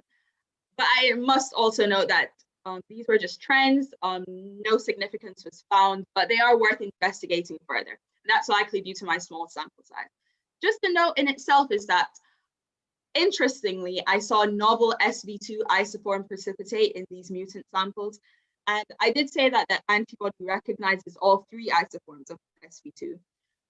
But based on just the way that SV2 might undergo some post-translational modification and just what isoforms actually appear in the gel, I wasn't able to delineate which one it was exactly. So I called them high molecular weights and low molecular weights just based on where they ended up in the gel. So we have trends noted, but there's no significant difference, likely due to small sample size. There might be some possible isoform-specific impaired degradation going on. So what does this all mean? Well, I concluded that mutant CHIMP2B, like its wild-type counterparts, is presynaptic, but its involvement in synaptic vesicle protein degradation was not established from the experiment. But I do think that the mutant CHIMP2B aggregates I saw likely represent endosomes, and that will actually relate to its role. It's a part of the escort pathway, so that makes sense. The unexpected accumulation of proteins that I saw in wild-type neurons is questionable, but small sample sizes, and it actually points to the need for my own techniques to use a positive control next time. Lastly, this isoform-specific impaired degradation of SV2 is interesting because SV2 isoforms, each isoform is actually found at distinct synapses. So maybe CHIMP2B is interacting at very particular synapses, and that might just broaden the way that we understand its pathogenic role in frontotemporal dementia. Lastly, there might be some disparity between transgenic and transfected samples. Again, that's the limitation of the antibody and techniques we used, but these are my results, and that's why I've concluded. I would just like to say some acknowledgements to my two supervisors, Professor Shorge and Dr. Clayton at the UCL Institute of Neurology. And you can find me on Twitter at RC and I'm currently at King's doing research. So here's my email address as well. Thank you very much.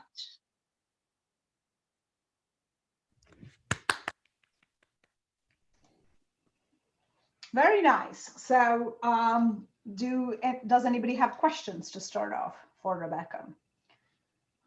I have a few, so I think I'll wait a little bit, or perhaps give you guys a chance to think about the other questions.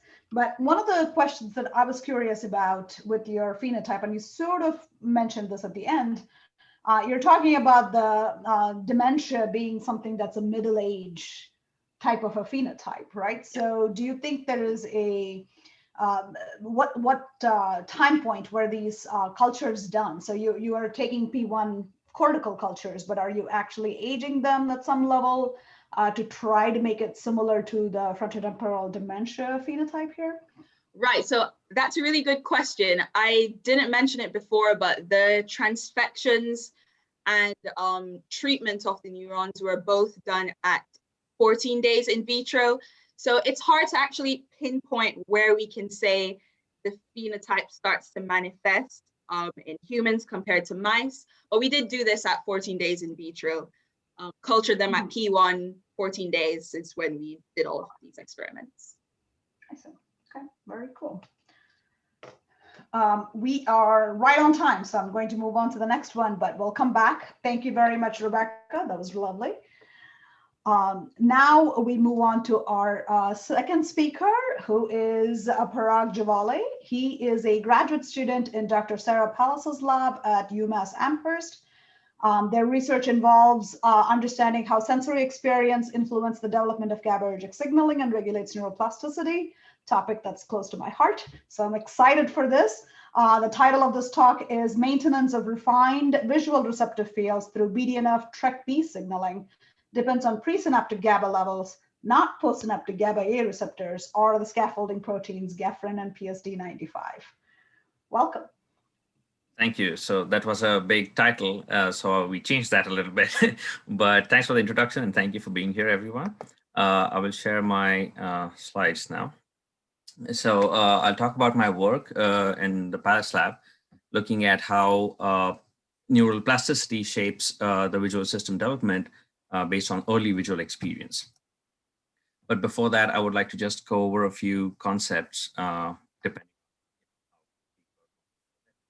how the brain matures is something that neuroscientists have been trying to understand for a long period. And critical periods have been found in developing organisms where the organism learns faster during the earlier part of their life compared to the later part of their life. This is primarily because during this certain period when the organism learns faster, what happens is there's heightened neural plasticity, and that coincides with that learning, the experience part of their life, and that helps them learn something better.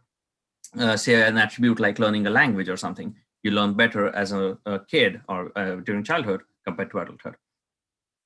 So this is because there's this neural networks that are formed because of, I think we all here know, excitatory and inhibitory neurons. Inhibitory neurons shown here in green and excitatory shown here in blue. And this region is where the synaptic part where all the interactions happen. Just a quick refresher of synapses. Excitatory synapses, the excitatory neurons, which were shown in blue, they release glutamate onto NMD or glutamate receptors, allowing the channels to open and sodium influx into the postsynaptic cell, leading to firing of that neuron. And inhibitory neurons, like the name suggests, stop all of this action by releasing GABA onto GABA receptors and leading to chlorodyne influx into the postsynaptic cell. We are interested in inhibitory synapses. So these networks, these highly plastic or constantly changing networks, when they move through this critical period and when they're provided with that visual experience, those networks consolidate over a long time. They start forming stable networks, and biochemically and structurally, they are consolidated to form those networks for a long time. And this is important also in rodents because, like humans, the vision is initially blurry, but as the animal matures, that vision becomes clearer. And what happens behind this, what's happening in the brain or the network connections, is that the receptive field size reduces. So when the animal has blurry vision in the initial few days of life, receptive fields are higher or larger. And as the animal matures, the receptive fields become smaller. So receptive field is basically the representation of the scope of vision or the field of vision onto neurons. So in this case, a single neuron is taking up information from this much area, let's say, of the scope of the field. And as the animal matures, that area reduces. This happens because of a lot of reduction in excitatory signaling, or basically increase in inhibition or GABAergic signaling.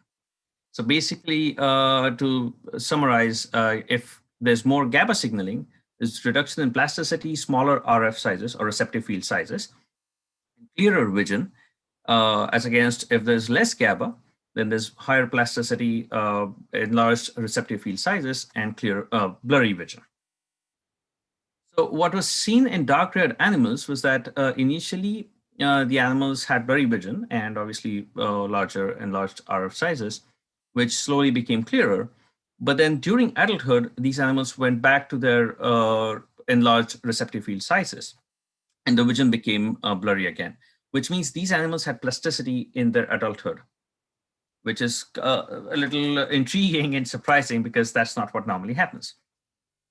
So what our lab showed in the past decade or so is that if you give visual experience, this is something that was known.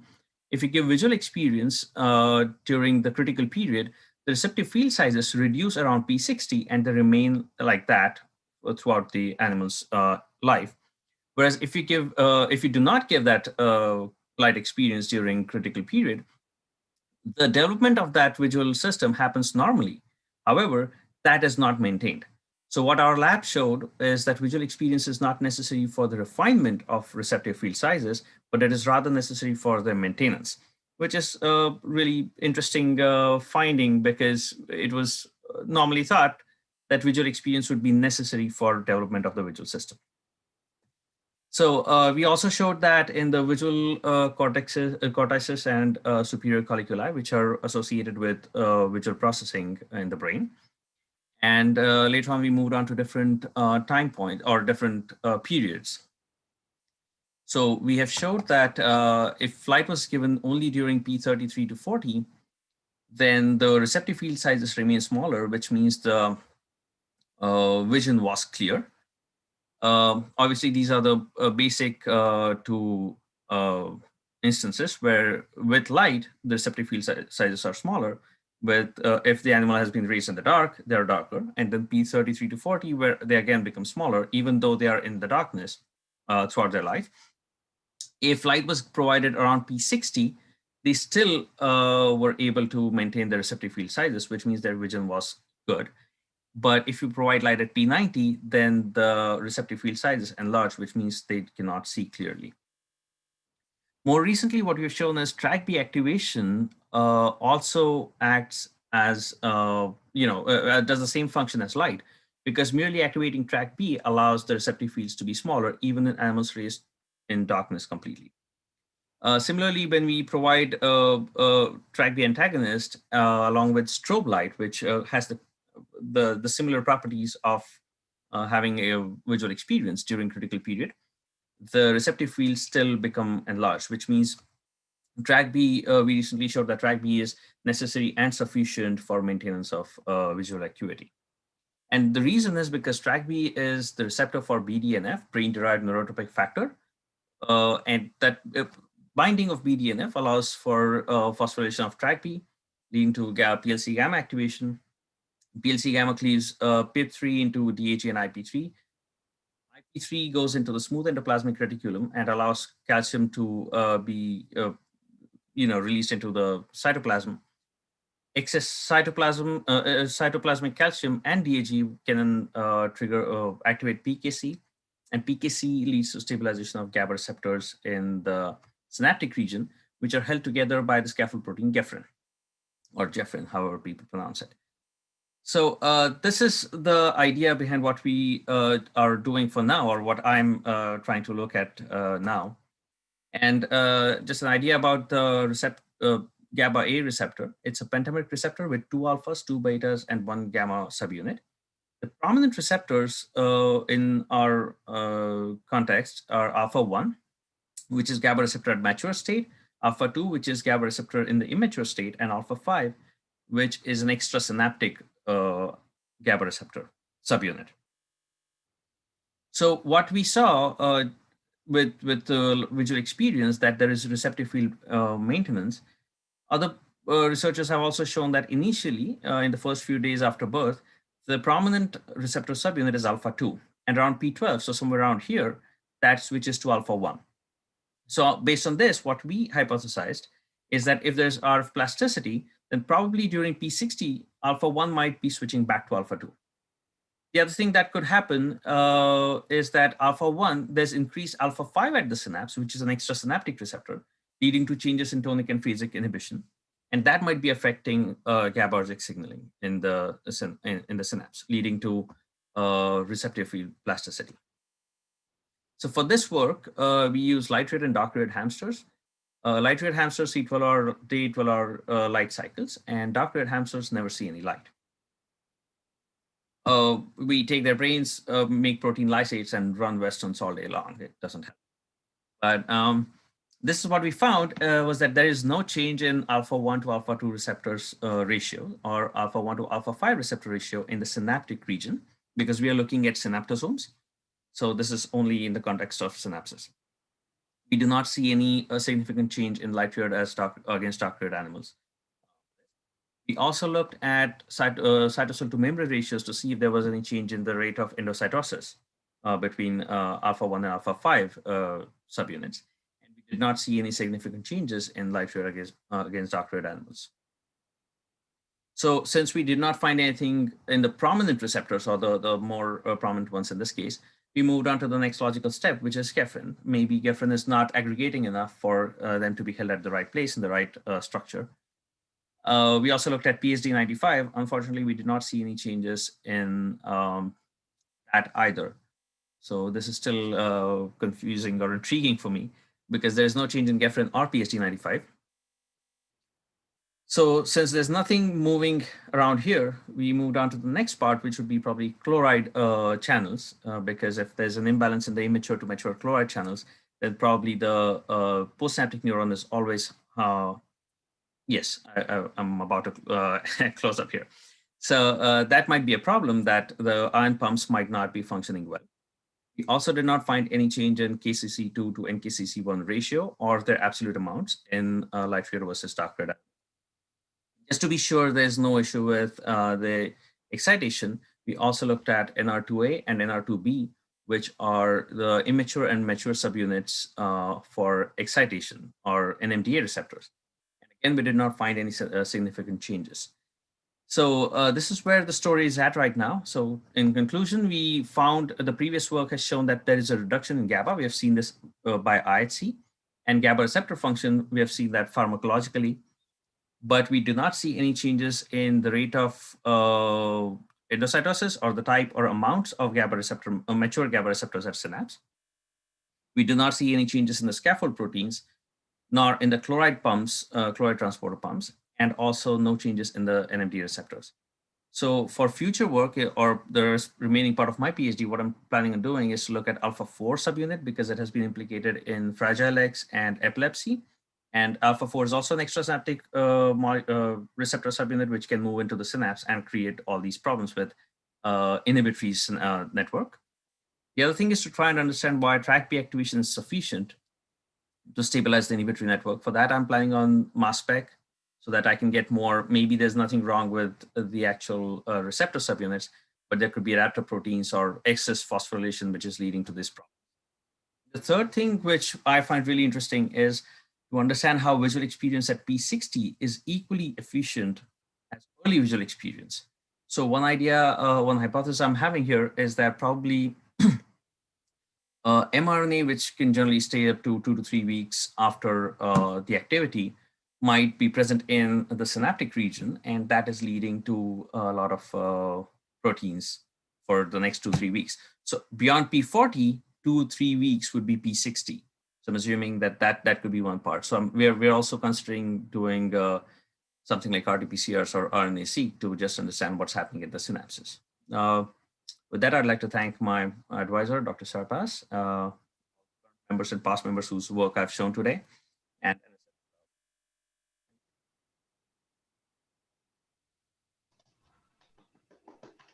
thank you.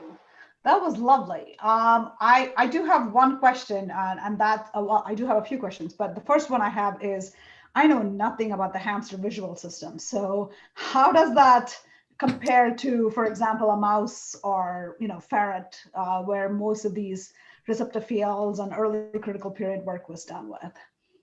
Yeah, so actually that's interesting that you say that, because even I'm having problems locating hamsters because no one works here on hamsters, and COVID has changed everything. So for 3 control hamsters, I have to wait for like 8-9 months now. But the visual system, the development of visual system in hamsters happens a little later as compared to mice and rats. So we also work, one of the grants that we have is on looking at 5 different animal models, because the idea is that ecological niches change how animals perceive things and see things. For example, we were also working on ferrets, where they're predatory, their vision needs to be even better, whereas compared to rats and mice, they hear something, they see something, and they start running. So, but in hamsters, to answer your question, hamsters have a visual system that have development that happens post-birth. So that helps looking at all of these things, because my lab primarily works on electrophysiology and behavioral changes. So it helps them to see those things. One other question I have before we move on is, have you considered looking at immunostaining type approaches, mainly because, the composition of the GABA-A alpha-1 receptor versus alpha-5, there seems to be some indication that they are on excitatory versus albumin positive GABAergic neurons, right? The alpha-1 being a gating thing mostly in albumin versus the excitatory. So I was curious if you've... That's actually interesting, because 2 things. One is that is small caveat of this work, because we don't know which inhibitory neurons we are targeting, because we're just crushing everything. About immunostaining, we have tried it to some extent, but alpha-1, this is I've done Westerns all my life. This is the worst thing I'm doing. Alpha-1 is the worst. Yes, seriously. You cannot get good alpha antibodies. Alpha-1, alpha-2, alpha-5, they're almost the same. There's minor changes and minor assets. It's super hard to get those immunostaining done. It would be part of what I'm planning on IHCs after this. But GABAs and PSD95 and all of those, we could stain easily. Alpha receptors, it's a problem. That's why my plan is to look at mass spec, and that might give more amino acid based changes. So probably we might have better answers there. Right. Just as a quick aside, so Fritschy had a protocol. You had one of his references up there. It's the Nature's protocol from 1998 or something like that, where they do GABA-A alpha-1 receptor subunit Nature protocol, which works beautifully in mice. So I've done that before. So I will email you, obviously. Now that I know you're also interested in this thing. But yeah, I will. Well, thank you again. Yeah, I really need some good data at this point. So I will definitely email you. Okay, our last speaker today is Hyun-Sun, and he is a postdoctoral scientist in Dr. Thomas Lloyd's lab at the Johns Hopkins School of Medicine. He'll be speaking about disrupted organelle dynamics in autophagal lysosomal pathway in the Drosophila models of C9 ALS in vivo. Welcome. Okay, I will share the screen.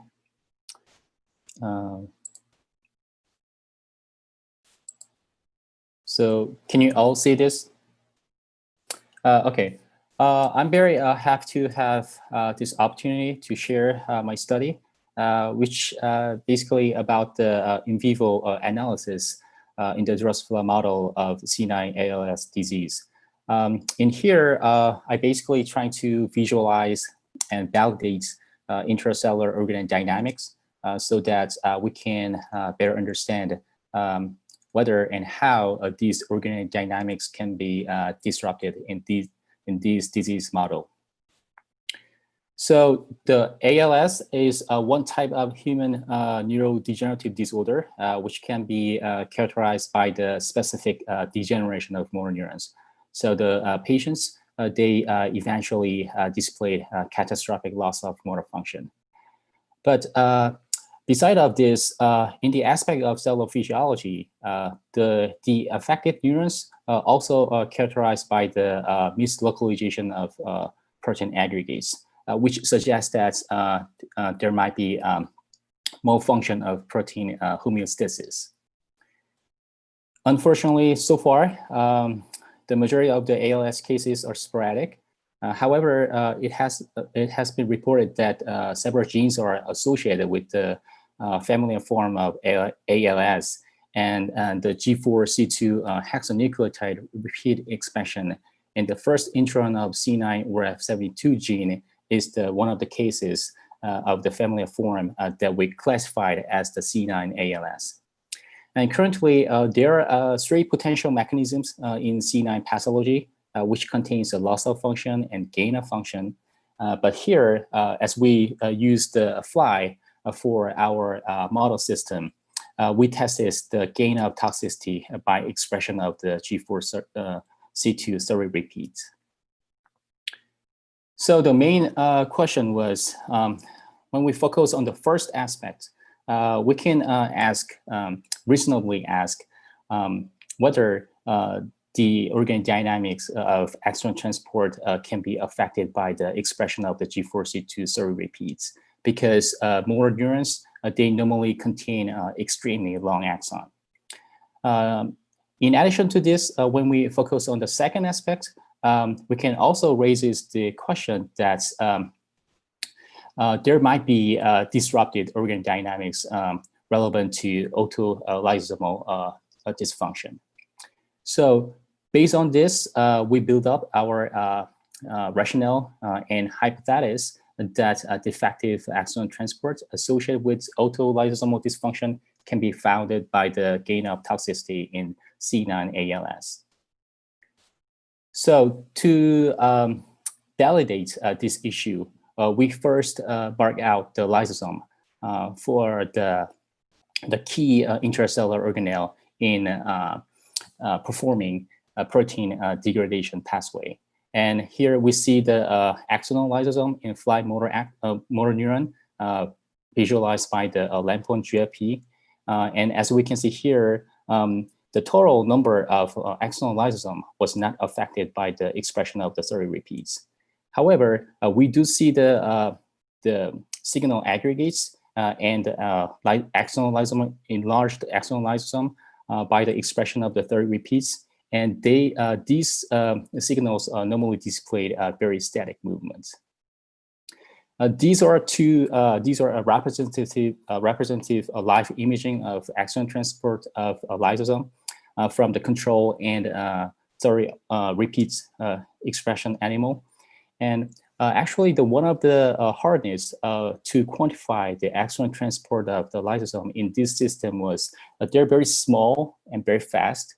So to avoid these tracking difficulties, what I did was I classified these positive particles based on their signal intensity. So here we found that by the expression of the third repeats, we do see the increased aggregates, which normally displayed a high signal intensity and very static movements. You can realize that in the red dots is the number of the increase. And this is the quantification results. And as we can see here, by the expression of the third repeats, we do see the organelle accumulation and the increase the static population.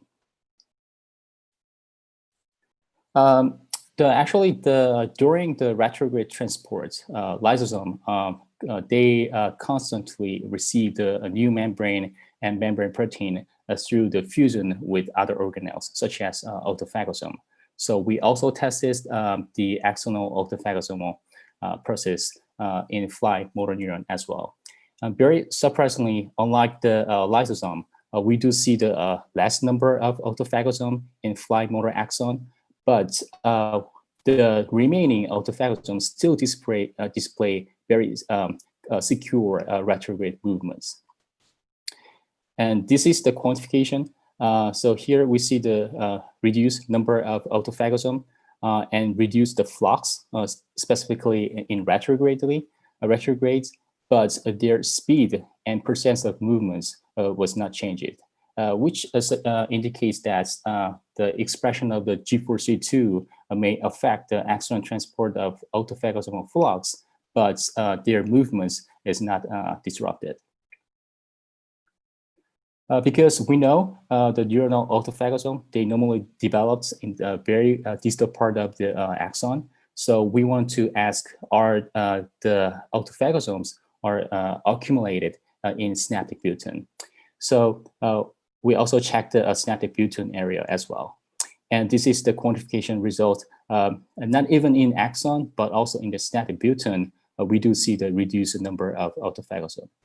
And this defective phenotype was very specific to autophagosome, because when we checked the mitochondria, the number of mitochondria was not disrupted, which suggests that there's the biogenesis of autophagosome presumably is downregulated in this animal. Because previously it has been demonstrated that the autophagy can be activated by the neuronal stimulation in synaptic button in fly motor neuron. So we applied the temperature-sensitive TRPA1 channel to artificially upregulate the autophagy process.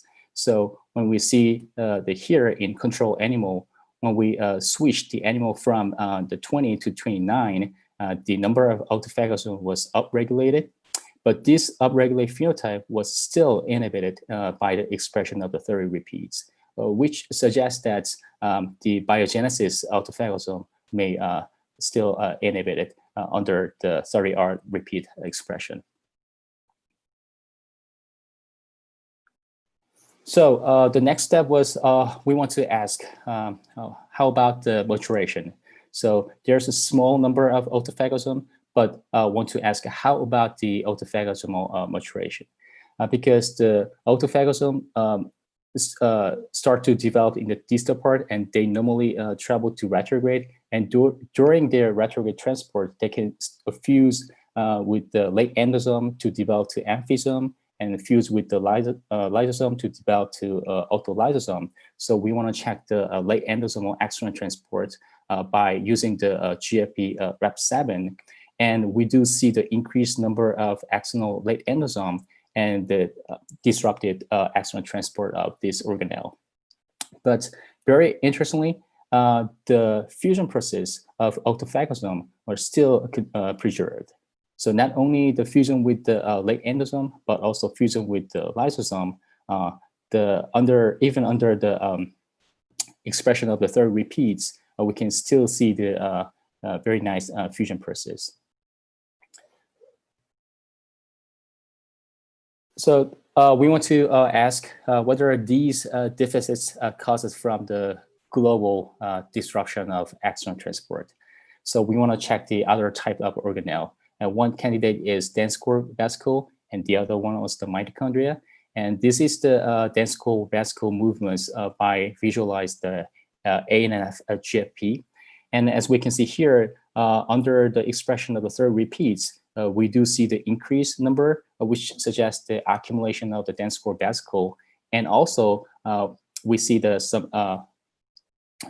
disrupted transport movements. But however, very surprisingly, in terms of the mitochondria, we don't see any disrupted phenotype. So this is the quantification from A is the number of the mitochondria per unit meter.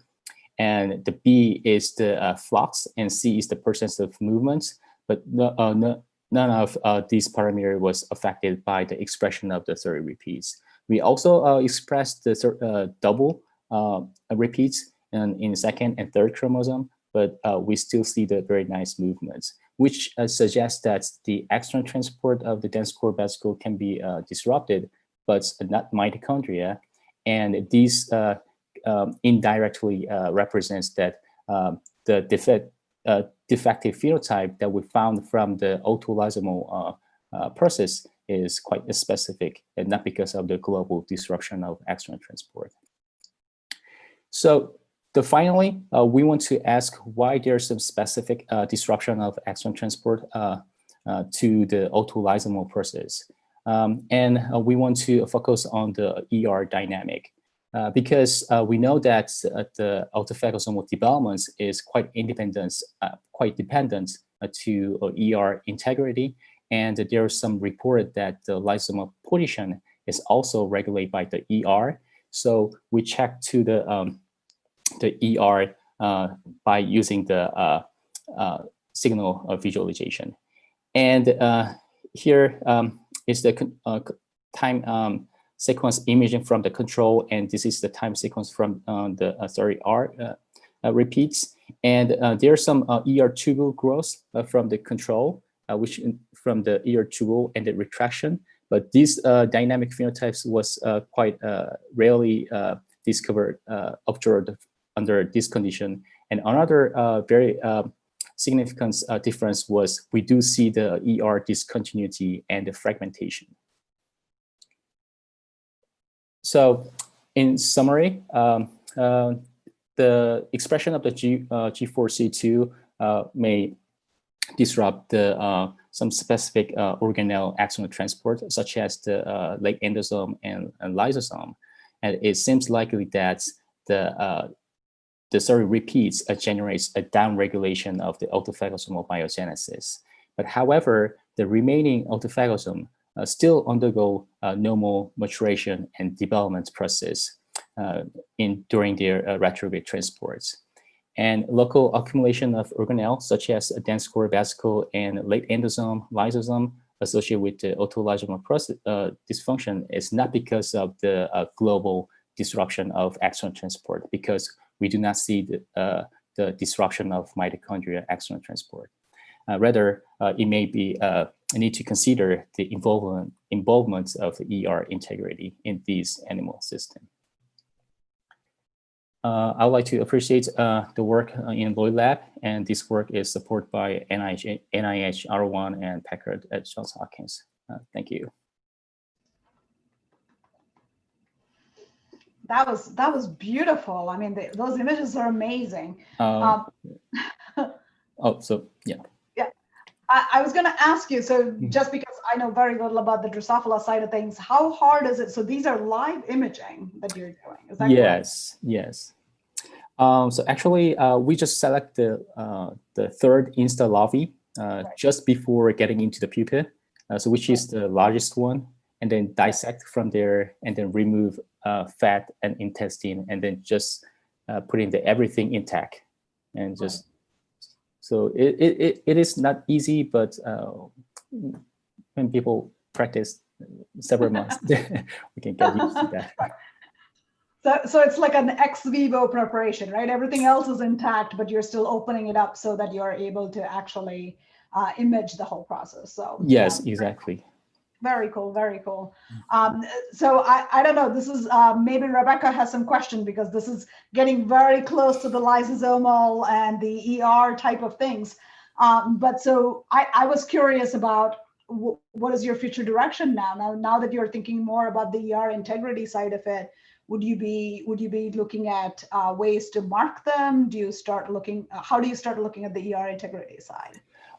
So at this moment, the next step is we want to co-visualize the ER with other organelles. So whether for example, whether the autophagosome can co-localize and co-migrate together with the ER, that may directly suggest that the ER integrity is really required for the axonal lysosome, axonal autophagosomal positioning. So we are just looking at that. Right. Yeah. No, that's very cool. Sorry, I didn't mean to put you on the spot, Rebecca.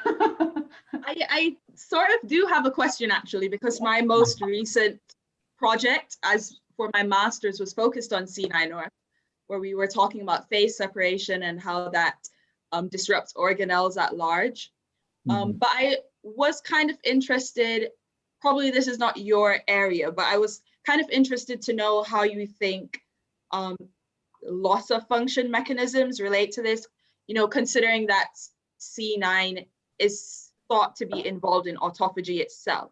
So how do you think that kind of feeds into your results? Yes. So yeah, as you may realize that at the beginning, there's three potential mechanisms in C9. One is the loss of function, so haploinsufficiency of the protein level. Yeah, there's many report that the oh, yes. Sorry, just quickly, we're going to get cut off in like a minute. So I just wanted to thank you all because, you know, next session starts. So I'm sorry, I have to like cut you off, but perhaps you guys can connect through email because I think it's a really important question and maybe cross-species comparisons could actually help with this process. So I think it'll be a great thing to suggest and look forward to hearing more about it, maybe perhaps at the next NeuroMatch convention or something. But thank you all. This was really helpful, wonderful. I learned a lot about all of your projects. So thank you for coming on today. Okay. Oh, okay. Thank you. Thank you. Bye. All right. So what I'll do is, I think we're streaming now. But we have a couple minutes. I'll just say that you'll go ahead and give your talk, and then I will help field questions for you and try to encourage people to put their questions in the Q&A.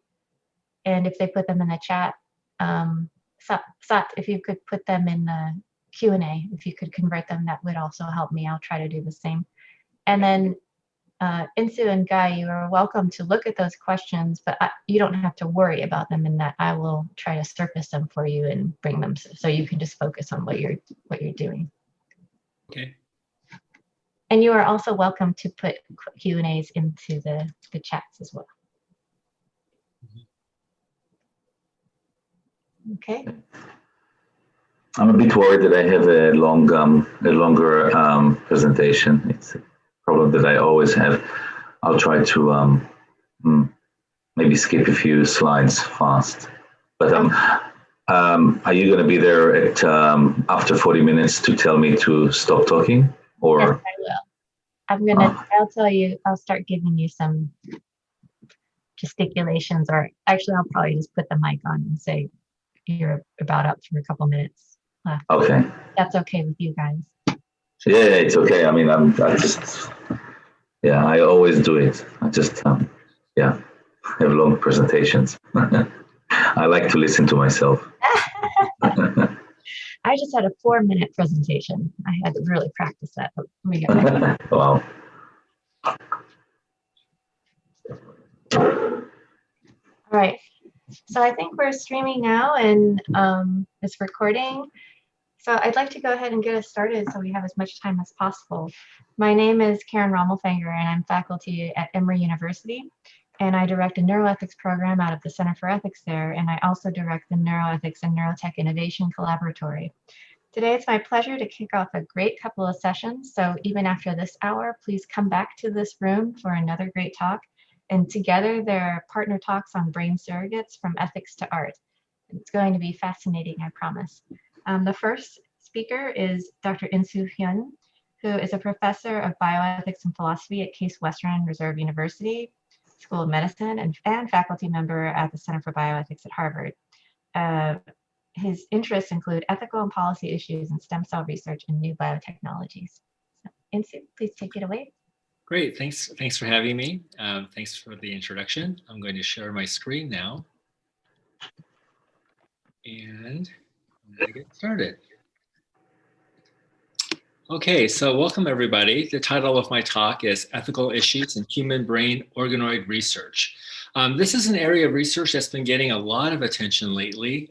If you look at the current issue of Nature, for example, there's a pretty long news article on this area of research, and they've interviewed a lot of my colleagues and me, and other bioethicists. So this is a very active area of interest, both for the popular lay public and also for stem cell researchers.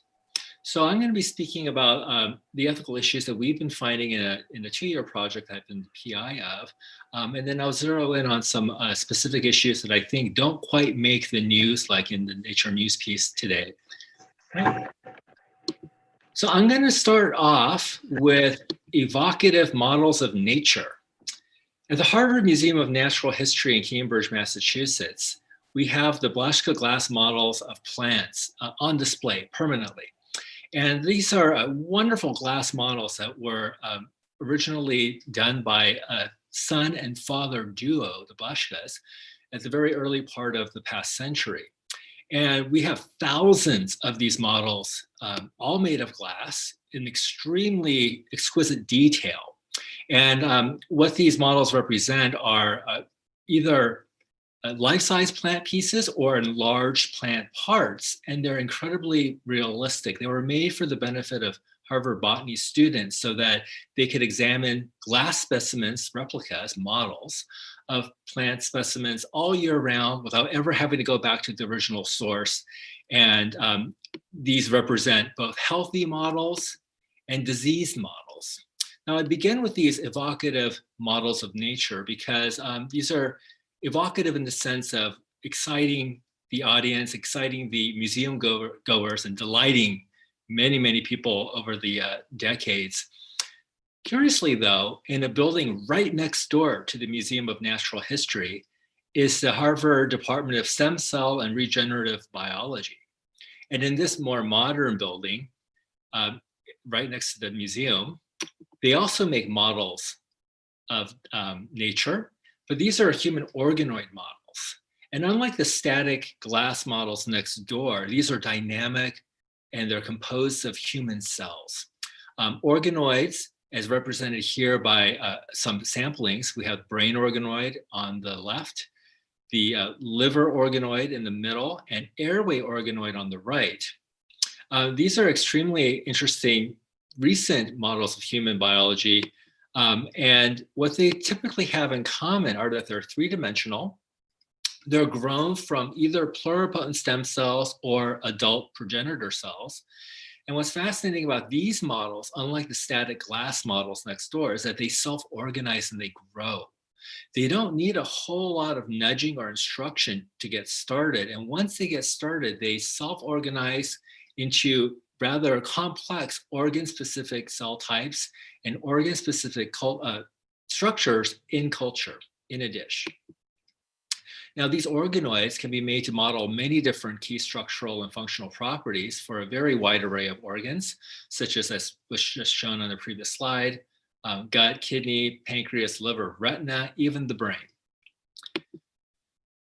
Now, these organoids, they're meant to model human biological development, but they don't simply stop at recapitulating what we think is normal biological development of the human body, but rather they can also be used as research tools for biomedical research and drug development. Because once you have a three-dimensional, fairly representative, fairly accurate model system for a particular organ of interest, then you can use that model system in a way that you normally can't interrogate your research questions in the same way with patients or with animal models.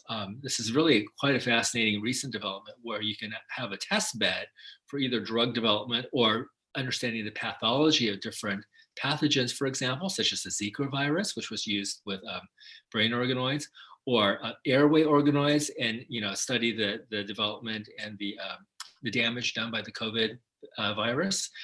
These are really incredibly exciting new platforms for development. But as you might imagine, among the various organoid systems, it's the brain organoids that capture a lot of attention. So I alluded to that Nature News story in the current issue, and that's all devoted to brain organoids, human brain organoids. They're particularly ethically sensitive, and it's somewhat easy to see why, right? Because when you think about the different organ systems of the human body, when it comes to stem cell and tissue engineering ethics, I like to say, along with my colleague Hank Greeley, that people really care a lot about brains and gonads. Everything else seems to be, of interest, but not quite charged as the things that either mark out what make us uniquely human or that could give rise to new life. So in light of the fact that these were really exciting recent model systems for stem cell biology and for biomedical research, some colleagues and I put in a grant for the BRAIN Initiative, and we called the project the Brainstorm Organoid Project, and we got funded a few years ago. We're now on a no cost extension because of the delays over the summer. But I'm the PI, and it involves researchers from Case Western Reserve University School of Medicine, Harvard Medical School, Harvard College, and Stanford University. So we're collaborating between bioethicists and leading brain organoid researchers at Harvard. So that's the George Church lab at the medical school, and Paula Arlada's lab at the college, and Sergio Pasca's lab at Stanford. And between these various labs and the bioethicists that are on board, we've been exploring over the past couple of years emerging ethical issues at the bench side as the research progresses in real time. And it's been a fascinating project. What we've learned from it, and I'm going to cover some of the news that we've discovered. What we learned from this is that it's a very rapidly advancing field, and it's not simply a matter of studying brain organoids, but actually building more complex assemblies that we're calling brain assembloids. So let's first start with brain organoids. Here's a picture from the Arlada lab, and this is basically, you know, a little well that's got a number of different brain organoids in the middle. It's suspended in culture. What you'll notice first off when you look at this picture is that the brain organoids are pretty small. They're about the size of a small pea each. They're round, they're smooth, and they're white. So when you imagine brain organoids being grown in a dish, many people imagine pink, lumpy mini brains, right? But these look nothing like mini brains. If I shown you this little container and I said, guess what's in here? I don't think many people would guess brain organoid. They look like tapioca. And the reason why they look this way is because they lack vascularization. That's why they're white. They don't have any blood. You know, all the nutrients there in the culture system are just, you know, absorbed through diffusion, right? And they're smooth. So each one of these might represent a very particular part of the human brain, but no single organoid that self-organizes can self-organize currently into all the various regions of the brain. So it's not going to look lumpy. It's not going to look like it's got hemispheres or anything like that. So that's what we would call a typical brain organoid. By the way, it takes about a year to get to this point. So it requires quite a bit of work and quite a bit of, you know, daily maintenance by the lab techs constantly to keep these things going. And so that's what you should think about when we talk about brain organoids. Brain assembloids are a whole other story. This is the work done by Sergio Pasca at Stanford, and this is a graphic from one of his publications. But an assembloid, as the name suggests, is an assemblage of different brain organoids put together. Now, there are various ways to do this, but I want to draw your attention to this one, which is kind of the primary way that Sergio makes them. He'll get brain organoids that differentiate into you know, these little pea-sized pieces, and he'll identify which part of the human brain this might represent. And then if you get forebrain dorsal, forebrain ventral, you might be able to, you do. You put them together at the very bottom of the wall. You just physically put them in contact with one another. And in a few days, they actually start to form these long distance projections and they fuse together. It's really quite remarkable. So if you keep doing this, you might artificially force the system to put together in its entirety as many regions as possible. Now, of course, these are still not vascularized, and if you start to make them too large, they start to develop necrotic cores. They start to die in the middle. So there's actually a physical limitation to how large these can get. But people are working very hard at creating artificial vascularization systems, or even, you know, cell-based vascularization, to help nourish these organoids in the hopes that they will grow even larger and more complex.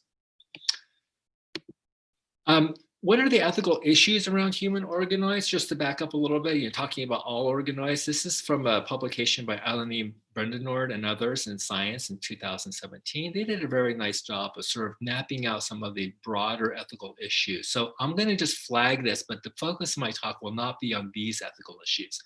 My focus of my talk will be on the ethical issues that are not on the slide. But just to kind of, you know, square off the talk a little bit. Clearly, there are going to be implications for animal experimentation. Clearly, there are people who are very excited and very interested about possibly reducing and replacing animal model systems with organoids, because that might be a very nice intermediary step from between bench to human trials. So you might, instead of using an animal model of a disease, screen your drug on an organoid, which might actually be more physiologically or biologically relevant. There are other kinds of organoids that I didn't get into in my earlier slides, which seem to represent very early human development of an embryo. So not just a particular organ or region, but actually the entire post-implantation embryo. These are what are called gastroloid models. So that could also start to then, you know, have an effect on the kind of experiments that currently are being done using embryonic and fetal tissue sources. There are biobanking issues, there are patient consent issues. You know, what do you tell the cell line donor? By the way, you know, I said that these are made typically, not all of them, but many of them are made by pluripotent stem cells. Pluripotent stem cells are stem cells that can become any kind of cell in the human body, represented up here by the different systems. And now we know that we can make these at will by reprogramming patient samples of either skin or blood or even urine, and reprogramming the cells found in those biopsies to become pluripotent stem cells. This is what's called induced pluripotent stem cell research. So, you know, do you need to tell the people from whom you're getting these cells to make a pluripotent stem cell line that one of the uses of that stem cell line might be to generate organoids? And, you know, do you have to even further disclose that you might be generating brain organoids? And then there's also, you know, issues about research integrity and public communication. So basically, when you look at this slide, I want you to just keep in mind that human organoids, whether they're kidney or brain, certainly do intersect with and engage with long-standing issues in biomedical research, right? So this isn't really that new of a category. It just kind of joins the conversation here in all these aspects. So what I'm going to spend the rest of my time today speaking to you about are the new issues or the unique issues associated with brain organoid research, and maybe set aside these important but also very common and long-standing issues involving, for example, research sharing, biobanking, and consent. So what are the main ethical considerations? Well, you know, like I said, the typical ethical issues I'm going to set aside for now. Really, you know, the attention and what kind of drew us to the project initially was concern about the moral status of the brain organoid, or now assembloids. You know, do these deserve any special consideration or protection? Do they have a moral status somewhere between animal and human subject? What is in the dish? What is the status morally of that thing? That was initially where we started. I'm going to tell you, though, that now we're really much more focused on other considerations. So I'm going to just trace for you some of the reasoning for why right now we are not all that worried about moral status at the moment of the brain organoids.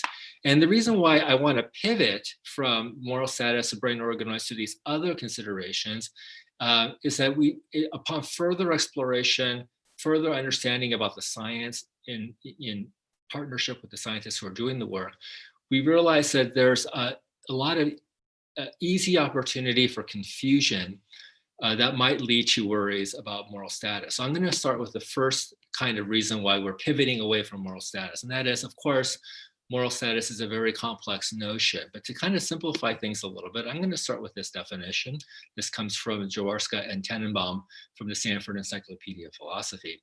But here, moral status, I think this is a pretty nice, tidy definition. Moral status means that an entity has moral status only if its interests matter morally to some degree for the entity's own sake. That last bit I think is crucial. Okay, so something has moral status only if it or its interests matter morally to some degree. We don't know exactly what, but it matters, but it's for its own sake.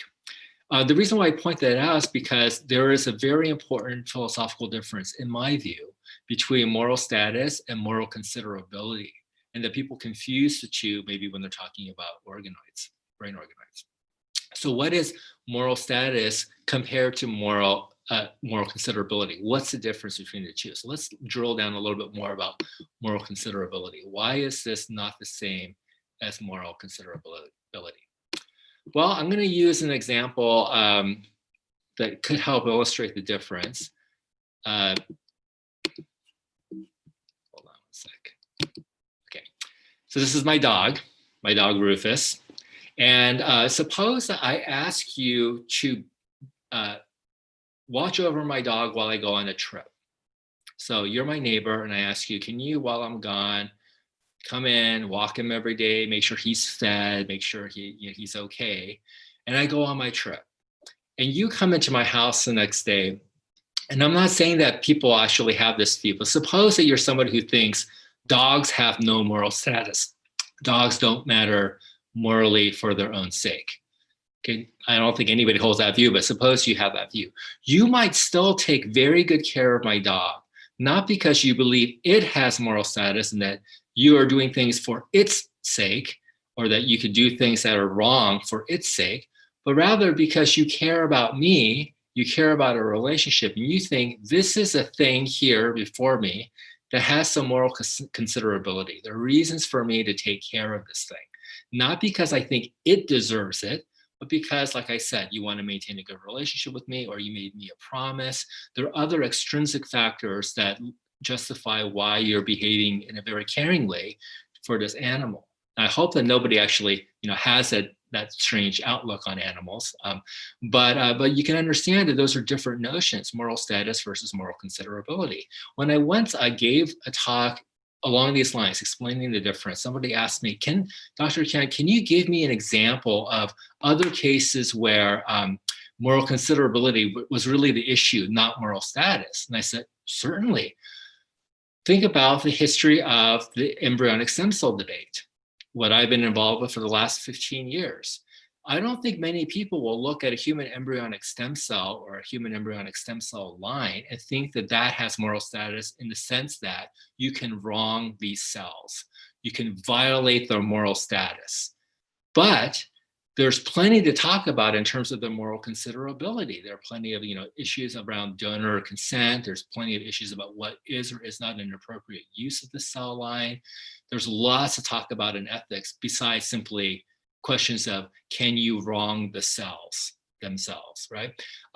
So moral considerability, just going back to the stem cell debate, it was always about considerability. So that's a clear example for me where you can talk about moral considerability and talk quite a bit about it without ever having to assign moral status to the thing. So let's get back to organoids. Even if you suppose, for the sake of argument, that brain organoids have moral status, that you can do something right or wrong to them for their own sake, then what would be the grounds for their having this moral status? Like what properties do they have that confer this moral status? And I'm going to skip ahead because I know that there's lots of contenders people might say, but to get back to like the main contender, we think people think maybe it has moral status, or it could have moral status if it has one particular grounds for moral status that we assign to humans, which is consciousness. So if they're capable of becoming conscious, if they are conscious and we don't know it, a consciousness itself will be a grounds for moral status. And so I said, again, we're pivoting away from thinking about moral status per se, about brain organoids, and here's the reason why. There are so many different things you can mean by consciousness. Okay, you might mean by consciousness access to sensory stimulation. You might mean wakefulness. Either the animal is awake or is anesthetized. By consciousness, you might even mean that the subject can focus their attention on some stimulus, that their eyes can track a pen when you go across their visual field. Even more complex, they might be sentient, right? And then ever more complex is the notion of self-awareness, which is this more existential state where the subject is aware of oneself as a being that persists through time, that you have a past and you have a present and you have a future, and that you're concerned about your future. That you're aware of yourself as a subjective being that has experiences, and that you have thoughts about your own thoughts, that you have thoughts about your own experiences. That to me is probably the most robust for the grounds of moral status if you go down the consciousness route. I think that brain organoids are nowhere near any of these. The other thing to point out is that there are plenty of animal models that have all but the very last one, and we still use them for research that's invasive and that could end in their sacrifice, right? They have access to sensory stimulation, wakefulness, focal attention, sentience. So even if a brain organoid had these things, doesn't mean necessarily that it's off limits for research. So I think the key issue is, do they have self-awareness or not? And in other publications, I've talked about how you need language to have self-awareness, and you need input and output of sensory perceptions and other connectedness to the world to have self-awareness. And a disembodied brain organoid in a dish could, even an assembloid, could not have this without quite a bit of other bioengineering support. So we're not there right now in terms of being worried about consciousness, because the science isn't there. All these varieties of consciousness require many, many things to that brain organoid, the correct overall brain architecture. I think size is an extremely important issue. It has to get to a certain size to even be capable of supporting these kinds of interpretations of consciousness. You need all the relevant cell types. And by the way, these brain organoids don't have all the relevant cell types. They don't have microglia, for example, which people think are necessary for cognition. And they don't have always all the interconnected cortical brain regions together. So we're very far away scientifically from having to worry about any of these forms of consciousness. So then what are we concerned about? What are these other considerations now that I've pivoted us away from moral status and consciousness? Well, we have, the biobanking, those kinds of issues, of course, but what's really unique here? Well, we're finding that generating and setting brain assembloids, it requires controversial source tissue. You need fetal brain tissue as controls to know whether or not these brain organoids and assembloids really are recapitulating natural development. When a brain organoid starts to first form and self-organize, it goes through all fetal stages of development. So that's why you have to get you about 9 months to a year to get a pretty mature cortical region formed in your brain organoid. It takes a long time. You still kind of go on human developmental time as these cells self-organize. You might want to add microglia, because that's a cell type that doesn't naturally come out of the pluripotent stem cell line in your organoid culture. And to get that, the short way, the easiest way to get microglia is to isolate them from patient postmortem tissue, and then to transplant that directly in, because it's extremely hard to create your own microglia in the dish. So the idea here would be just add that missing ingredient by taking it from postmortem samples. Now there you have, a whole donor issue there as well. Controlling polarity and predictable 3D cellular architectures, that's the head to tail and back to belly axes.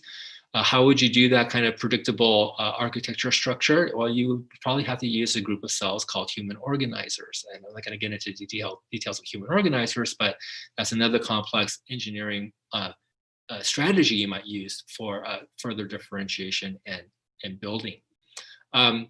Building these brain organoids and assembloids also requires some level of sensory input, because we know that the developing brain needs sensory input and maybe even some output to develop appropriately.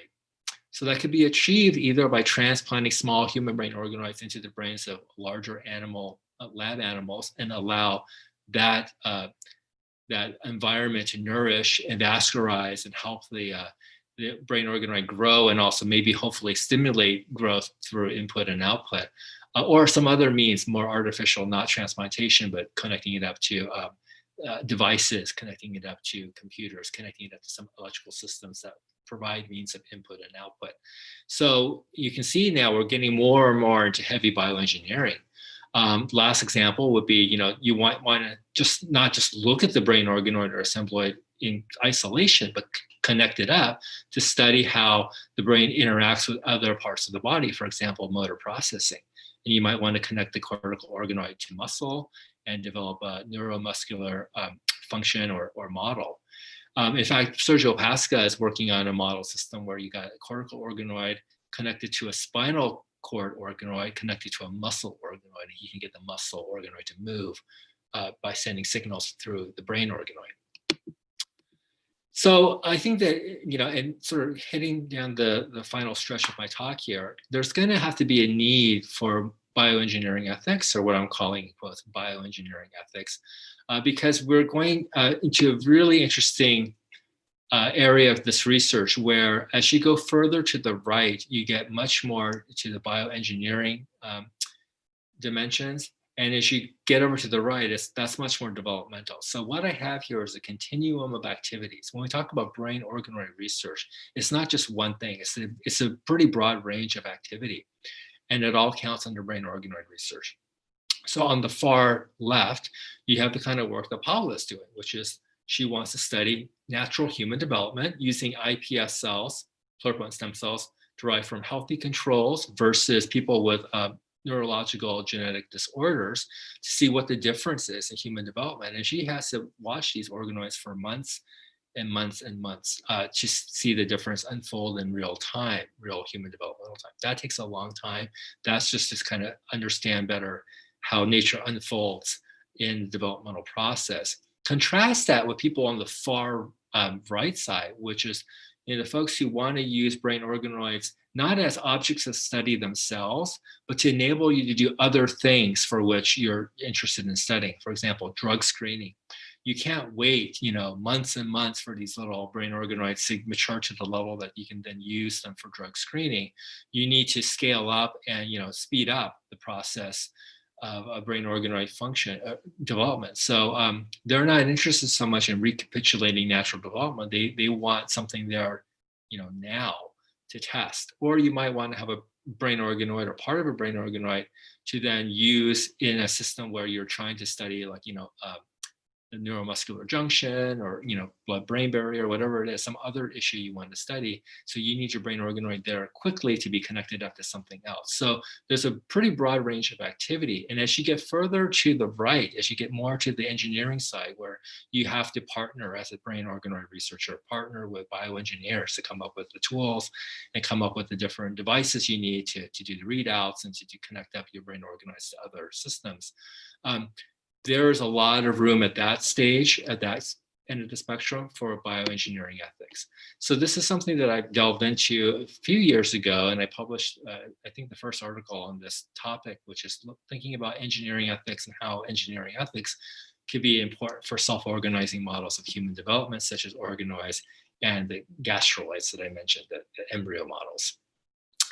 Now, what is this engineering ethics? We don't mean old-fashioned engineering ethics. Old-fashioned engineering ethics was the ethics of, trying to, number one, anticipate potential social impacts of a new technology.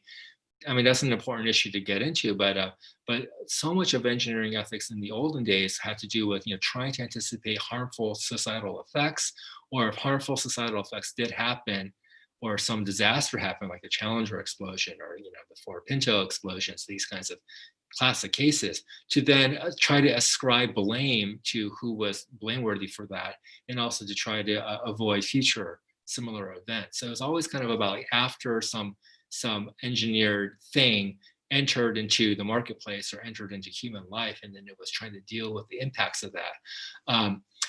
Engineering ethics today, at least coming out of the Netherlands, is something much more dynamic. What I call the new engineering ethics coming out of the Netherlands, I think is really well encapsulated by this example of the Dutch Evo car. So there were some groups of engineers in Holland who were tasked to come up with a design for an efficient but very safe city car. And so they had, at least two goals to pursue. One was to make the car as efficient as possible, and also to make it as safe as possible. What they realized was these two goals started to fight one another, because the more safety features you wanted to add to the car, the heavier it got. And the more safety features you removed to make it more efficient, well, meant that it became very light and maybe dangerous in a collision. So what they realized was they have to make trade-off decisions in the design of their product, that the design itself was not value neutral, that they were kind of working under implicit understandings of what safety meant. Do we mean passenger safety or pedestrian safety? What do you mean by safety?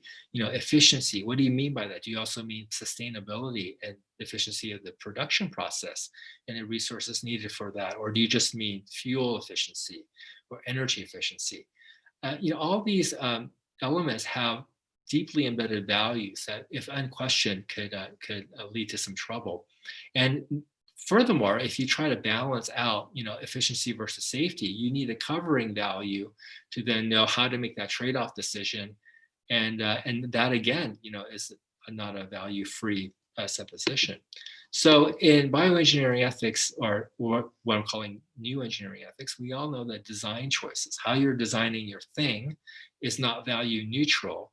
And as you get to the right side of that continuum that I just showed you, toward the more engineered, heavily engineered side of brain organoid research, these are also going to have to involve design choices of what you're pairing with the organoid, what you're trying to get the organoid to do for you.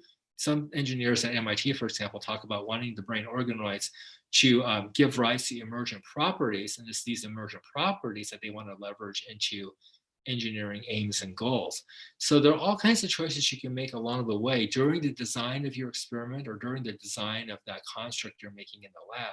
And it's going to be too late for people to talk in the old engineering ethics model of the societal impact or how to, assign blame if things go wrong. I mean, nobody in that old system of engineering ethics was talking about what choices are being made during the development of that technology. So we have to identify the value judgments that are motivating various trade-offs in these alternatives. You have to discuss openly how these trade-off decisions are to be made.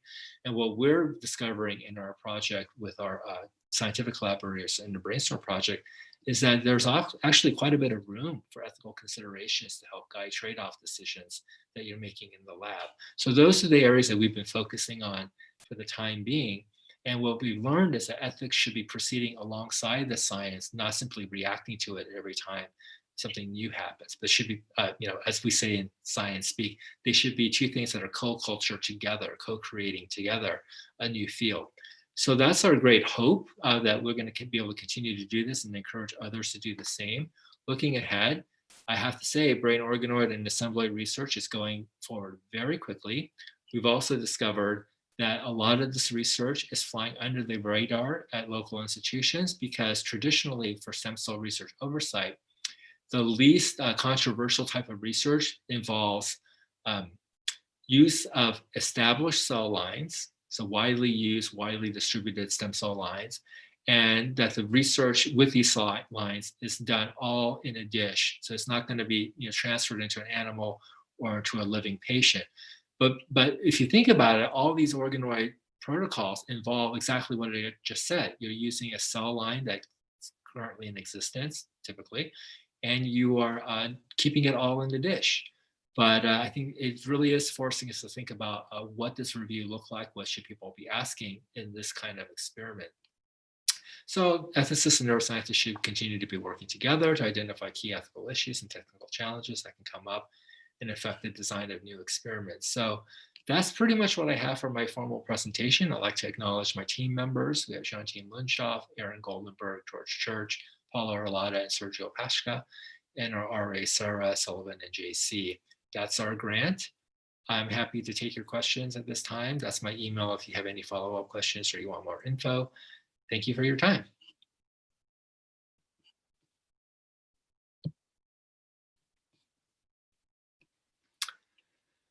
So I don't know if people have any questions. I'm happy to elaborate on anything that I've said or clarify anything I've said. I know I went rather quickly. There was a lot of material. So there aren't any questions yet in the Q&A box, but I encourage people to submit their questions there. So if I may kick something off, I'm a computer scientist working in neuroscience, and a parallel set of questions exists in the world of AI, where we are designing synthetic machines that can act and behave in human, superhuman ways and on very narrow tasks. And so the central question there is, how do you define and then how do you measure consciousness? So what is the equivalent of sort of that question? How do you define and measure consciousness in brain organoids? Yeah, that's really interesting.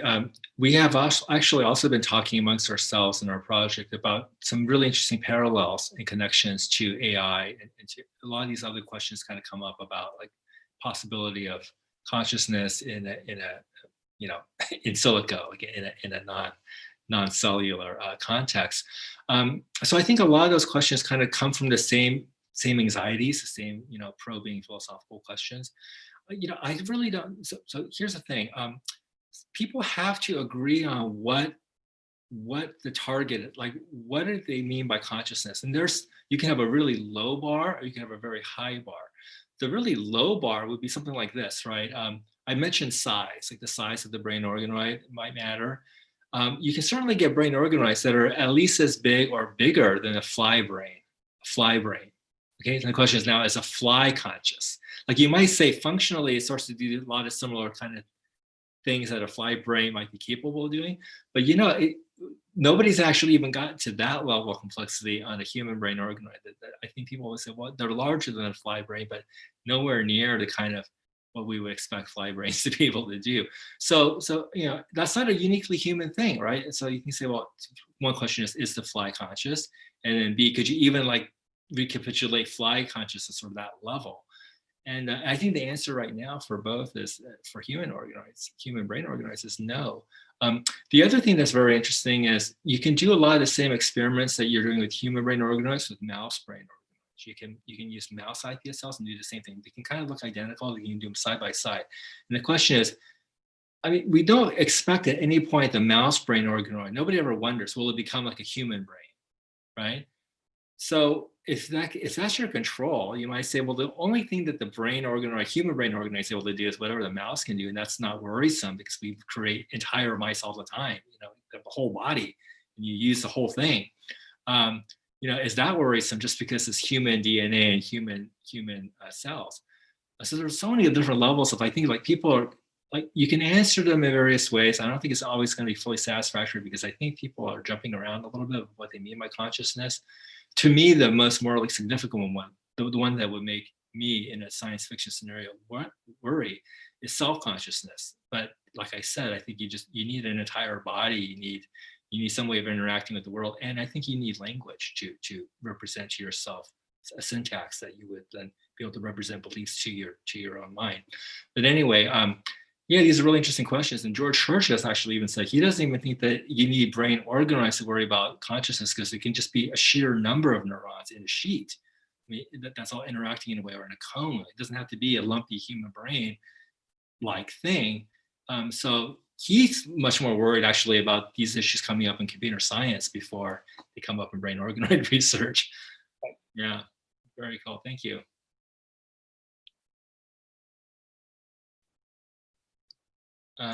Anybody? See if Guy has a question, or Karen just jumped back in. Mm-hmm. Yeah, Guy, I'd be curious to hear what your reflections are on this. I think you're muted, Guy.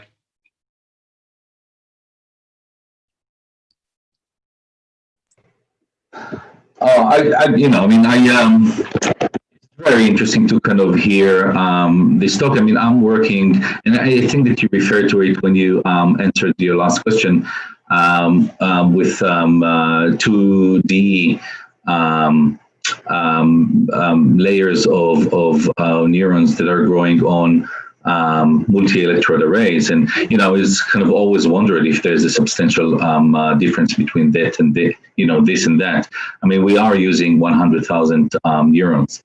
But in the brain, it's the three-dimensionality of the brain that is one of the reasons, or one of the structure of the brain is very important to the consciousness, or to the the idea of intelligence. So I was kind of always wondering if we could get to kind of higher levels of complexity with two-dimensional layers of neuronal cultures.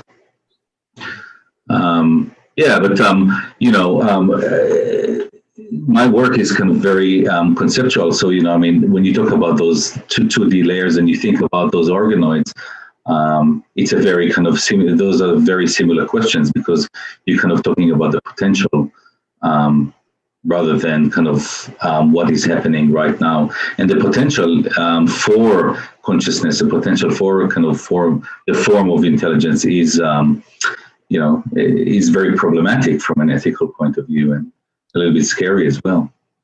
Yeah, you know, it's interesting to me how you might do some thought experiments and wonder out loud, is like a human brain organoid or assembloid as it starts to get closer and closer to what's happening, you know, in human development, is that necessary or even sufficient for consciousness? Because you might think it's not necessary, because you might imagine scenarios where it's all two-dimensional or like it's a different shape. And the networks are not all, it's not all human neurons, but it can be mixed with other things, right? And you can still wonder, is the thing conscious? So I think the architecture itself is not doesn't necessarily have to be needed. And it might not even be sufficient because, as you know, real human brains, infant brains, you know, they're 100% natural and real, right? But it takes quite a while for all the right inputs to happen and for the brain to actually have a full consciousness. So, so it's fascinating to me that maybe people get a little sidetracked by obsessing that this is human sourced, so there must be something special, and that if it looks a certain way, you know, that plug looks a certain way, then you automatically have the phenomenon in question. But I think that you can really question some of these assumptions. So the worry doesn't go away. I think it actually extends to these other possible platforms. Yeah, I mean, this is why art is such a good platform for research, because we don't care about all the kind of scientific details. You know, we have the prerogative to imagine and kind of through those kind of scenarios, and I'll talk about it in my talk, those kind of contestable futures, to try and comment about the implications of those technologies or the implications of those realities that we're kind of marching to. Great. Yeah, I think that for me, as someone thinking about how wonderful having the two of you together would be to talk, you know, I found you to be working on a similar thing, actually, in that you're both thinking about, so Insoo, kind of what you've been doing is saying, don't get hung up on the moral status. Let's be clear, like, we're worried about moral considerability, and that's big enough on its own before we start getting hung up. And I think, Guy, you're doing the same thing. You're thinking deeply about those considerations and how we explore them and how we might interpret them. And I see there being a need for more expansive conversation. And one of the things, you know, I was wondering about was language, the language that we use to talk about these things. So, you know, Insoo, even in your title of your paper and also in the beginning, you mentioned this self-organizing, right? And I think that self-organizing term, you use self one, you know, so it suggests that it does have its own interests, right? But it also in the lab, you know, we might be using this a different way. And then there's also similarly kind of sloppy use of consciousness, not by you, but I'm saying in general, scientists may say that they are studying consciousness, but they're just studying awareness. Mm-hmm. But maybe it's not, you know, maybe actually they really do mean that they think that they're leading to, they are understanding consciousness. How do we get around these things? I mean, at some level they're technicalities, but another level, I think you're both saying, you know, we need to think expansively about this too. We just need to know how to interrogate it. Absolutely. Yeah, I've always thought, I posed this actually to some of my collaborators on this project. I said, you know, not that anybody would, not that I'm encouraging it, but suppose you were actually setting out to try to produce consciousness in the lab. Like, what would that protocol look like, and how long would it take, and what would you try to do? Once you get a clear idea of what that would involve, then we have an idea of like what it would mean to like accidentally get to that state, right? And what people identified was that would be an extremely hard protocol. You would have to have all the, if you want to go with the brain architecture, human brain, you have to have all the reagents that probably have to be very large, much larger than we can engineer right now. And it has to have input and output, and constantly has to have that system to kind of help the neurons mature and make all the connections. And if you're lucky, you might get something, you might get some kind of emergent property. I don't think people could like accidentally do that. Because right now the worry is, what if you're doing your research and you accidentally without intending to create something that we might consider to be conscious. And when you put it more in terms of suppose that that's your research aim, how would you actually do it? Or even like, maybe somebody might say, well, that's too hard. Let's go two-dimensional, right? Like all we want is the emergent property. We don't really care what's supporting it, as long as it can support it, it's sufficient. You can imagine, like that would be a really interesting thought experiment. Like how would you actually design it? And what would be your criteria for knowing that you achieved it?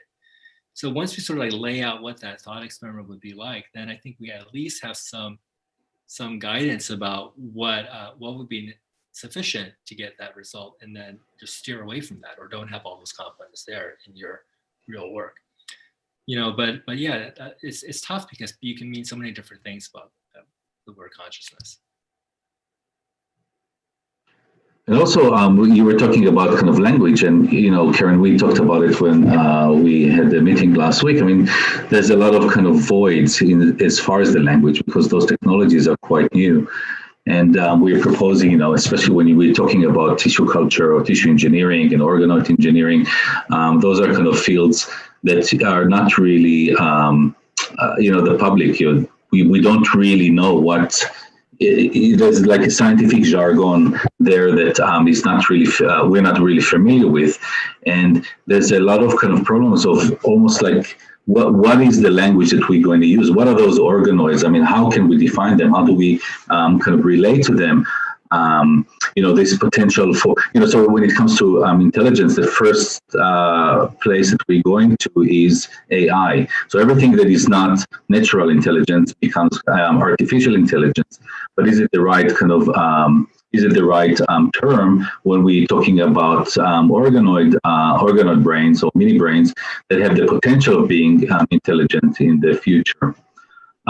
We don't have the language to describe, or we don't even have the tools to even start thinking about what are they and how they're going to function, and how do we refer to them within kind of our discussions about them or thinking about them. Yeah, actually, to follow up on that point, I mentioned the work that Sergio is doing, where he's combining three different organoids, right? The cortical organoid, spinal column organoid, spinal cord organoid, and muscle. So what do you call that system? I think he's calling it an assembly, capturing like what's going on there. Or some people might say, what if we get a brain organoid and we can make a heart organoid and kind of make a self-contained system, put blood in it, and it's actually pumping blood into this brain organoid? Well, what the heck is that? And what if you're using a human cell line and a non-human cell line? Yeah. So there's the need to start looking at the taxonomy of life, and to try to kind of fill in the gaps that those new technologies, those new biological technologies, are kind of creating by creating new forms of life, or kind of ideas that are related to life in the labs. And I think that this is kind of what our role as philosophers, ethicists, or artists that are kind of dealing with those technologies. This is where we would come in to try and kind of fill those gaps. Okay, wonderful. Isn't that great lead? And thank you so much, Dr. Hyun, for your talk. And I'm really excited to see the next talk, and I hope you'll come back in a few minutes. This will be, the title of the talk is Matters of Liveliness and Other Observed Scenarios from In Vitro Intelligence to Surrogate Performers. So thank you for your attendance. Thank you for the wonderful conversation, and I look forward to starting it again in about 10 minutes. Great, thank you. Thank you.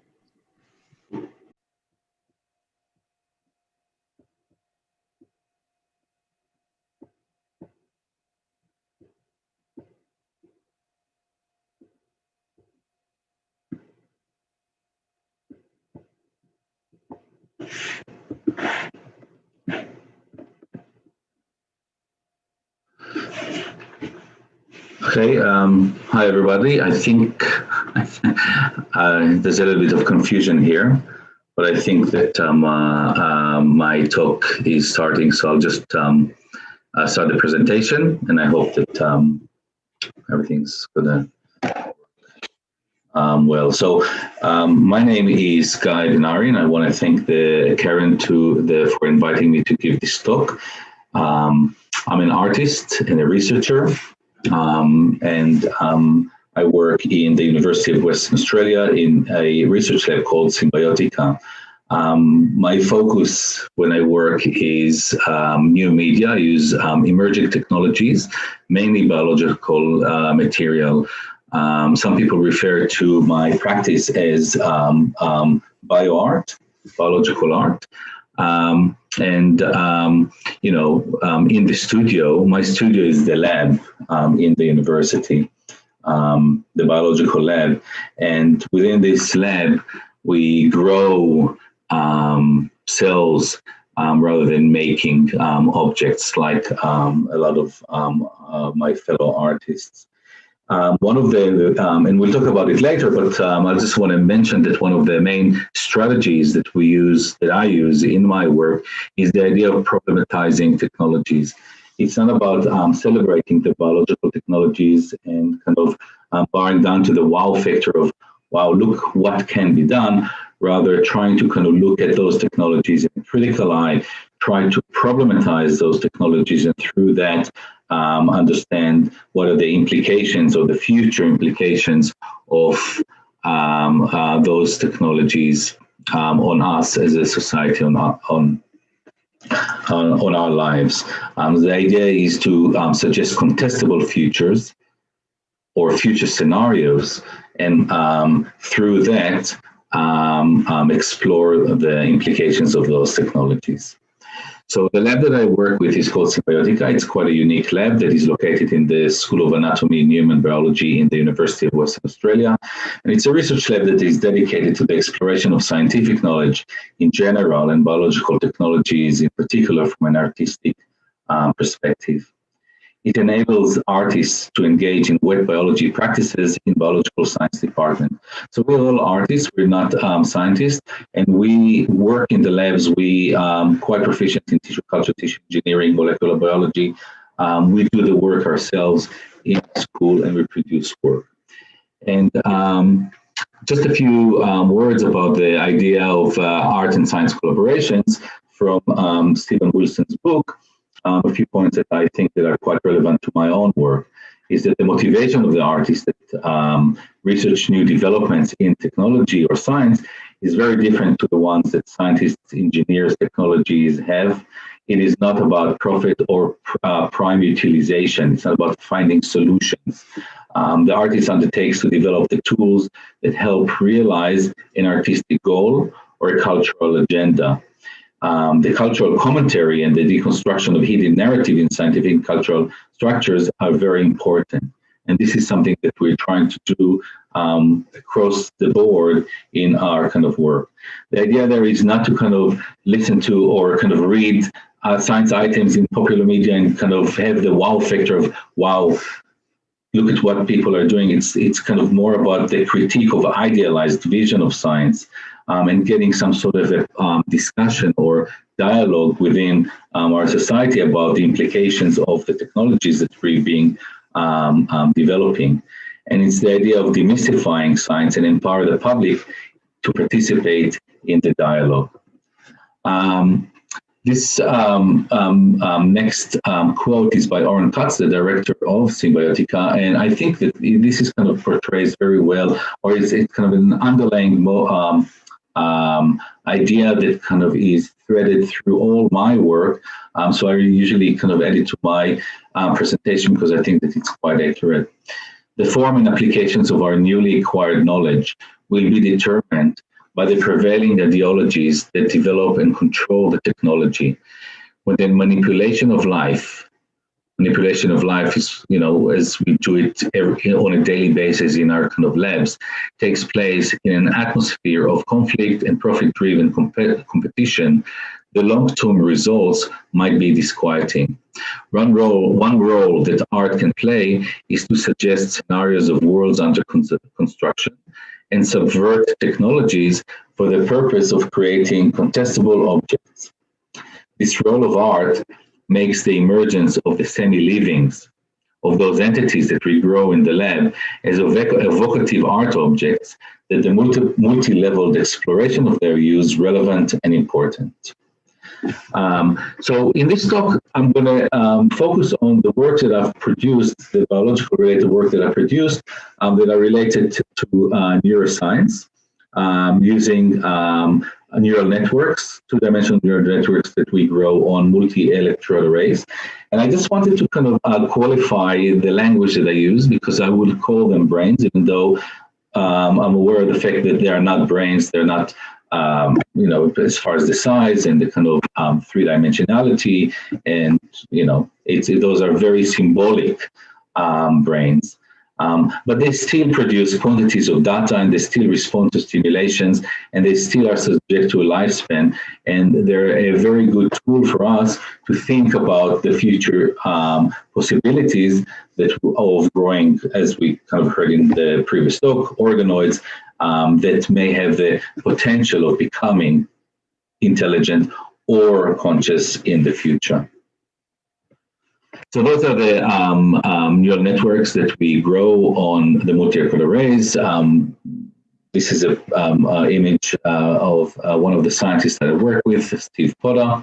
And those are the multi-electrode arrays. Those are Petri dishes that have 64 to thousands of electrodes that are embedded on the base. The neurons grow on them, and they offer a unique opportunity to communicate or to kind of have insights of the from those neural networks by being able to record the electric activity that the neurons are producing through the network, but at the same time to stimulate the neurons, send stimulations to the neurons or information from the world through those stimulations as well. So there's an input and output, in and out, or read and write possibilities when using or growing those neural networks on those Petri dishes or multi-electrode arrays. For me, those dishes and growing neural networks on the multi-electrode arrays offered unique possibilities of getting insight of what is happening within those networks. What we were doing in our artwork, we're basically giving bodies, we're embodying those neural networks with robotic bodies, artistic robotic bodies that communicate with the neural networks. For me, the embodiment was a strategy to highlight the liveliness of those microscopic neural networks and to manifest their erratic existence through movement and behavior and create a feedback loop. In the early days, before I started to use them, I could only observe those neurons through a microscope, through staining, maybe time-lapse photography, but the electrophysiological rig, the multi-electrode array, and the idea of embodiment allowed me to look at what is, have an insight of what is happening within those networks. So it was a very important piece of technology that we started to use.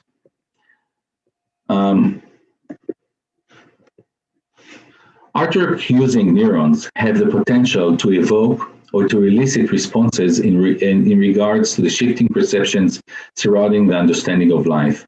By bringing possible scenarios to life, neural networks confront the viewer both instinctively as well as intellectually by calling into question the liveliness of the different categories of life, death, human, and non-human. On a personal level, when I started to tissue culture neural networks, I felt very uneasy. I felt uneasiness, an uneasiness that I didn't feel when I was culturing skin cells or muscle cells or any other type of cell. I think that it was because of the idea that in masses, those neurons that we culture are responsible for concepts such as intelligence or consciousness.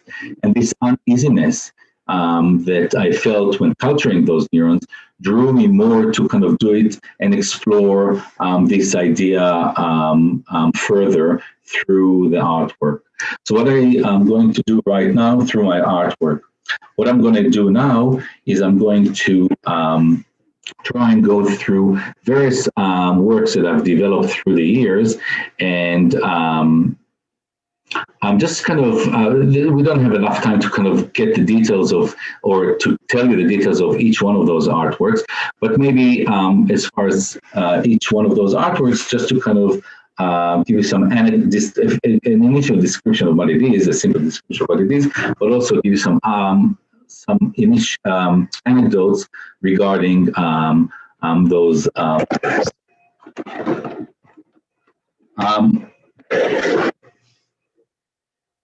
So the first,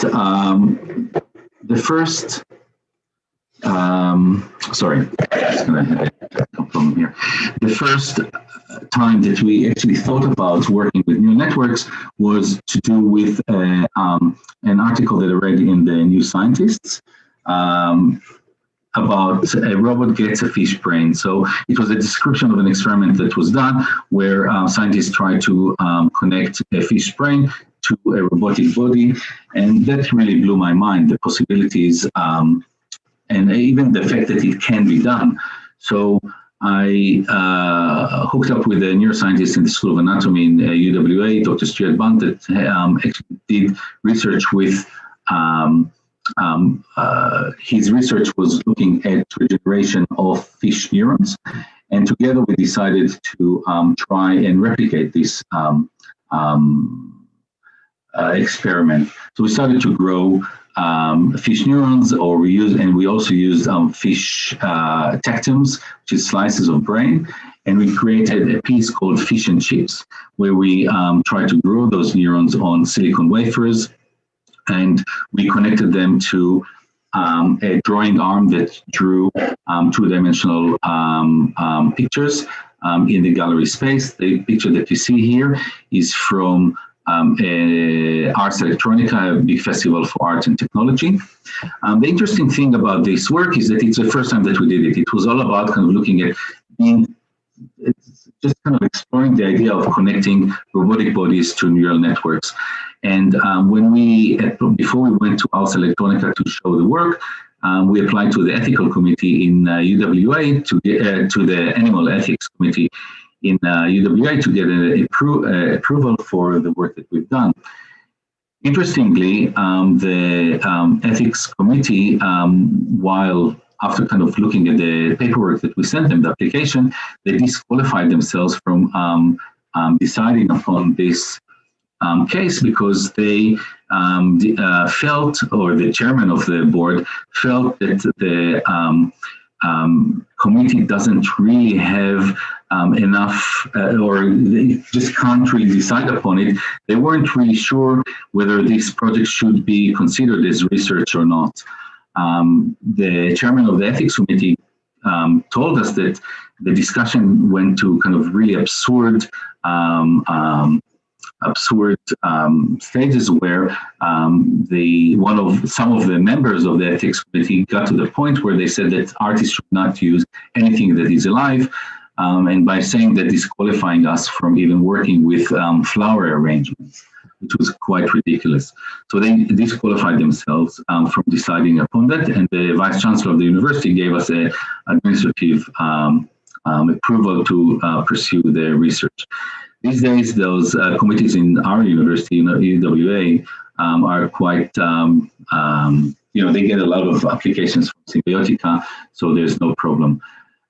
Interestingly, I just applied for an IRB approval in the US for a new project that I'm developing, and the director of the IRB in NYU got to the same decision that we had 20 years ago in UWA, where he said that the project that involved drawing blood from a composer with his consent and reprogramming his blood cells into stem cells is not considered as research because it's done for art and not for science. Basically, what we were asking them to consider is if a cultural project, such an art project, can justify the sacrifice of one fish for this project, the Fish and Chips. From Fish and Chips, we further developed this project and to a project called MiArt. We used the same kind of drawing arm, the same sculptural object, but we started to work with Dr. Steve Potter from the Georgia Tech in Atlanta, and neuroscientist from Atlanta. Steve introduced us to the idea of growing neural networks over multi-electrode arrays and the idea of embodiment.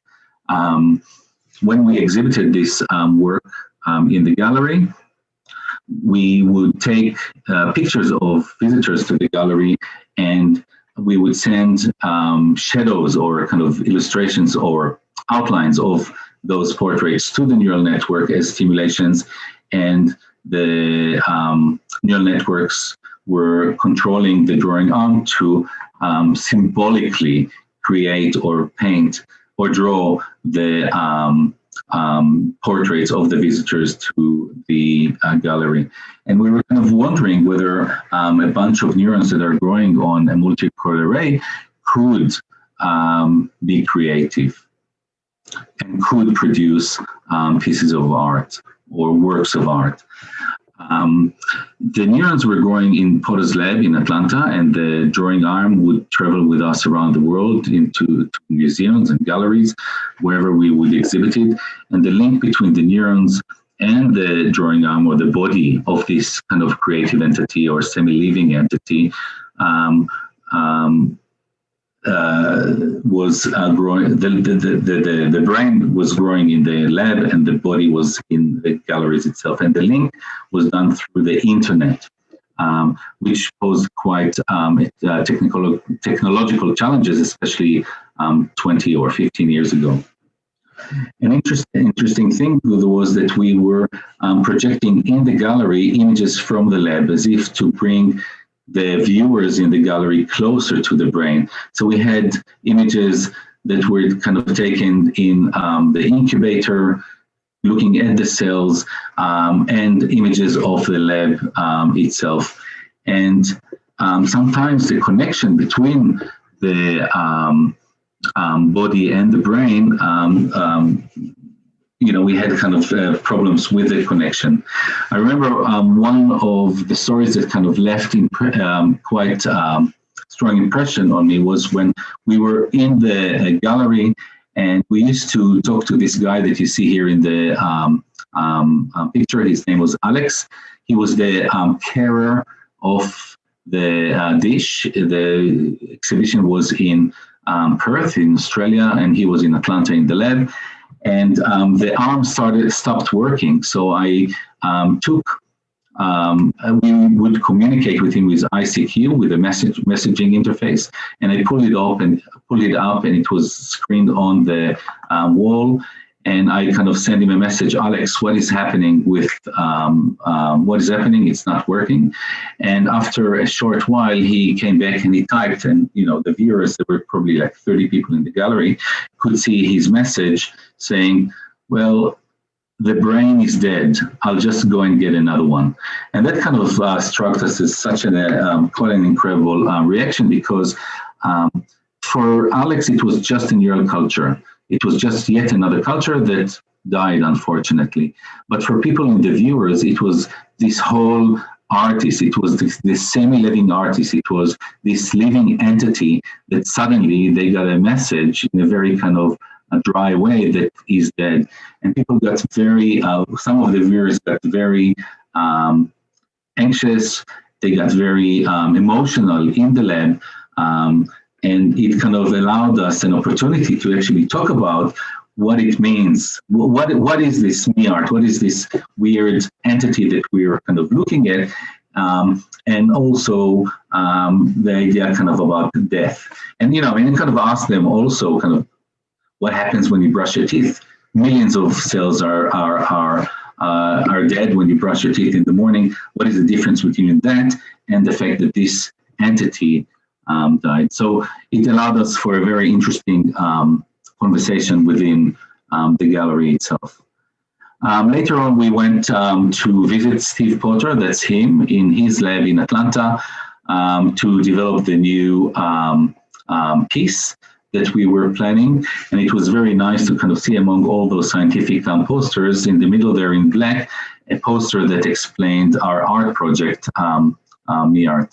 And this project was called Silent Barrage.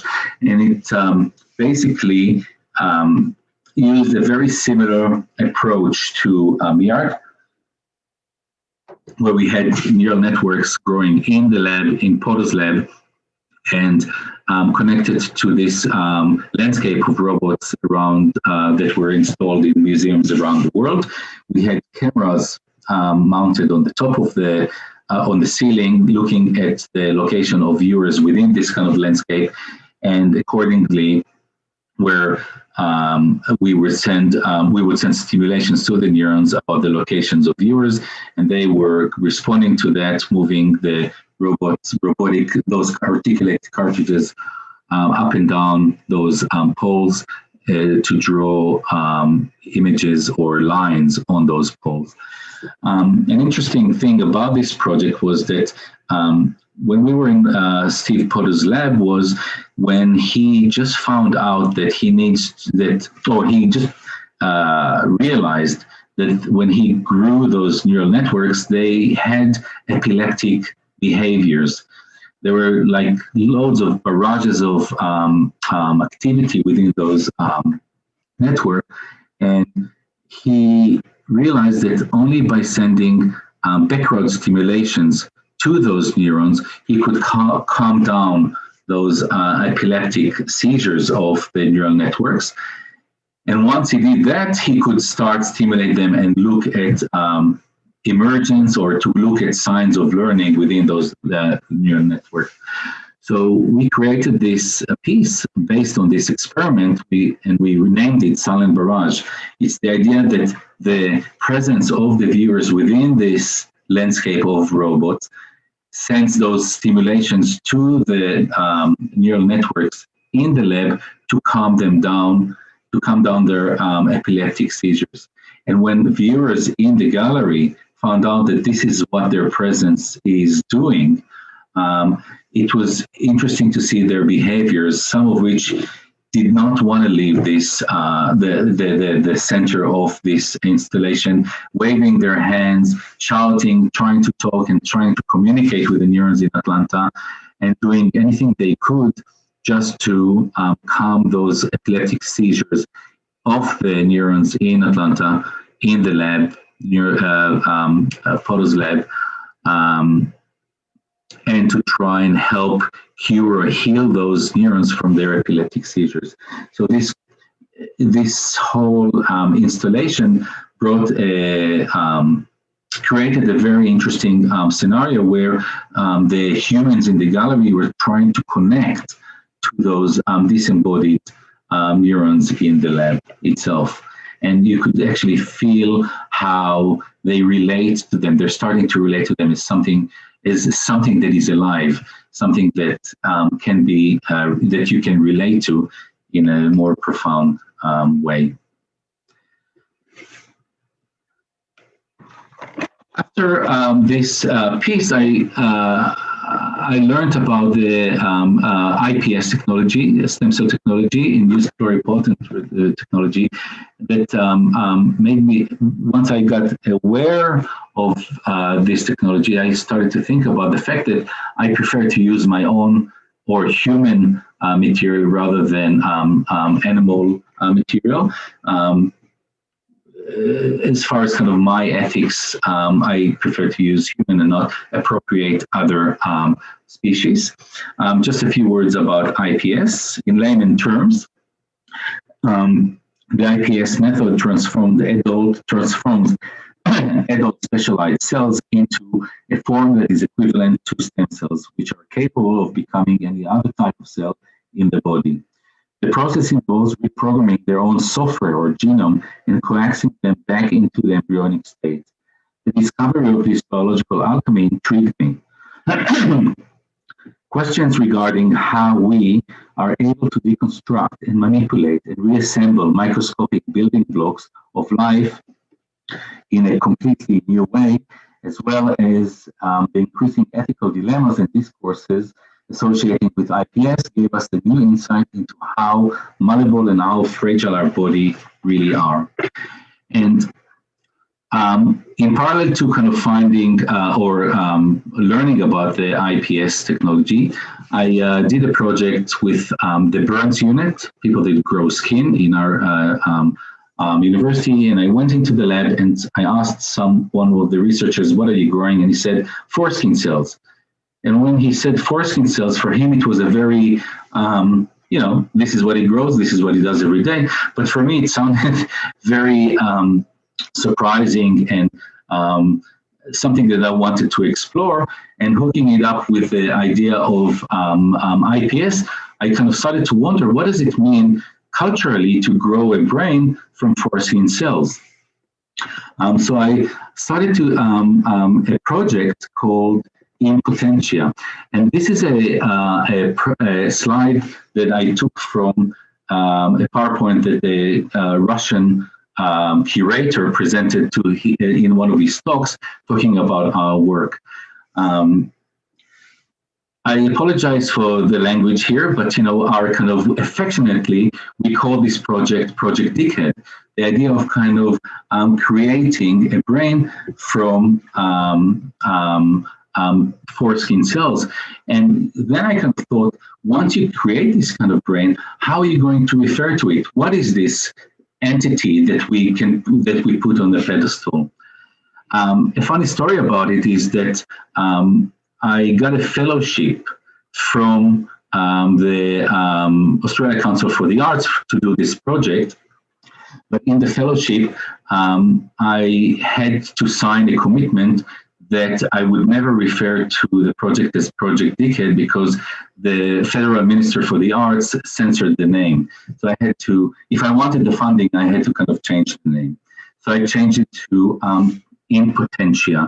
And this is the project where we put this brain, which it wasn't on a multi-electrode array. We just kind of put it on a pedestal that was kind of designed in a very kind of similar to kind of 18th century kind of paraphernalia. And we asked the viewers to think about what it is by literally placing a live male brain on a sculptural robotic pedestal that has been informed by the aesthetic of an 18th century scientific paraphernalia. In Potentia raises some interesting questions in regards to what does it mean to be alive and to be human in the 21st century. This object was a full functioning kind of lab, and we grew this brain over 2 to 3 months in the gallery itself with kind of automatic feeding of the cells. It's the top bit where the glass is an incubator at 37 degrees and 5% CO2. So after we worked with those this brain that derived from neonatal foreskin cells, I decided to start using my own cells. So I developed a project called Self, and Self itself started with what could be seen as a materialist question underpinned by the belief that artistic practice can act as a vector for thought. What is the potential for artworks using biological and robotic technologies to evoke or elicit responses in regards to the shifting perceptions surrounding the understanding of life and the materiality of the human body?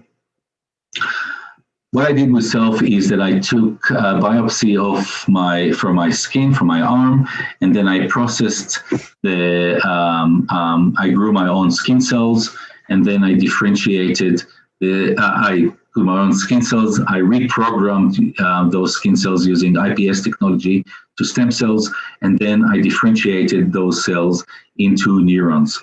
So I ended up to what I refer to as my external brain, quote unquote brain, of course, growing outside of my body. And then I grew those neurons on this interface that I used for MiArt and for Sun and Barrage. And I was looking to embody myself, what sort of embodiment would I give myself? This project started with a fellowship that I got from Australia Council, another one, that was for a biological self-portrait. But after 2 or 3 years that I tried to optimize the protocols, looked at myself and my cells every day through the microscopes, and I had so many failures of trying to differentiate my skin cells or my stem cells to neurons. It took me around 18 months to optimize this process with quite a lot of disappointment. After that, I could not think about a self-portrait. I wanted to move away from that because I didn't want to look at myself again. So I shifted it to a quest of becoming a rock star. I looked at one of my, instead of portraying myself, I wanted to portray one of my childhood dreams of becoming a musician, of becoming David Bowie.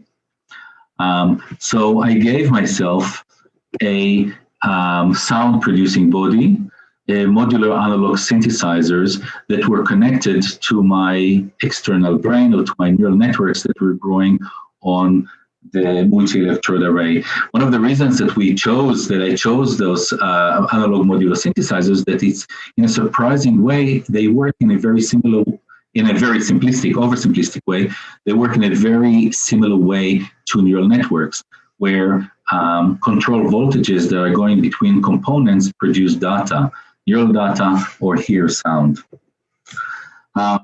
And we created this work where, we invited human musicians to come and play with this apparatus, where the human music is sent to the neurons as stimulations, and the neurons respond to the stimulations by producing control signals that are controlling the synthesizers. And as such, we have created a platform where we have improvised post-human jam sessions where the humans and the non-human musicians are jamming or playing together.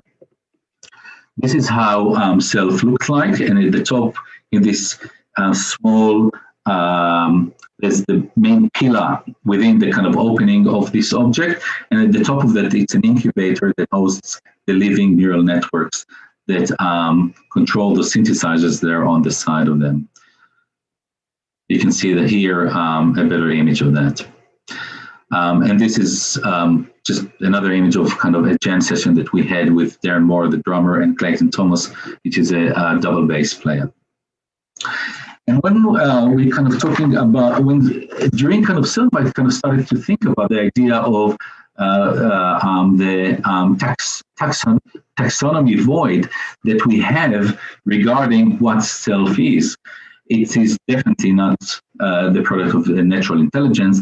And even though we exhibited self in festivals, most of the festivals that we exhibit self are kind of AI related, artificial intelligence related festivals or kind of frameworks, we felt that it's not really an AI work. So we decided to kind of coin the term in vitro intelligence to describe the potential of intelligence that could come from neural networks. Neither an artificial intelligence nor neural intelligence, okay, self falls within a taxonomic void.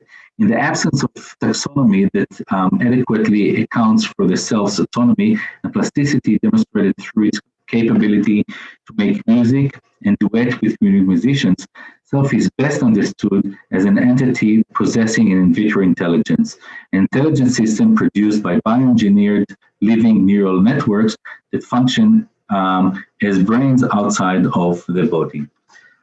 Because I don't have a lot of time, I will just leave it here and kind of look at another term that we tried to kind of coin that is related to the in vitro intelligence, is the idea of a surrogate performer. A performer that embodies the ability to produce and analyze and generate creative output in response to the sensory stimuli. This surrogate performer has a direct biological link to the donor. In that case, self had a link to myself. So self, we refer to self as a surrogate performer that is driven by IVI, by in vitro intelligence. And just to kind of finish, I'd like to talk about a new work that we are starting to produce right now that is called Revivification, a work that we are producing with Alvin Lucier, one of the greatest composers, experimental composers alive. And the idea there that Alvin, that is quite old right now, and again, I mean, I think that we haven't even started to think about the ethical implications of it, and it would pose quite a lot of them, is the idea of immortalizing him by, again, taking his, or creating a reprogramming his blood cells into neural networks and then embodying them with a sound-producing body. A work that we hope that would be exhibited in the museum and would allow Alvin to keep on producing art through his surrogate performer, keep on producing art and keep on playing and performing long after he's gone and into the future in the museum. Thank you. Wow, this fascinating body of work. So a lot to take in, and thank you for sharing that with us. And I think what I'd like to do is, Insu, are you up for the task for trying to reflecting on that? I think you probably have a lot to say about this. That was wonderful. I've seen a lot of things in my life. I've never seen anything like that. That was pretty astonishing. So a lot of thoughts. So one, in your art, and when you present this, do scientists ever contact you and kind of? So the reason why I'm asking this is you're able to do things in the art context, and I think that scientists would have a very hard time getting approval to do a research project, essentially doing the same thing you're doing. Do scientists, are they aware of what you do, and do they approach you and ask you kind of questions that they're curious about, that they want to learn, learn from you? I'm curious about like that interaction you may have with scientists, because I think what you've described are definitely activities that I've never seen anyone try to attempt in the lab in a research setting, but I think there could be a lot of interest in what you can learn about neural networks this way. Well, first of all, I operate in Symbiotica, and Symbiotica is located in the School of Anatomy and Human Biology. I always work with scientists. They always collaborate with me on the production of those works. Dr. Stuart Hodgetts, he's the director of the spinal cord repair. He's a very close collaborator and works with me on all those projects. As I mentioned before, is Dr. Steve Poda, a neuroengineer from Georgia Tech, worked with us in the early days of developing MIART and Sun Barrage. I work now very close with Dr. Sebastian Dieck. He's the head of the core facility of stem cells in MDC in Berlin. So I wouldn't be able to do this work without working with scientists, even though I'm very independent in the lab these days. But all those projects that I described have very strong scientific collaborators. And yeah, we do get quite a lot of emails, and we do have quite a lot of discussions with scientists talking about what we're doing. Some of those works are very similar to Steve Poda's work. They're just kind of the outcome is a little bit different. At one point, we take it and we present it in the galleries. And when we look at kind of self, a lot of people kind of ask us, so did the neural networks learn how to play? Did they improve? Is there any change? And we're not doing it in a scientific way. Self is noisy. The nightmare of bioengineers is something that we endorse, which is noise, and we work in a totally different way. If we wanted to get an answer to, do they actually learn how to play better with musicians, we would have to do it in a much more controlled way in the lab and eliminate all the kind of noise out of the system. But we're not doing it because we're not there to collect the data. We're not there to find solutions or, medical solutions, cure for, how to. Our questions are kind of much more cultural and closer to things that you think of in a kind of different way about the ethics of it. And what are those things that we are doing? How do we refer to them? What sort of language do we have? Should we develop? And what sort of relationship would we develop with those entities in the future? How can we get ready to actually deal with them in the future? Yeah, well, thank you for clarifying. So clearly then you're always in contact with, in collaboration with scientists. I'm just wondering because some of what you've done could actually be hypothesis generating. I mean, so of course it's not an experiment, you're not doing it under controlled conditions, but you may see some things that it would take a long time in the lab under usual conditions of applications to a stem cell committee and all that other stuff and funding to actually see results like that. So it's really quite interesting. It's kind of more like spontaneous and unpredictable, but I would assume that you would probably see some phenomena that's surprising and others would want to investigate further, kind of in more of a scientific context. Yeah, and we do get it. And, I mean, especially with what we did with SELF, we're trying to organize some sort of a group that is more heavily based on science to understand how can we do it in a scientific way, but still look at the idea of music or rhythm or frequencies and actually do it in a more scientific way, because I think that it would be really interesting then to kind of put SELF and the revivification, this new piece that we're working on with kind of a more scientific-based project that is, I mean, the interesting thing, for instance, in NEART and in Silent Barrage, when the neural networks were hosted in the lab in Atlanta, every time that we showed the work, there were two experiments that were being conducted. The first one was a cultural in the gallery where we were talking and facing and communicating with the viewers or attendees in the gallery. But at the same time, one of Steve Potter's students, Douglas Buckham or Riley Zella Townsend, they would actually run their experiments using the SELF or Silent Barrage bodies as some sort of an embodiment, which is kind of valid. And they actually helped us to minimize the noise in those apparatuses. Douglas Buckham had one of his PhD chapters about the results that he got from SELF. And similarly, Riley wrote a few papers about data that he got through Silent Barrage. So although we were not part of the design of those scientific experiments, we were very interested in, obviously, what's happening there. But I think that was quite an interesting way of operating where the scientists and the artists were kind of getting something from this middle ground, which was those neural networks that were operating at the same time where those two experiments were being conducted. That's so fascinating.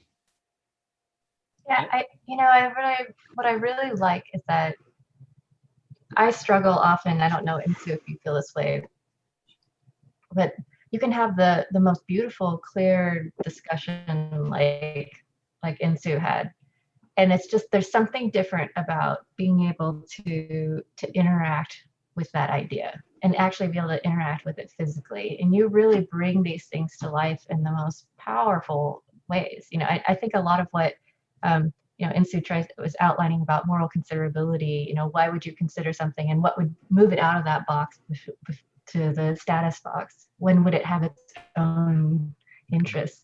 I mean, you breathe life into those ideas, and then people get a first person experience with that. And I think that what you propose is a really good model for how scientists can work. And there's a question in the chat, so let me prioritize them. It's got voted on already. The super cool project, I wonder if you could train SELF with reinforcement learning, for example, giving it some kind of reward when it produces a piece of music that the audience like. Can you repeat, give it some sort of a what? Reward. Yes, of course. I mean, the reward we do, well, it's not really a reward, but we constantly stimulate the neurons through the human music. Now, again, I think that it can be done in a better, not better, that's not the right word, in a more scientific way, where those rewards are kind of well thought of while looking at the neural networks. With SELF, as opposed to Silent Barrage and NEART, we didn't have the scientific experiment that is going kind of in parallel with this. It just kind of didn't kind of work out. I think personally that it's interesting to kind of look at training of neurons through kind of stimulations in the context of music. And, you know, it's mainly to look at different frequencies that we feed in, frequency stimulations in different frequencies that we feed into the neurons. And I think that that could be some sort of a reward, yeah, to the neurons if we want to reward them and kind of maybe change their try to change their functional plasticity so they control the analog modular synthesizers in a different way. By the way, with the project with revivification, we're not going to, with Alvin Lucy, the composer, we're not going to work with analog modular synthesizers, but we're more looking at phenomena of resonance of sound, because that was part of his 60 years research. One of the elements that were kind of recurring in all his pieces is resonance. So we're kind of looking at the idea of getting the neurons to try and learn how to optimize to create resonance within kind of big bodies of metal, or to increase resonance in kind of the room itself, while the viewers in the room are basically functioning as shadows. They kind of suppress those the resonance by being there. So the neurons would have to overcome those kind of acoustic shadows through hopefully rewarding them and getting them to learn, quote unquote, how to kind of optimize the generation of resonance in the space.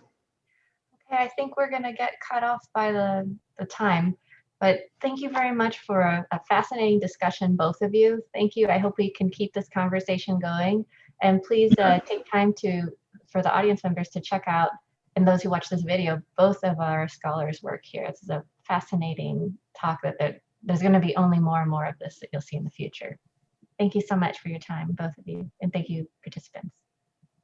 Thank you very much. Very much.